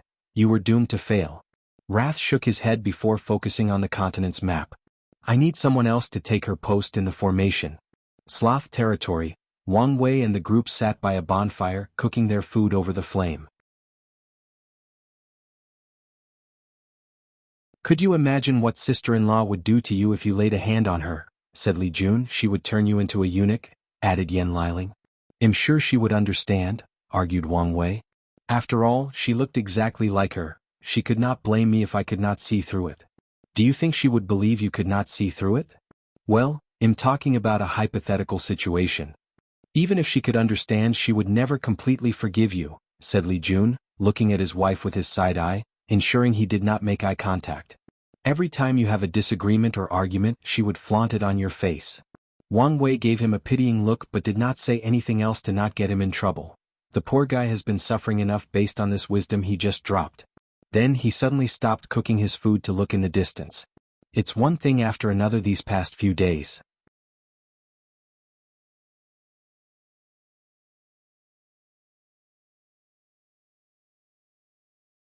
Ilianshang.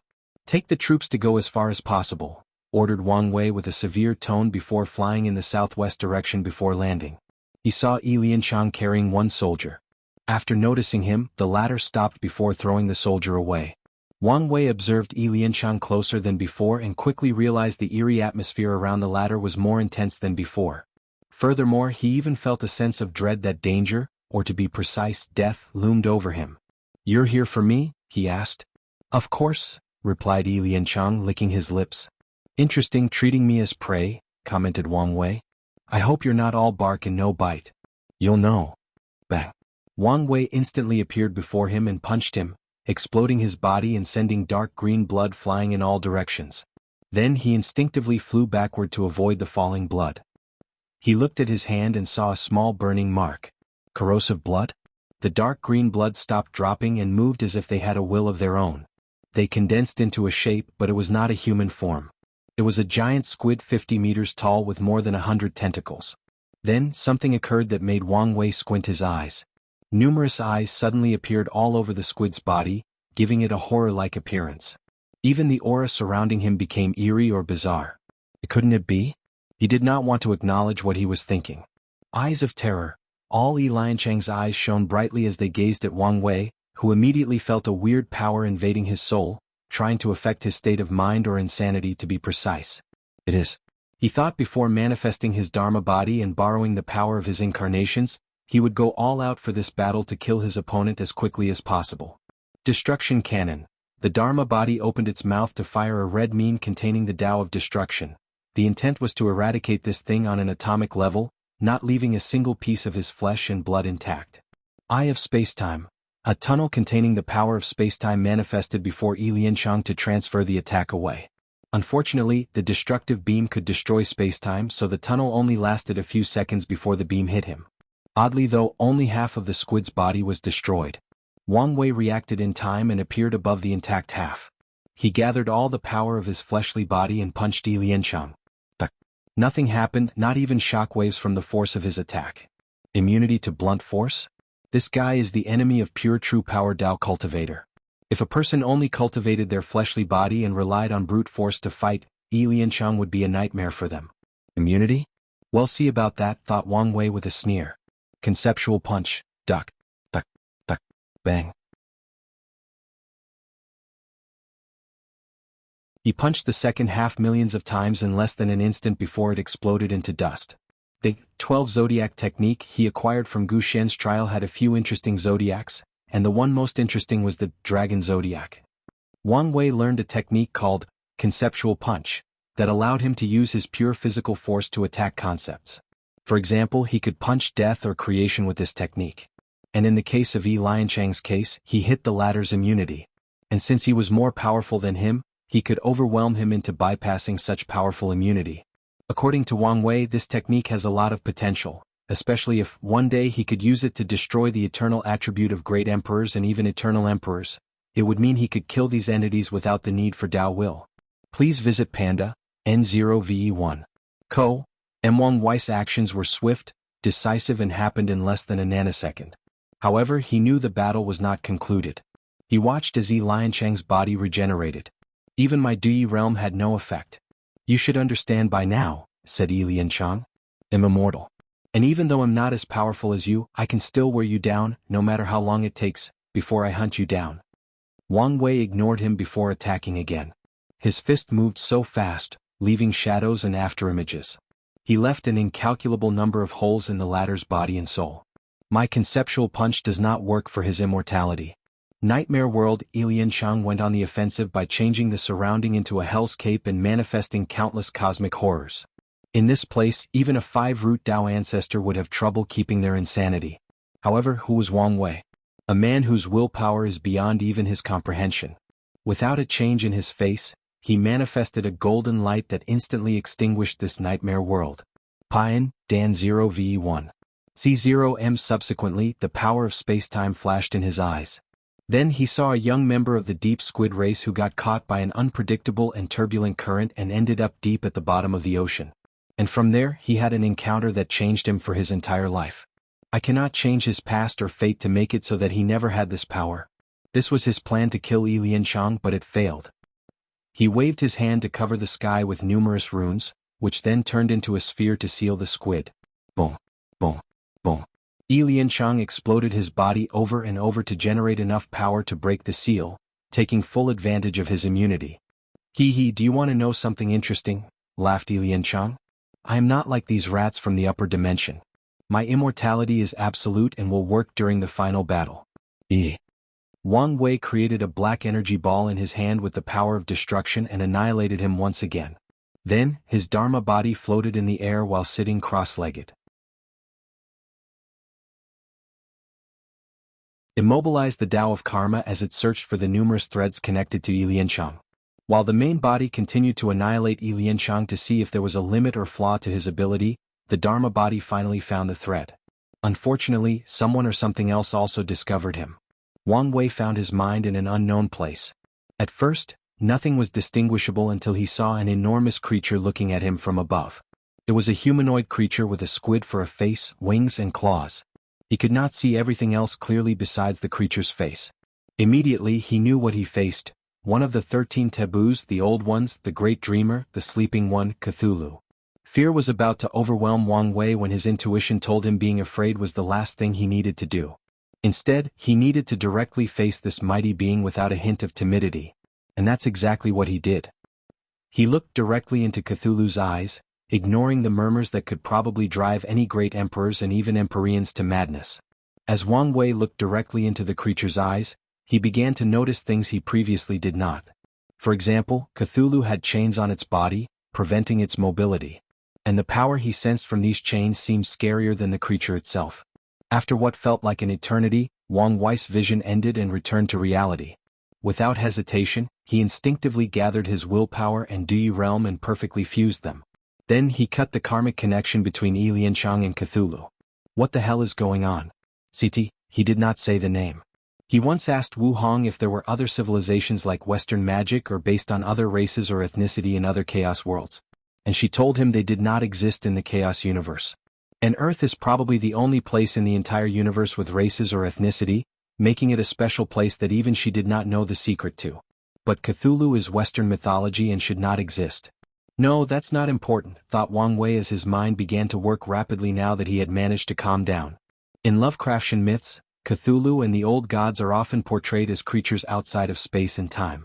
They are so powerful that they can only interact in the world through clones or incarnations. What if the one I saw was just a clone of the real Cthulhu? By that logic, the real body would exist outside of the chaos universe. It would exist in Hongmeng. This information confirms my theory there are other chaos universes besides this one. Wang Wei's eyes lit up as he felt this information might become crucial to him in the latter part of his cultivation. He exhaled a deep breath out.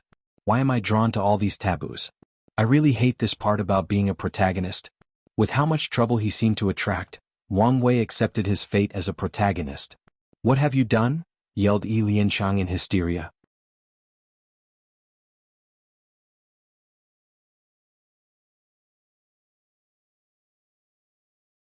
Spirit Genesis Sect. Wang Wei gazed at him and saw a man who had just destroyed their entire world and lost his spiritual foundation. Wang Wei did not say anything but created another dark ball of destruction. What did you do? Why can't I sense my lord? Yelled Lianchang. Give it back to me. Give me back my lord. He is my everything. Give him back. I can't say I feel pity for you, commented Wang Wei while shaking his head. I really want to search your soul to get more information. However, I don't want to deal with you and your lord and take unnecessary risks. So be gone. Boom. Yi Lianqing turned into nothingness as not even a single particle of his being remained in this mortal coil. If Wang Wei could, he would have erased the latter's existence to ensure he was genuinely gone. Wang Wei checked thoroughly with his divine sense to ensure the latter was dead and he did not make a mistake. Once he felt relieved, he continued his thought of being a protagonist. He deeply understood the concept of luck, sons of destiny, and even era destiny. But his situation is different in a subtle manner. He is drawn to too many higher-than-life events or entities. In other words, he is a danger magnet. He is only a mortal, but he is already connected to 4 taboos, something that most paragons have to actively search to get in contact with. And the 4 are the ones he knows, as he feared he might even be secretly connected to unknown ones. My destiny is obviously not ordinary, but what is it? Am I destined to control fate and become free and unfettered? Or is my destiny as simple as one day becoming a primary character of this chaos universe? Wang Wei understood destiny does not equate to guaranteed success. People have to work for their destinies and could even fail to accomplish them. Nevertheless, it did not change the fact his life would not be peaceful. He raised his hand to manifest a few karma threads connected to him, focusing on the one connected to the Tao opening sect. I've cut all connection to my family and can remove the last thread after proving the Tao. However, it does not change they are still my weakness, and the future could use them against me. Wang Wei decided to do something about this if his life was destined to be turbulent. He exhaled before sitting cross-legged on the ground to check his sea of consciousness. He wanted to check his primordial spirit for any possible problem. Upon closer inspection, everything was normal, but he was not reassured. He checked every nook and cranny, but he appeared all right. However, paranoia took over him, so he checked over and over again, mobilizing his force control skill and soul Tao. And as expected, he saw a black spot on his primordial spirit that was hidden too well. Without hesitation, he cut off that piece, not even minding the injury to his soul. He then checked again using the previous discovery as a guide. Finally, he discovered 2 other spots of corruption and removed them. Are you all right? These were the first words and sounds he heard after opening his eyes. I am fine, he replied. Is Yi Lianqing so powerful that he can injure you? Things were a little more complicated than that. Is that so? Li Jun did not continue to ask since Wang Wei did not want to talk about it.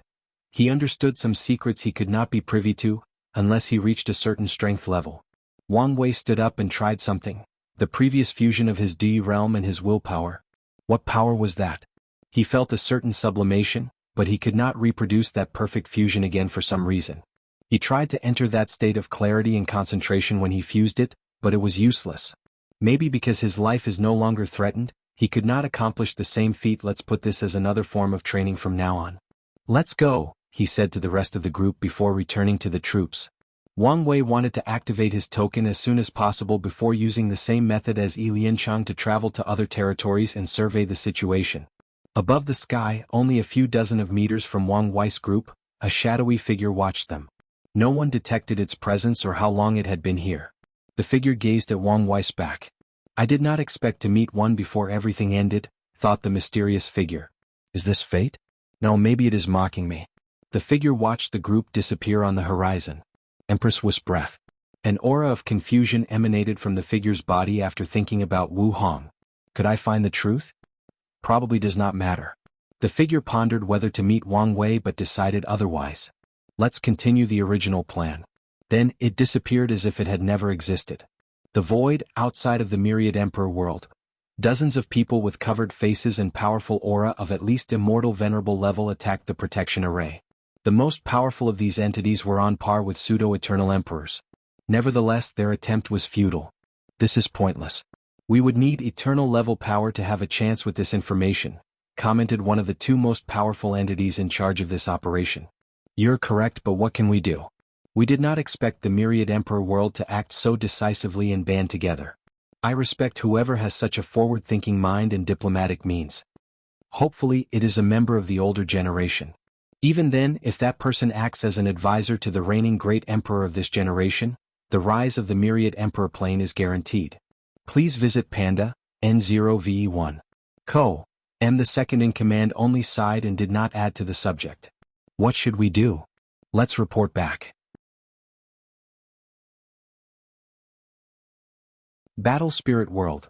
This plane is known in the Endless Void for ranking 4th on the Eternal Emperor list with 7, and 2 of them came from the same faction, the Spirit Genesis sect. This faction is also famous throughout the entire lower dimension with the title of Strongest Sect, with 11 great emperors, 2 of whom are Eternals. Like the Tao Opening sect, all their emperors are first-class to pseudo-Eternals, and they overcame the 9-emperor curse. A magnificent palace adorned with precious spiritual materials lies at the very center of the entire battle spirit plane. Its beauty and luxury were a display of the most powerful faction of not only this world but the lower dimension. A meeting took place between the 3 people, the patriarchs of the He and Jia clan and the sectarian faction representative. "I just received news the plan failed," said Patriarch He. "At this point, it's becoming too costly to interfere in their heaven-will battle," commented Patriarch Jia. "I agree," added the disciplinary head. "We do not need to fear the rise of the Myriad Emperor world or the Tao Opening sect. They will only be the second strongest." "What if they cultivated a third Eternal?" argued Patriarch He. "Young Master, he will also become an Eternal. We don't have to worry about anything. Instead, we should prepare for the 12 Emperor curse," replied Patriarch Jia. "The more reason we should prevent them from succeeding." He Patriarch had the most confidence in his son. Nevertheless, he wanted to do everything in his power to ensure not his son's success but also to retain the sect's title as number 1. After all, such a title will manifest in the form of destiny and chi luck. Furthermore, his He clan has cultivated 4 great emperors and 1 Eternal. Once he succeeds, they will have 5 emperors with 2 Eternals, surpassing the Wang clan. As such, he must interfere in their promotion. "What else do you want us to do?" "Send our immortal monarch." "That's exactly what I want." "Absolutely not." "I also disagree," added the disciplinary head. Their faction only had 3 great emperors compared to the others 4. However, they also cultivated an Eternal. Patriarch He groaned since he knew he could not mobilize such power on his own, so he needed to convince these 2. "Have you heard of the Eternal Supreme Theory?" he asked, and the 2 had read about it. Some Eternal Emperors are leagues above others, capable of easily defeating other Eternals, referred to as Eternal Supreme.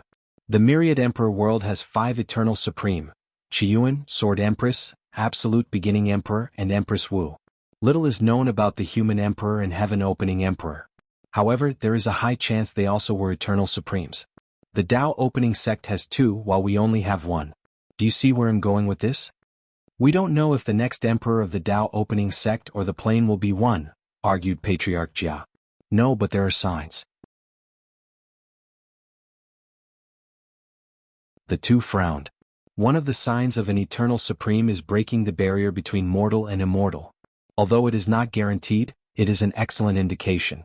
The information they received from the recent deception trial is that many such young talents appeared in the Myriad Emperor world, with the most brilliant from the Tao Opening sect. You should have faith in your son. The Spirit Genesis sect had the most trust in their young master to become an Eternal Supreme. "I do. But I also want to be cautious and pave the way for him." "Fine, I agree. It's better worth it.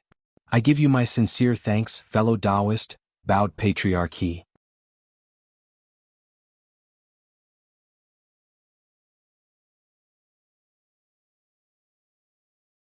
Energy dominance. What should we do? "At this rate, the resources we have to use to maintain the array is becoming too much," said the Origin Rune Palace's insurgent representative. "What other choice do we have? If we stop now, then only death and destruction await us," replied Headmaster Song Li, stating the Academy's stance on the issue. This level of attack could only be the result of an immortal sovereign. "Are they willing to go this far to stop us?" asked Jian Yi of the sword-casting villa. "Apparently so." "The issue is whether we should counterattack?" asked someone from the Tao-worshipping academy. "Before an immortal sovereign, that would be suicide," commented the Tai Profound Gate. "The best course of action is to have people controlling the array to increase its defensive power.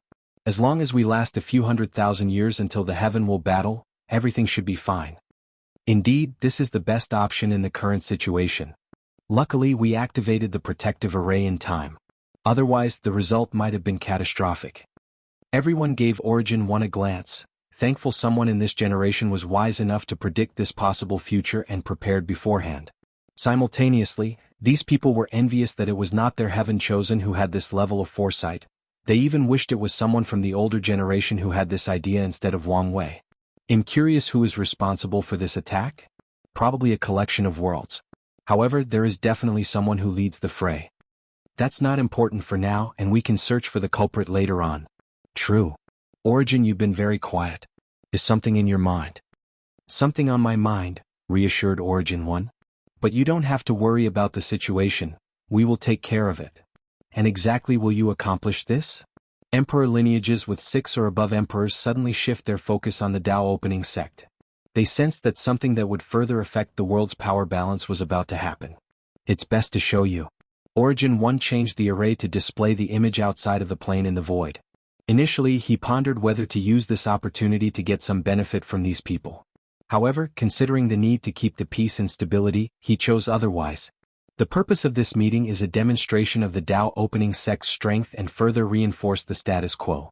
In the image displaying array, everybody saw a man dressed in black bombarding the protection array with potent attacks. Oddly, no one could see what the person looked like. Suddenly, the man stopped attacking as a glorious and brilliant sword light came out of nowhere and enveloped him. He reacted swiftly and with one step he evaded the attack. A woman with a silver mask appeared before him, holding 2 swords. Impossible, said the black-robed man. Surprised little rat, said Sword 1. You did not have this power a while ago. So how come? Unless, Elder, he seemed to have thought something. I guess I should have expected this from the Tao opening sect. You know a lot about us? Yet you are a mystery. If you dare commit the crime, have the balls to admit it, sneered Sword 1. Junior, there is such thing as manners and custom. Shouldn't your demeanor reflect your position? Don't you see the irony in lecturing me about respect and manner when you're too ashamed to even show your identity? It's not the same, replied Elder He. Sword 1 suddenly moved and appeared before her opponent, slashing downward with her right sword. It was a simple move but contained the profound mystery of the sword that would grant any talented swordsman a chance at enlightenment. The sword cut through Elder He's body but did not cut him. Instead, he turned into a gas cloud before rematerializing 100 meters. Heavenly dark flame, 10 dark flame balls appeared before them, each the size of a star. Furthermore, each of these flames could annihilate an eternal emperor if they were not careful. Please visit Panda, N0VE1. Swish, swish, swish. Sword 1 cut them with her 2 swords, but these flame balls transformed into humongous dragons to continue attacking her. She swung her sword to generate a tornado of sword energy, disintegrating the flame into tiny particles. And with incredible speed, she followed with another attack, not giving her opponent. Sword 1 turned into a silver streak, traveling at a speed too many times faster than infinite.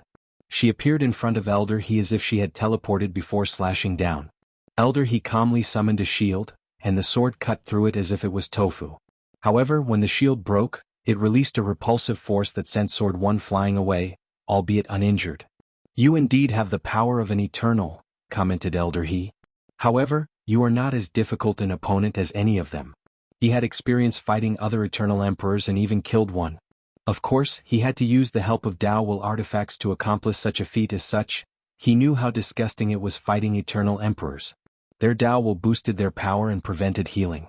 They had terrible regenerative capabilities, making them an even more nuisance. However, Sword 1 did not have these abilities, only the strength. So what? I'm still enough to stop you. Elder He shook his head with great disappointment. His emotions were not directed toward Sword 1 but himself. His power was severely limited in the lower dimension. Once he summoned strength above a certain threshold, he would find himself in a quagmire-like feeling where it was extremely challenging to mobilize his immortal chi. If he ignored that feeling and continued to mobilize his strength, he would receive a terrible warning in his mind, and he knew the consequences of disobeying that warning. Only if I could use energy dominance, thought Elder He. In the upper dimension, immortal sovereigns can use a method called energy dominance, where they release all the chi inside their bodies to the surroundings to essentially form a domain. Inside the domain, their control of energy is elevated to a higher level, allowing them to better utilize the energy inside their bodies and the one between heaven and earth. This method is a way to elevate their power, but it has the side effect of suppressing lower-tier individuals. The domain has little to no effect on Tao rulers and Empyreans, but it is a significant suppression for a great emperor or eternal. With this method, immortal sovereign can kill most eternal emperors and even eternal supreme with relative ease. Unfortunately, they cannot do so in the lower dimension. Enough playing around, said Elder He. I'll show you my power. World displacement. Sword One's face under the mask suddenly changed as hundreds of thousands of space channels appeared around her, with each one having a world coming from them.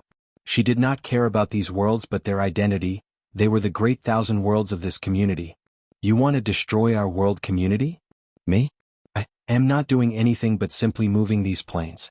You cannot blame this karma on me. Elder He's action is only to move these worlds into her direction, essentially using this technicality and a karma protection artifact to bypass the rules and regulations.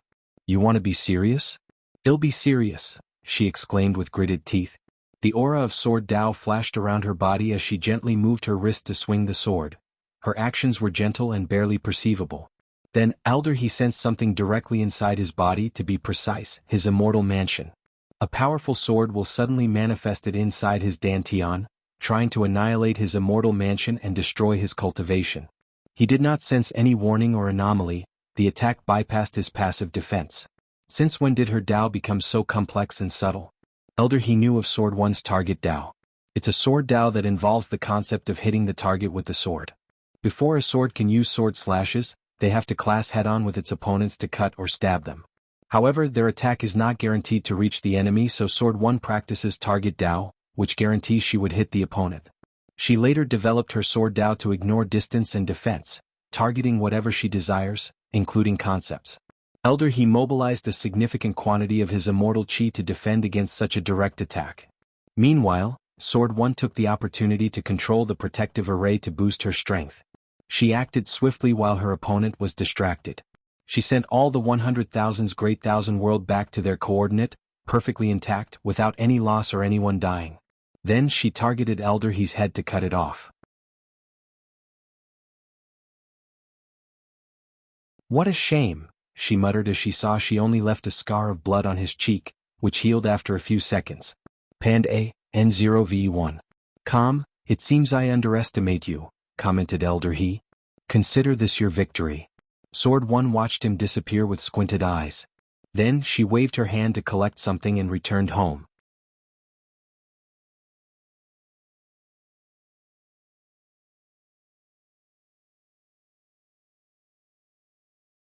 Emperor Jia. Congratulations to the Dao opening sect. Our world has a protector. Congratulations to Origin fellow Daoist. We could not survive this situation without you. Congratulations. Now that the world is safe, I can rest easy. Now I'll be leaving. I feel the same. The sect has many things I need to take care of. I hope much prosperity to the Dao opening sect. Now I have to go supervise my son's cultivation.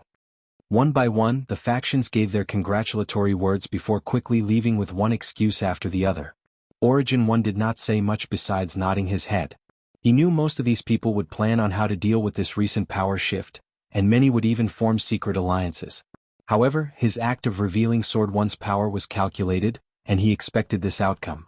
Let's go talk to Sword One. Emperor Enlightening Academy. Headmaster Song Li ended the conversation, a deep frown on his face. What should we do now? Asked the teachers and insurgent. In this generation they technically did not have a heaven chosen. The situation was not looking too good for them and their future was bleak. The best option is to use the praying altar. Only the founder can save us, or at least give us a survival chance, said Song Li after pondering for a while. Immediately, the academy headed to a secret realm with an altar of Emperor Kong and prayed to it. You did a great job, commented Desolate One. However, Sword One shook her head. Even with the array, I can barely equal that man. He's not any ordinary immortal sovereign. He is not only powerful but also experienced. You shouldn't put too much pressure on yourself. You've only got to that level and are still adapting. He's right. All that matters is you have the strength to protect the sect, said Origin One who had just arrived. I'm not.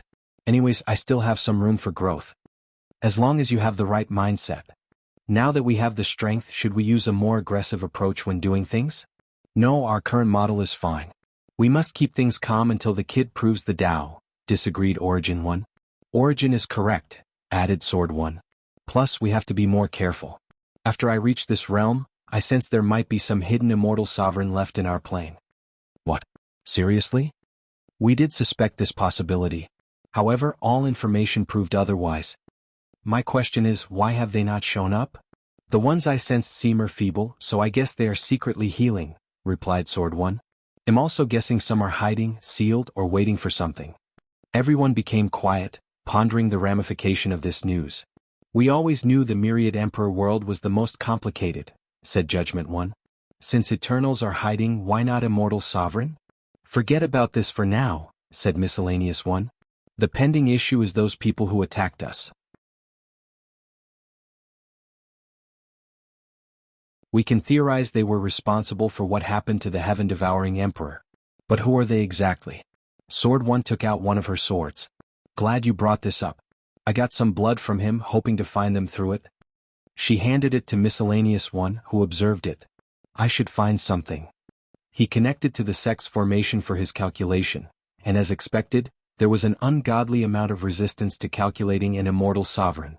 Maybe the previous me could not do anything, but I've learned a great deal from the Emperor, thought Miscellaneous One before changing tactics and using the things he recently learned. Not enough power.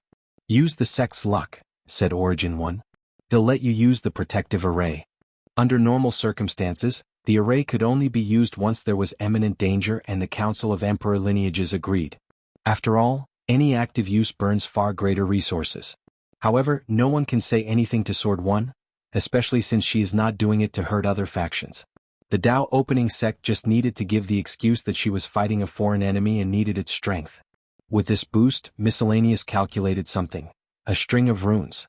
And after translating them they were coordinates. Is that the coordination to the Battle Spirit World community? Unless something changed since the Devil era, it should be. So, they are the plain scheming against us. So, who is the faction that sent that immortal sovereign? They must be from a very powerful and lucky faction to have a surviving sovereign. Everyone looked at Shadow One for an answer since he was in charge of information gathering from the Endless Void. Don't ask me. I've only gathered basic information. Besides knowing the Battle Spirit World is fourth on the Eternal list and has a growing presence in the Commerce Hub, I know very little. With the closure of the Myriad Emperor world, Shadow One could not continue to gather more information and had left someone else protecting the Fate Shadow Guard as they worked on their own, semi-cut off from home. We really should not have taken such a secular approach after the Devil era, commented Rainbow One, and everyone agreed with that statement. Isolating the world and the sect from the rest of the Endless Void did give them time to recuperate, but they should never have waited for so long to open their barrier. Please visit Panda, N0VE1. Co. No point in complaining now. They'll contact the kids' Fate Shadow Guard to see if they know something, said Sword One, who did not want anyone else to go as she feared these foreign planes would besiege them. No need to go to the Commerce Hub to contact them. The kid left a way to contact them through a secret base in a Great Thousand World. Go there and ask for the information, explained Origin One, who understood her thought. Sword One agreed and teleported to the designated world after leaving the protective array. A few hours later she returned. I think I know who's responsible, she immediately stated after returning home. The Spirit Genesis sect, known as the strongest sect. Better than us? Sword One shared the information gathered, which was basically one page with little information, and everyone reviewed it rather swiftly. This sect is weird, commented Turtle One. They act arrogant and overbearing in the Battle Spirit world. However, in the Endless Void they are extremely low-key despite their influence. The basic information gathered on them highlighted this aspect. It painted the Spirit Genesis sect as a faction that does things in the shadow when interacting with other world communities. Wait, something is wrong, said Shadow One with a frown. The number of Eternal, why is it 2? What do you mean? After the sect master met with the heir of the Starlord Mountain, Muley, he learned there were only 2 factions with 2 Eternals. So he asked me to investigate. And the result of that investigation was a sect known as Purple Heaven Temple. But they mysteriously disappeared, creating the rumor someone destroyed them. And they only had 7 emperors. Everyone frowned. Did they change their name? Doing such a thing would cripple a faction's chi luck and lead to their destruction. So why would they do that? Maybe, a way to bypass the 9 Emperor curse? The Chaos Ruler sect tried that and looked at what happened to them. On the unlikely chance the Spirit Genesis sect used this method and succeeded. Then, the fact they can become the strongest sect and overcome their chi luck would make them very scary. My intuition tells me something else is going on, added Sword One. But how do we find the truth? Such information is not easy to investigate, given the current state of their information network and the lack of direction. We just have to ask someone who knows and might be willing to tell us. You're talking about our business partner? Yes. Will they demand someone in exchange? After all, we are only business partners, not allies. Maybe before, but after Sword One's power display, they should be more than willing. That person was correct. After Sword One contacted Star Lord Mountain, an insurgent that looked like an older man responded and introduced himself as Star Monarch. Sir Star Monarch, I will be direct. I've to ask about the Spirit Genesis sect, said Sword One. She was truthful and told him about the attack and their theory about the Purple Heaven Temple. Of course, one of the reasons she told the truth about the attack was to determine whether the Star Beast world might be connected in some way. Regrettably, Star Monarch never showed any other emotion or change in expression besides his serene and peaceful atmosphere. That's an interesting guess, he said slowly. But the truth is more daunting. The second Eternal of the Spirit Genesis sect created a paradox. There are only 2 sects with 2 Eternals, you guys and the Purple Heaven Temple. But there are 3. I'm not following, said Sword One. Think of it this way. Heavenly Tao has a record of events that occurs in the lower dimension. These events are part of the Tao of Heaven, known truths of heaven and earth. And Heavenly Tao's record states that only 2 sects have 2 eternal emperors. But the real truth is there is a third. How is that possible? That would mean he tempered with the entire lower dimension's Heaven Tao. Exactly. Such a brilliant accomplishment, muttered Sword One, thinking how difficult it would be to pull something like this. What is that Eternal's name? He is known simply as Emperor Jia. How come his name is not more renowned? He seems to be a very secretive person. He influenced the Spirit Genesis sect's low-key and behind-the-scenes development custom. Sword One took a moment to process. What was his objective in doing so? That is a mystery. We guess it might be a form of protection for his sect. But there is bound to be some greater mystery behind it. Sword One agreed with that statement. She thanked Star Monarch for his hospitality before ending the conversation. Pei, NDNOVE 1, and Emperor Jia's name is from the sectarian faction, and the character Jia for his name has a different meaning than the one for the Jia family. Chaos Ruler sect is mentioned in CH 232.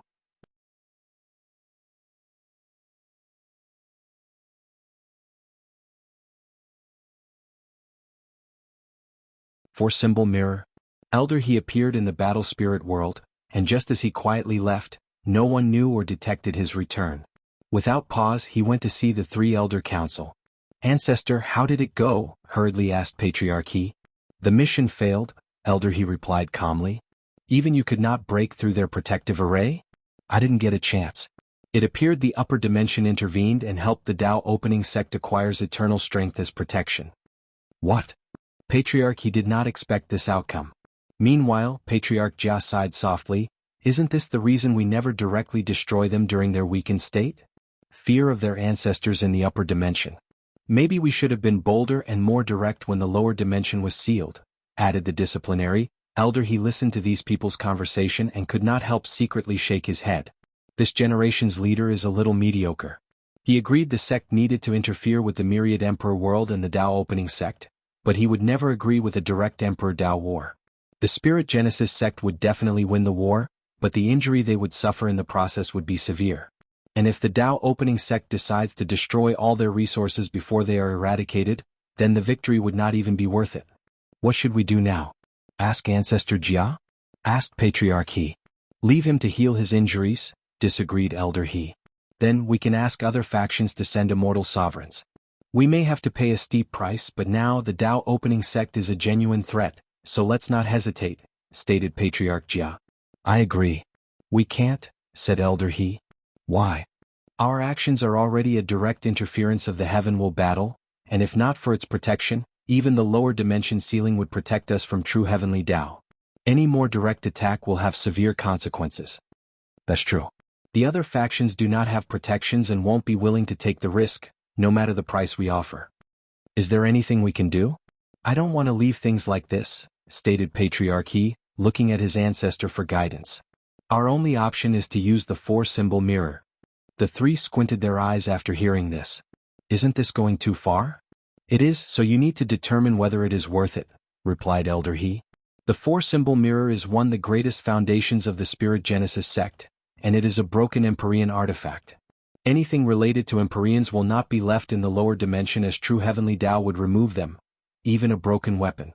However, Emperor Jia found one and created a way to leave it in the lower dimension for the sect. Although it is only a broken one, the power of the mirror is something even Elder he has awe and fear for. The price for using it alone might not be worth it, said Patriarch He, who suddenly appeared reasonable. Indeed, Pa Andy, a no V1, it seems these people are not as bad as I thought Elder He. No matter the sect, there will be generations where their leaders are not on par. As long as they are not stupid to the point of ruining the sect's foundation, the old ancestors will not interfere and will wait for the next generation. You have to be smart about how to use it. Ancestor, what do you mean? Direct use of the mirror is also a form of intervention, and I just warned you of this. So, you need to use it in a way that is not interfering. The three frowned, confused by the ancestor's meaning. Ancestor, please guide us. Elder He did not immediately give them the answer but patiently said, What is the last information you received from the Myriad Emperor world? The cleanup was happening soon after more people reached the Supreme Realm, commented Disciplinary Head.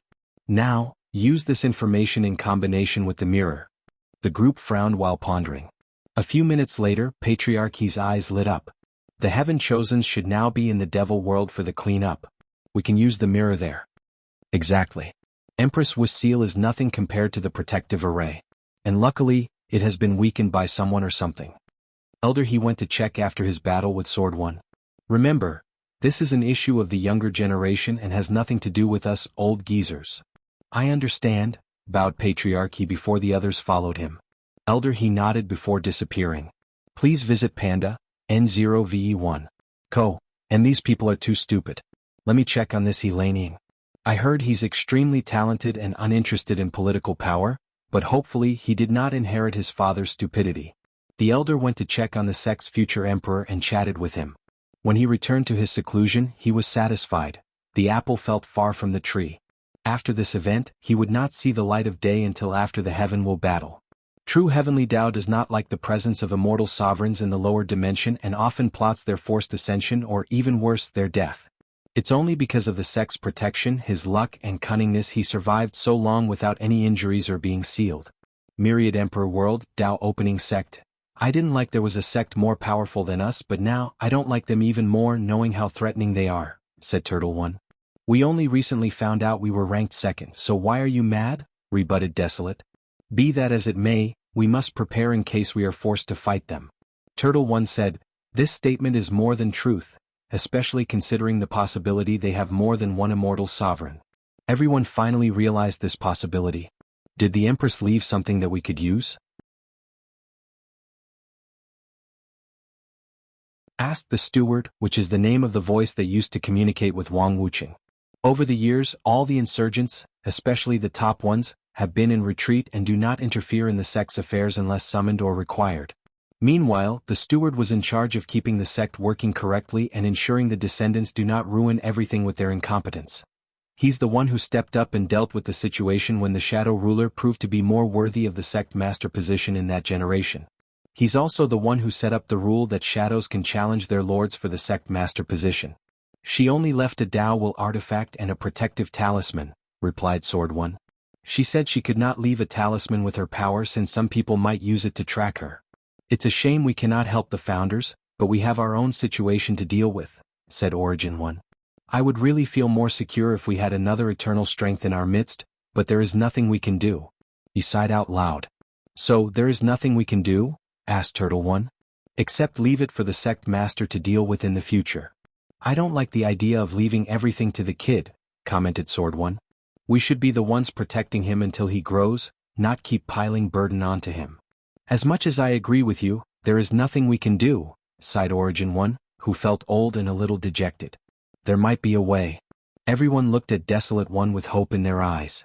The Desolate Emperor suggested I underwent Foundation re-establishment and cultivating the sect Mater's black hole acupoints and his 8 heterogeneity foundation. No one was happy with his statement but frowned instead. The foundation of a cultivator before becoming immortal in any of the 3 paths will affect their strength, and it is the same for insurgents. With the importance of foundation, Some immortals can reforge their foundation by sealing their strength and return to immortal. Then, they recultivated the mortal realm before absorbing their immortal essence or powers. However, things are not so simple. Sealing their immortal power is exceptionally complicated and delicate and could easily lead to losing it or even dying. On top of everything, they have to experience a horrifying heavenly tribulation and Tao-heart tribulation. Unfortunately, things are not finished after surviving all these things. Cultivators will undergo a period of weakness and experience immense pain after sealing their power. It is the price of once again becoming immortal after ascending to immortality, the price of reducing their status as higher dimensional creatures. And in that period they will not have their infinite lifespan and they can be killed. If someone attacks them, they cannot remove the seal in their powers to fight back.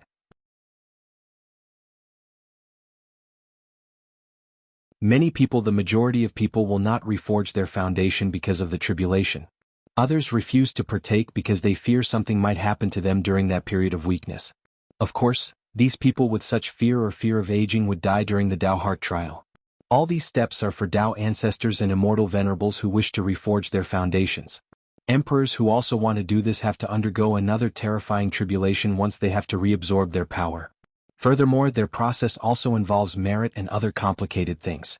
Most do not bother with this method because foundation re-establishment will not allow a second class to become first class or a pseudo-emperor to become eternal. It will only let them have the battle strength but not the means. "Are you sure about this?" asked Origin 1. "If you fail, you will die." "I know and am prepared." Origin 1 nodded. "If someone has a chance to succeed, it would be you. Ask if you need anything. And I will be your protector during your time of weakness," added Sword 1. "I will be in your care." "I feel like I can breathe now," said Turtle 1 with a smile. "By the way, do we need to tell the sect master about the Spirit Genesis sect? The heaven will battle is coming, so it might be best to wait afterward not to distract him." "No, he needs to know in advance since they will probably be one of the greatest obstacles to his plans," said Miscellaneous 1. "It's best for him to know and prepare," added Origin 1. "But we can wait until the cleanup finishes." You're tuning in to the Han Lee's Wuxia Adventures YouTube channel. We're so grateful for your support, and don't forget to subscribe to join us on this incredible journey through captivating stories. Your generosity through donations truly makes a world of difference, as it's the primary source of revenue that allows me to expand and enhance this channel for you. Thank you from the bottom of my heart for being a part of this adventure.